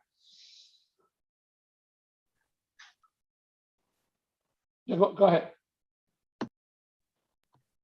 Hi, can you guys hear me? Yes, yes. Mr. Okay, Rabino. great. Yeah, so we hired a contractor, Mr. Hussein, you can see there, and he's done contracting for 20 plus years, and he also owned several restaurants himself, including a music club. And so I interviewed several contractors. He's the one that seemed to really know what he was doing and how to do the job.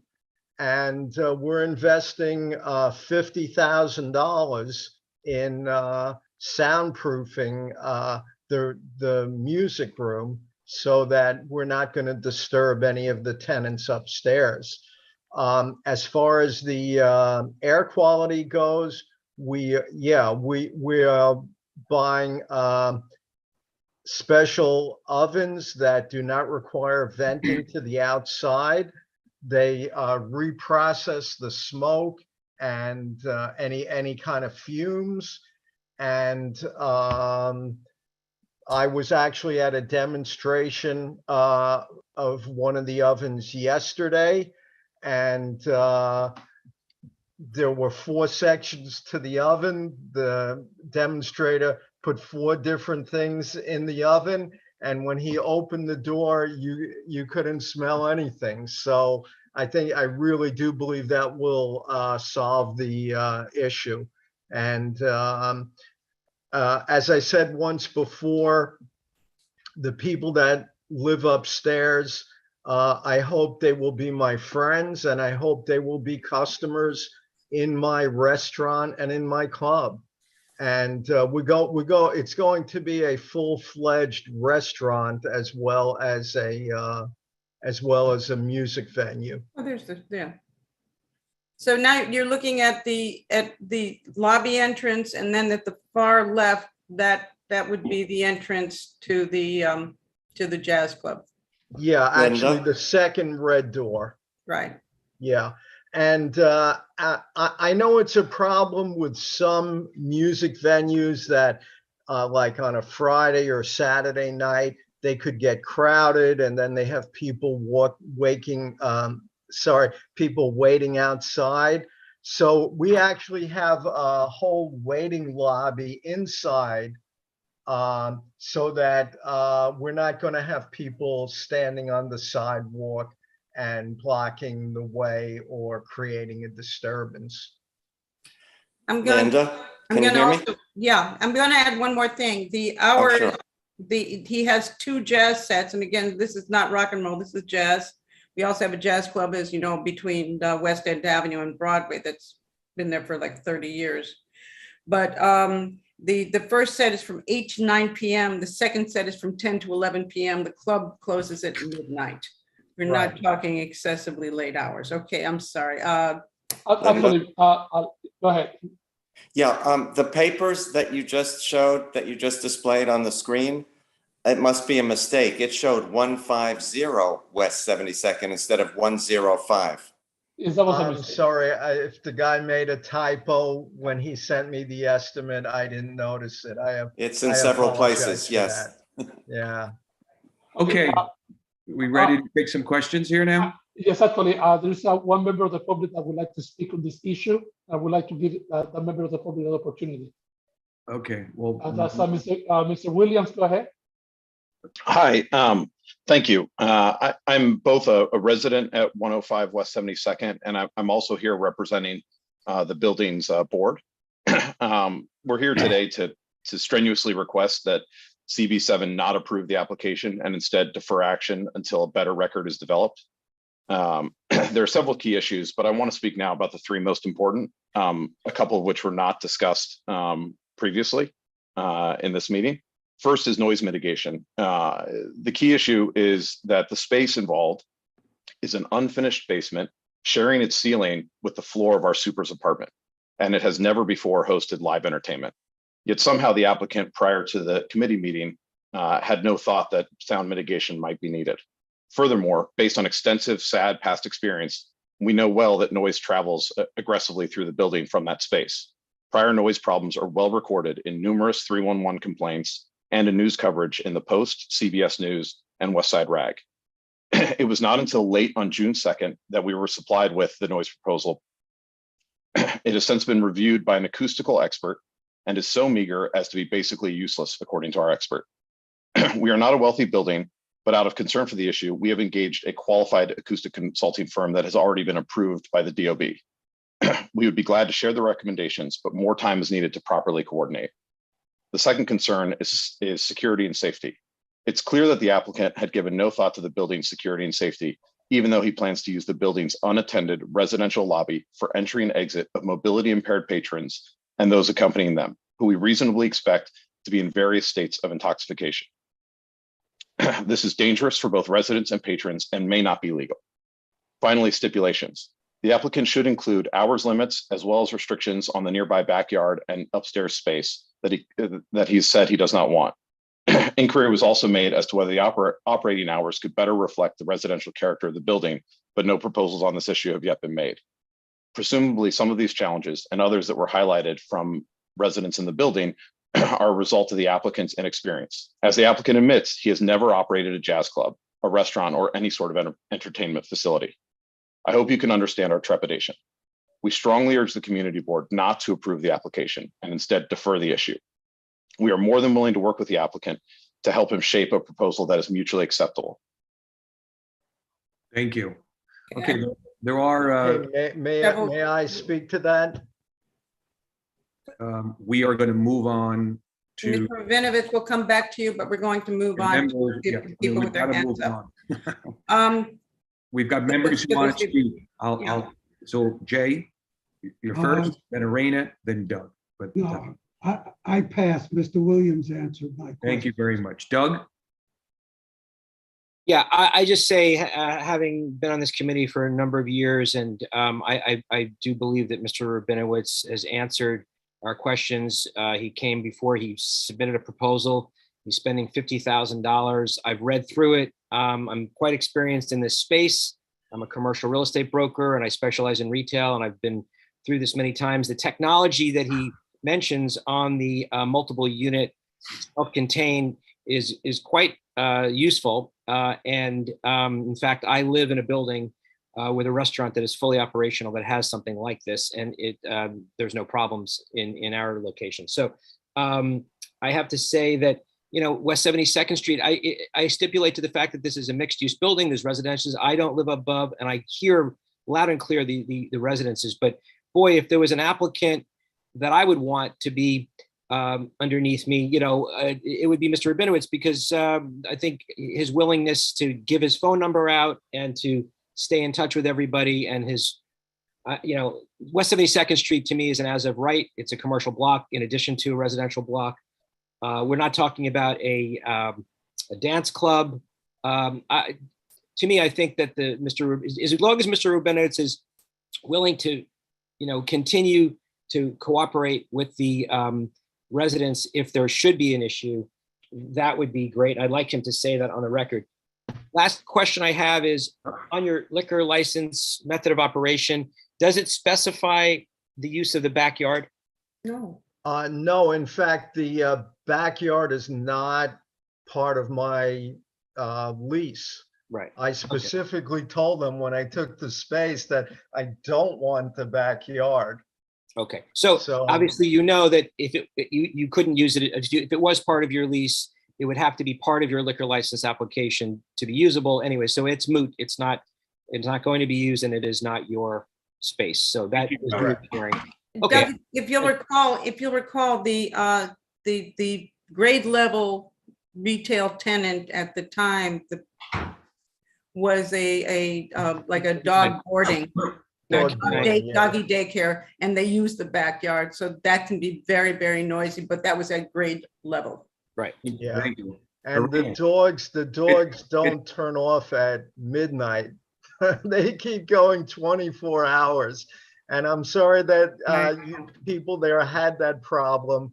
And I do promise to be much more respectful than the previous tenant. Thank you, Mark. It's Arena, now Josh. Thank you, Stephen. I do recall at the committee meeting that it was stated that the backyard would not, the garden or back area would not be available to the applicant. But I do remember us saying specifically that our approval was contingent on a sound mitigation plan, as well as a plan to reduce any kitchen. Yeah. Right? And we raced through it. What is the sound mitigation plan? I haven't heard it. I sent it to you on Sunday. We talked about it. But can you just, can Mr. Rabinovich just give us a brief overview of what the sound mitigation plan is? Absolutely. Because we're hearing from the board that they're not convinced. So what is the plan? I'm sorry, Linda. I've been sick. I'm sorry. I know. And Lorena, I thought I had sent it. I thought Jesse had sent it on. I'd asked Jesse to send it to the committee on Thursday, and then I had her old email address, and so that's it's okay. I've just been out of pocket. Let's let Mark explain that. So go ahead, Mark. Okay, great. So what we're going to do is we're going to drop the ceiling. We're going to put in a second ceiling about 4 inches down, and that space between the new ceiling and the old ceiling is going to be stuffed with sound absorbing material. And the walls, we're going to build out 3 inches material in there. In addition to that, we're going to put carpeting. The landlord wanted to give me a new floor, which was going to be a hard material, but instead we're going to put carpeting on the floor and on the new walls to help absorb the sound. Thank you. Thank you. Thank you, Mark. Josh, and then I think we'll vote. Just want to say, I want to second what Doug said, and just based on reading over the proposal, we've done this in a couple of our establishments. This looks like it will be sufficient to mitigate sound. You know, the proposal looks like it's going to do the job. So I just think that something that we should approve. We should be happy about this. Thank you, Josh. Are we ready to call the vote? Yeah. All those in favor? All those in favor, please raise your digital hands.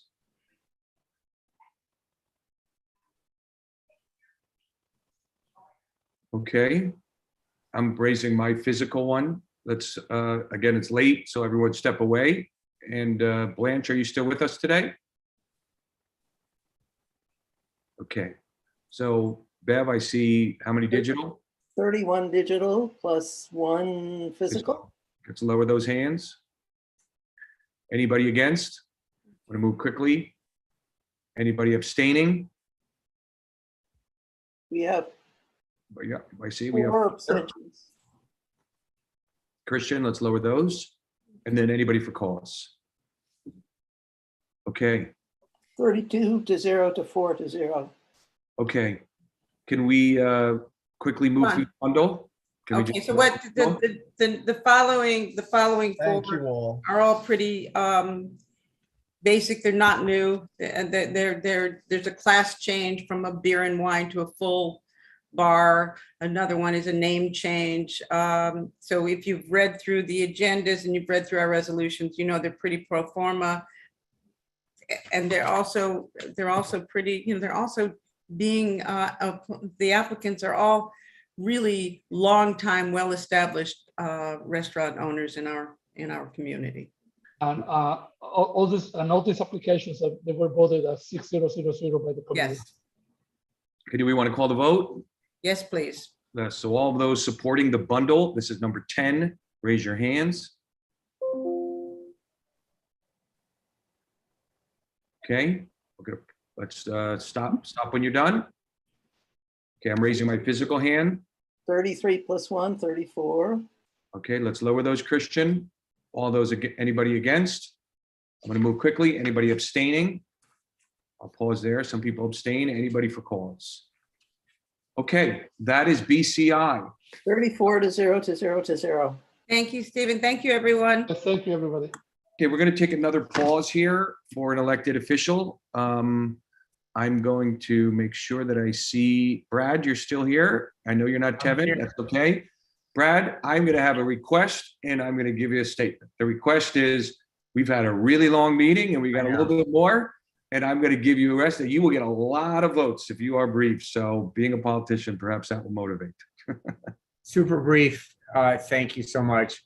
I know it's late. It's late for all of us. And thank you for your service. Only to say that we finished the legislative session, whether it's protecting abortion rights, strengthening gun laws, fighting chopper noise. I'm very proud that we passed my bill with the civil regard to allow private citizens and the Attorney General to file nuisance claims against tourist chopper companies that aggrieve us on a daily basis. That's hopefully going to go to the governor's desk soon for her signature. It's the first legislative success at either the state, city, or federal level. So I'm very proud of that. And in addition to our work on protecting LGBTQ equality, which is obviously, along with abortion rights, under siege by our federal government. So a lot of information in my board report. Tevin Williams has done a great job in making sure that I was here on time tonight. And again, thank you for your patience and deliberation with all of the issues that you had before you tonight. Really appreciate it. Thank you very much, Brad, and we appreciate your brevity. So let's continue on. We're now going to the last official matter at hand for business, and that is HHS. And I'll give it, I assume it'll be Shelley. Okay. Good evening. Why don't we just get started now? You know, this is where the meat of the whole evening is. So sit back and enjoy the ride. No, I'll make it quick, but it's important. We were worried about having had a very expansive discussion and resolution about food insecurity, but nothing would change unless the budget for it happened right away. So normally we would wait to take our district needs statement and expense budget and present it and so on. Said we got to pass a resolution and get it through to the city council because they're voting on the money.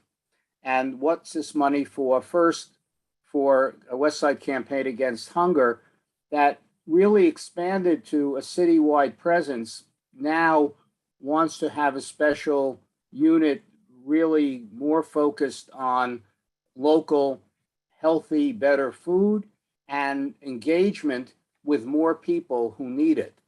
The fact is that we know citywide, despite the reduction in food insecurity in general now not after the pandemic, at this point in the pandemic, there's still a 36% increase in adult food insecurity citywide and locally, and 46% among children. So things are not good. And so that was one thing being funded. Another thing being funded is the West Side Campaign Against Hunger really facilitates a roundtable that works with other communities and increases the quality of produce and food that comes from upstate to make sure not only people are fed, but people are fed real healthy. We want the mayor's policy unit to be expanded because if it's not, things don't get done in the city. I won't go through all the details. You've had an opportunity to read it and read it again, but we have each item with the funding which the agencies and the collaborative groups said they would need to do a very good job. So we urge you to support this resolution And if we pass it, we will get it out as quickly as we can to our elected officials at the city level so that they can do it. Just point out that what people were accustomed to, which was the emergency food program, June 2022 now is ending, but there is a program to be funded, okay, emergency food program, and we're pushing that. The mayor said that he didn't have anything in his proposed executive budget, which was very disturbing, but we've heard secondhand that he will fund it, so we want to push it, okay? And so these are the type of things that we need to do now if we're going to make a difference. Great. Thank you, Shelley. I'll look to see if there's any questions, and otherwise we'll call the vote. Great. I think I heard someone say yes.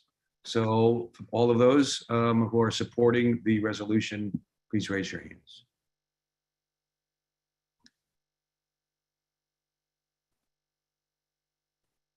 Okay, you want to stop? I'm raising my physical hand. Bev, what do we got? 32 digital plus 1. So it's 33. Right? Great, we'll lower those hands. Anybody against?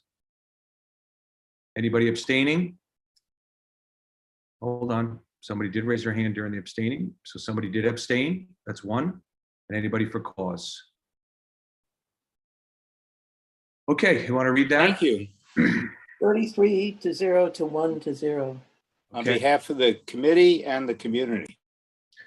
So to close out the business session, I think people know that I have never given a report. And the irony is I am going to give a bit of a report because there's a lot of announcements towards the end of the year. So I will try and be brief, but I find it ironic. Should we vote for the approval of the minutes for the last month? Yep, after I do my report, then we're going to do the vote for the minutes. So I'm going to vote for this. I'm going to do the report first. So there's a series of announcements within here, but I just wanted to start out. I kind of look at the year as this is like the end of the year. You know, you start in September, you end in July. That's how I always thought about it. And then you kind of go in. So I kind of was, as I was preparing, kind of looking back at the year, and I thought just to add a couple things as we got into these announcements. And one is, personally, when I was a chair, as I became chair, one of the things that I wanted to look at is to try and evolve CB7 to meet the needs of the community, to modernize us, to keep us, evolving. I think in the private sector, those are words you use quite a bit. Not sure how much we use them in the public sector, but nobody wants to become the blockbuster of divisions, right? So what can we do? And I think we've done a lot of things. Many of the decisions that I've tried to make with the executive committees to modernize and update it. So the first thing I wanted to touch base on is a series of announcements with the office. We voted this week or recently, and I want to make those announcements to everyone on the board who wasn't there. We've got a really incredible staff. I wanted to start out with Jessie Nieves, who I'm incredibly proud of to know and to work with. Jessie was promoted to the Associate Director of Community Affairs. She has been a long-standing member here, or I should say a long-standing part of the office. She really, during when I took over, almost the whole time I was here, it's been a transitional office. She's been a staple. She stepped up. She did whatever she needed to do, and I couldn't be more impressed of her as somebody who's a worker. I mean, who works for us. But I really think as a friend or a person, I've just grown such respect for her. So I just wanted to take a moment to congratulate her. I know that this is the beginning of great things, and she's really come into her own. We have hired a new communications coordinator, a new what we would call a social media and communications coordinator. That will be Ashley Antonio Lopez. She will be starting shortly. What I found really interesting was we were looking, how do we make us a bit younger? How do we look at the office? And I think one of the things is we found somebody with a specialty with social media and technology. She literally has a master's in social media. I've never seen that. I don't know if we would have looked at that 7 years ago as something that was important. But if we want to get younger, if we want to expand the reach, if we want to figure out new ideas, that's what we need to do. So the idea that we've hired someone And I found it interesting that I've been reached out by a handful of other chairs because it was announced at Borough Board about getting some background. And then just repeating that our dear district manager, Max. Max is fairly new to us, but if you look in front of us, we've got one of the youngest district managers who in my short period of time has gotten my respect and admiration for his work ethic and for his passion. So if I look at now, I think we got great things to come from the office. We've got a really energized, young, enthusiastic, and I know that they're going to do great things and they're going to lead us in good directions. And I couldn't be more proud of how the office is going to come out. And it was challenging when I joined, but I feel really good about the space it's in. The other thing about trying to make sure that we modernize ourselves, I mean, I think we as a community board have to challenge ourselves to evolve. So one of the things that I've tried to do is to get new leadership, people in new positions. And I'm really proud of some of the new positions. One of them is Christina Villarini, who's going to be our co-chair of housing. I think that's a great model. She is, Christina is new, but has an incredible amount of experience, and we're partnering Christina with Louisa, who's a more experienced but incredible domain expertise. So when you get those two, to me, that's a perfect match. And I think we have to keep in the future allowing new members and younger members to lead. That's something we have to push. And I think that over the last year and a half, we've seen that we've gotten all new leadership in parks and recreation, youth and education libraries, our public safety task force have all gotten people within 2 years. But I think we have to keep pushing that. We have to make way for younger and less experienced members, but those who have new ideas. And I think if the work's just be done in that area. So I just want us to continue to be open to that change. I know that a lot of people say, well, you need experience. I don't necessarily agree with that. I think experience is what you got when you get there. And it's often touted by people with experience. But I think there's experience of life. I think there's passion for a new role. And I think when you bring that in, you get new ideas. So I think we all have to step back and just let people come into these leadership positions and just be open to change. The other area that I wanted to talk about was elections. We're going to have elections. One area is to say that Josh Cohen, once again, has volunteered to be the head of our election committee. So he will lead that. He will continue to move that forward. One of the things I want to elaborate and then make an announcement was I'd love to try and figure out a mentor program when we have senior members. Again, the way that we have Louisa and Christina, senior members mentoring newer members. I first want to thank, when I was chair, I learned most of it was here, but I just want to take a moment to thank Roberta, who really did a wonderful job helping me whenever I had a question. I don't even view myself as that new, but it was great to be able to call her up. She made herself available at all time. And I think that model is something we really should think about. And the other part about this mentoring program is I do think that we as senior members can perhaps step away. It's very difficult as chair to approach a co-chair or someone in leadership and say, can we bring somebody else in? Because it's a feeling that perhaps you're not doing a great job or it's something negative. So I do think that to the degree that we can graciously step aside and allow other people to move in is something that we should talk about. And I personally want to lead by example. And so one of the things I'm going to announce today is that I will not be running for CB chair again. I'm going to step aside so that somebody else can come into that position. There is another year that I could run, but I'm not going to. And it's my hopes that somebody new comes in. I'd like other senior members that are in senior positions to consider that, to help bring in new people.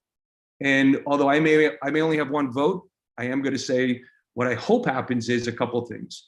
One, I'd love to see several people throw their hats in. I've noticed in the past that we've gotten down to one or two candidates. It's sort of down to the two-party system. And I'd love to see 3, 4, 5 people. There's no reason that shouldn't happen. And I also want to consider new members to throw their hats in, whether you're here 2 years or 3 years or 4 years. Everyone has that experience. I know that I think there's a handful of really good opportunities of people who I think should run, and I'm going to reach out to them. And I encourage every one of us who thinks somebody could be a good chair to call them up. One person pushed me back. I'm going to keep asking her to reconsider. She knows who she is. But let's reach out and let's get 5, 6 new people running. That would really be an interesting way.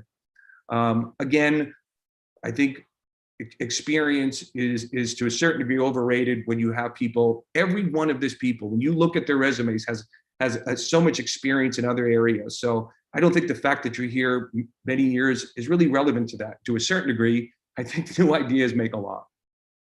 A couple of things I just love to see is let candidates speak for themselves.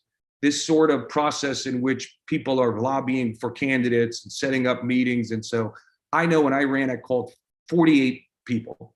Let people speak for themselves. Let everyone call up and say how they feel, and let's vote. Let people speak for themselves, and not necessarily have people lobbying, which I find that we all speak the best. When you say what you're going to stand for, let's do that. But I hope it's a really vibrant process. I hope we see 5 or 6 people throw their hat in, and let's find somebody. But I'd be partial if I didn't say that. I'd love to find someone that was fairly new, who had never been a chair, but also sort of new to the process, so they can bring in energy. The last thing I'd say is just acknowledging this has been, I think it's subtly been a tough year for all of us. I think everyone's done a great job and worked through it, but it's been a little bit of a tough year. I think Zoom, to a certain degree, has been really helpful. But I also think it's been challenging. I think it's kind of brought out a little bit of a salty side in all of us, and considering myself. And I just look forward to a time when we start to get having hybrid meetings. I just hope that we are in a process where we start to meet in person. And I feel like that will return. I remember that I just felt like the first couple of years when we voted, it seemed different than the last couple of years. And people generally, vote in person, and then you walk out and you talk a little bit out in the street, and you move on. But I'm hoping that, as we move to next year, we just can see a little bit of cordiality return, a little bit of, hopefully we refresh, but a more spirit of congeniality and mutual respect. I think we just need to be a little kinder to each other. We're all volunteers. We're all trying to do what we can do. And perhaps as we move to next year, we could take that into consideration a little bit more. The one thing I'll announce is we are going to do this event at Ellington Park that went out. Maybe that's the beginning.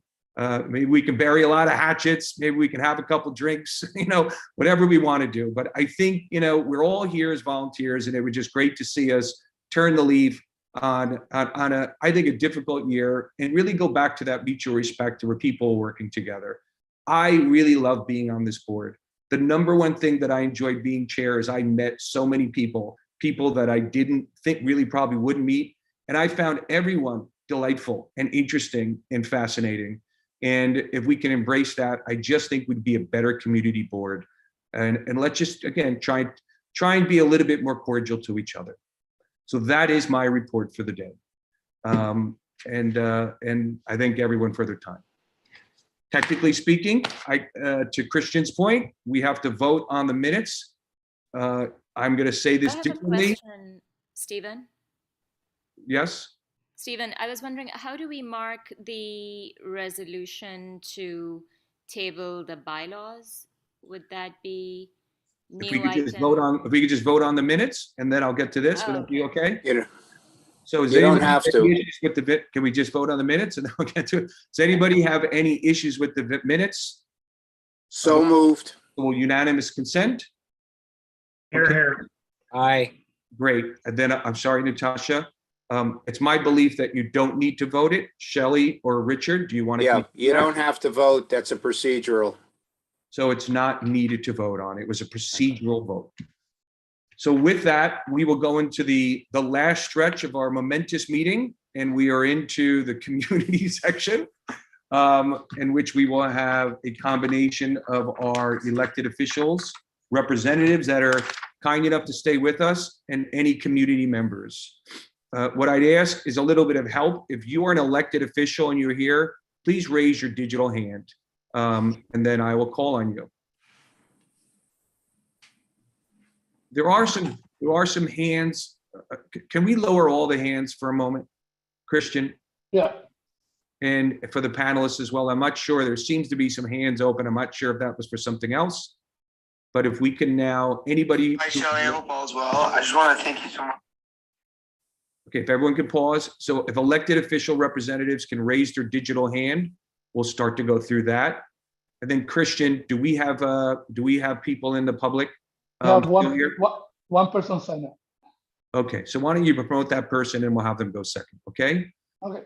Okay, so again, if you're here as a representative and you want to raise your hand, we're going to call on you, and I'll call on. Is it Keith? Am I saying that right? Keith Prince for Mr. O'Donnell. I'm Keith. Sorry about that. I'm good. Yeah. So can I go ahead? Yeah. All right, cool. So hi, everyone. My name is Keith, and I am a Community and Constituent Affairs Liaison in the Office of Assemblymember Danny O'Donnell. I just started working there about a month ago.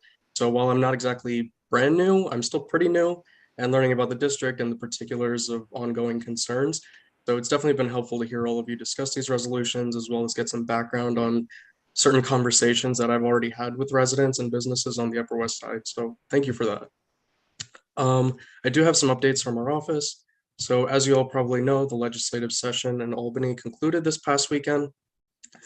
Danny's very proud of all that was accomplished, of course, while recognizing that there were some disappointments in failing to pass certain very important pieces of legislation. This should not, however, detract from some major victories that we did have. Assemblymember O'Donnell was a leading co-sponsor on each of the 10 bills in the gun reform package, which among other things raised the legal age to buy semi-automatic weapons from 18 to 21. He was a leading co-sponsor on a series of bills which invested in and secured reproductive health care and protected abortion access in New York. As chair of the Committee on Parks, Arts, Tourism, and Sports Development, he passed 2 bills, including one which increases accessibility to state parks and trails for older New Yorkers. Danny was proud to vote for the John Lewis Voting Rights Act to ensure fair access to the ballot box across the state. He negotiated the passage of consumer protections bills aimed at ticketing and ticket resale policies in the state. On the healthcare front, he championed 2 pieces of legislation, one which mandates insurance coverage for PEP and PrEP, and another which requires RAs at colleges to be trained in Narcan administration.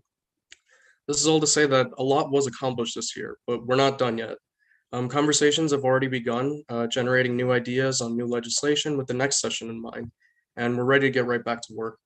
With that in mind, first up in the district, we hope you'll help spread the word about a shred event this weekend, being hosted by Assemblymember O'Donnell, Senator Robert Jackson, and Senator Cordell Clear. That will be this Saturday, June 11th, from 12 p.m. to 3 p.m. at the corner of Amsterdam and 109th Street. One final note, I do plan on attending full board meetings going forward, and since I'll be acting as the liaison from our office to CB7, I'll do my best to be readily available to you all as needed.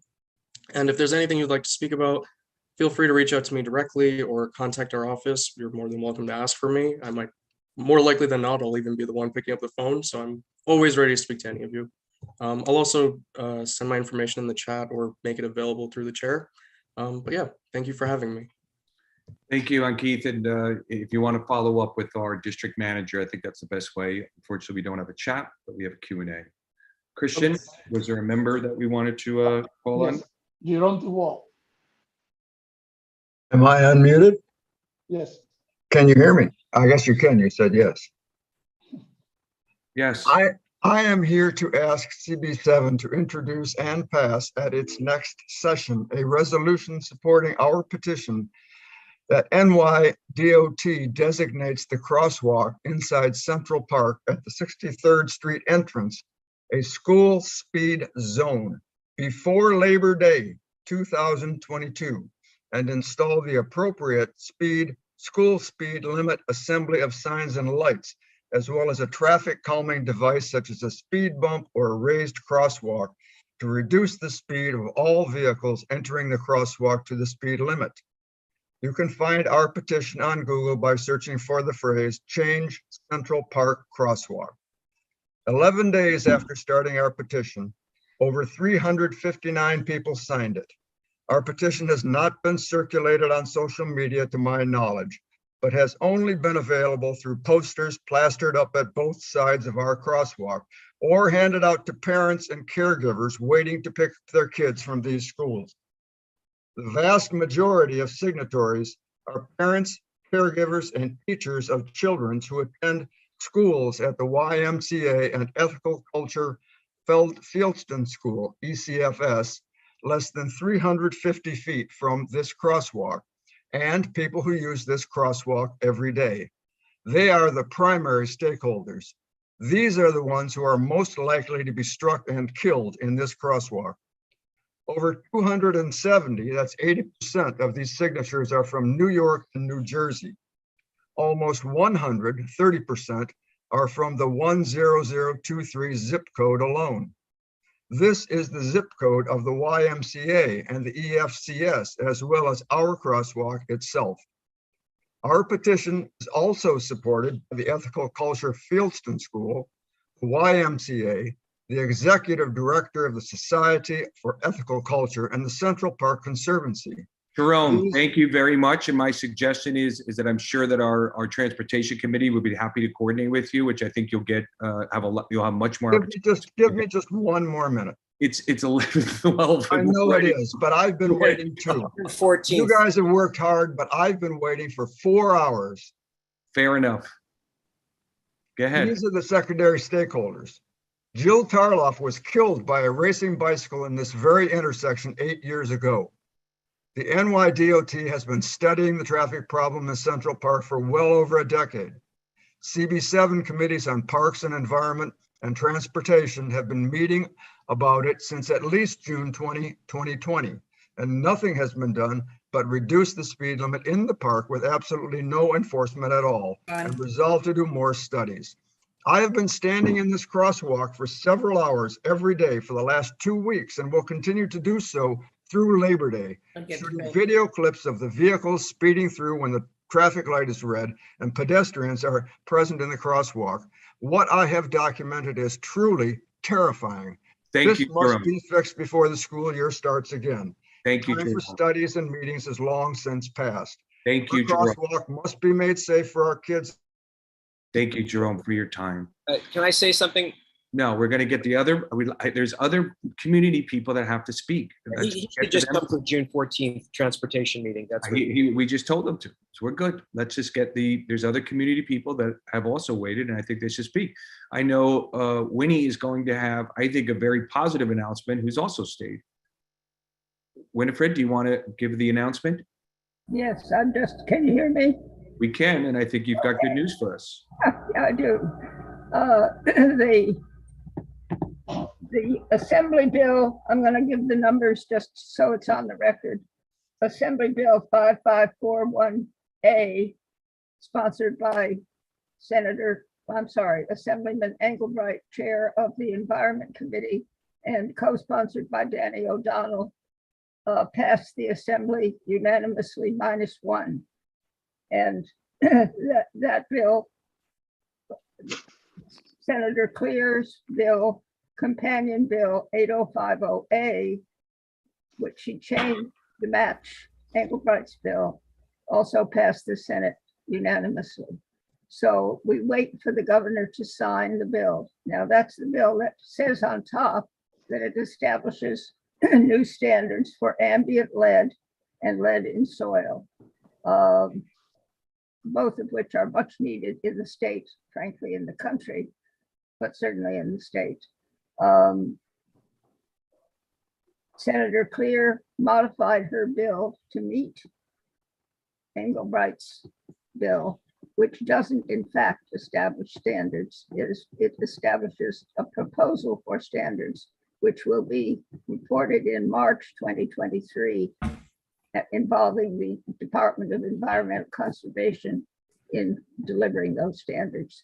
So several things. One, I want to mention that this is an example of where a local situation in Park West Village next to PS 163, which you in the community board have supported with analysis and letters and testimony for the last 10 years. But it's an example of where a local situation has resulted in legislation which will benefit the state. And frankly, if my predictions are right, will be drawn out even to the nation. Two, the first thing we have to do is get the governor to sign it. you all did on May 9th, a very fine letter to the legislators supporting the bill. And I want to think that that helped raise the ante, so to speak. And they did then pass it, as I say, and it wasn't one of those midnight bills. It was passed in April and mid-May. So we have an opportunity to put forth the standards we want to work with DEC. And we in the working group in Park West Village have over the last 2 years, in fact, been in touch with DEC officials about this and have a commitment a public commitment from the head of DEC that better standards are needed for lead in soil and ambient air. So this is a thank you note and to say we're going on, and I've been involved with it for 10 years. I'm very happy that we will be working with DEC and that a local example has become a statewide benefit. So thank you and onward. Thank you, Winnie. And it's if anybody doesn't realize, this is a real success story, something that Winnie has done for a long time. It's been through multiple chairs. We've been very supportive, and it's a win. So another warm story of sort of good work that we're doing. And over to Stephen. Well, I don't know about that, but listen, you've been a dynamo. I don't know. You got more energy than me or anybody else. So God bless. And I'm super proud to work with you on that. So 2 more hands up. I don't know. I want to make sure sometimes people leave them lingering. Brianna, is there something that you want to speak about now? I think you're permitted to speak. I'm going to give it. Sorry, can you hear me? We can, Brianna. Hi. Oh, sorry. So this is actually Rosalind from the Public Theater. Sorry about that. Okay. Very quick update. So just wanted to share with you all that we really appreciated all of your feedback on our design for the renovation of the Delacorte Theater. And we shared that with the Landmarks Commission on January 25th and received approval on that design. So we're continuing to work with Parks and CPC to refine our approach. And we expect to begin phase 1 of construction this fall after Shakespeare in the Park season has ended. Phase 1 will be limited to spaces within the Delacorte footprint, so we expect the impact to park users to be very limited. And we will wrap up in the spring of 2023 and then reopen for Shakespeare in the Park in that summer, and then begin the second phase of construction later. And we've shared an info session packet with your district manager about hiring for MWLBE vendors, which is really important to us for this project so that we can surpass the city requirements in that approach. And then finally, we hope that you'll all join us for Shakespeare in the Park this summer at the Delacorte. We have Richard III starting on June 22nd, which will run until July 17th, and As You Like It, which will run from August 10th to September 11th. Tickets will be distributed daily at the Delacorte in Central Park and in locations throughout the 5 boroughs. So if you're interested in learning more about the renovation or about our programming, including Shakespeare in the Park, you can learn more about that by visiting our website, which is publictheater.org. Thank you. Not Brianna, and I'm late to forget, but thank you very much. No problem. Thank you. Okay, we've got one more hand up, and I'm hoping to end. Gregory, I think you spoke earlier, so I don't know if this is a lingering hand, but no, I'm here. I'm here. Can you hear me? We can. Thank you for letting me speak again, and I appreciate all the work that you do. But in all honesty, I'm confused at the deliberative process of the community board. Given my understanding was that the voting is supposed to be in the interest of the community, and when 28 members of a 35 unit building are all concerned and pushing back, and that is ignored pretty hastily. I find it perplexing, especially when no other party spoke up in favor of what was in front of you. And then furthermore, to find a home renovation expert, not a commercial construction expert, and not a sound expert, as a credible provider of sound insulation, I just frankly don't understand. And going back to much earlier in this lengthy meeting, the debate over Democratic or Republican process, I mean, to use the pejorative, this feels much more like a Republican process of choosing a business interest over the concerted and clear interest of the community. And I just say I'm woefully underwhelmed and disappointed by this process. Thank you, Gregory. You certainly have your opportunity to share your displeasure, and I'm sorry that it didn't come out as you like. But we've heard you, and we hope you have a wonderful night. That being said, wow, we are at the end of a long meeting. For the 34 panelists and 15 attendees that make it here, I'm proud of everyone. You all stayed through the end. Yes. Motion to adjourn. Can I say one really quick? I want to welcome Sonia Garcia back because she was one of my mentors when I first joined the board. Thank you so much, Linda. I had it written down. The other announcement I wanted to make was Sonia, welcome Sonia. We're so excited to have you. We hope that you'll join us at the Ellington in the Park. We'll get to see you. I got a little chance to meet Sonia. She was delightful. I'm super excited to learn more about her. Thank you, Linda, for reminding me. But I really hope everyone go to Ellington in the Park. It'll be outside. I haven't seen so many people in a long, and I just, again, hopefully we could see people the best we can. Otherwise, thank you for staying through the meeting, and have a great night. Thank you, everybody.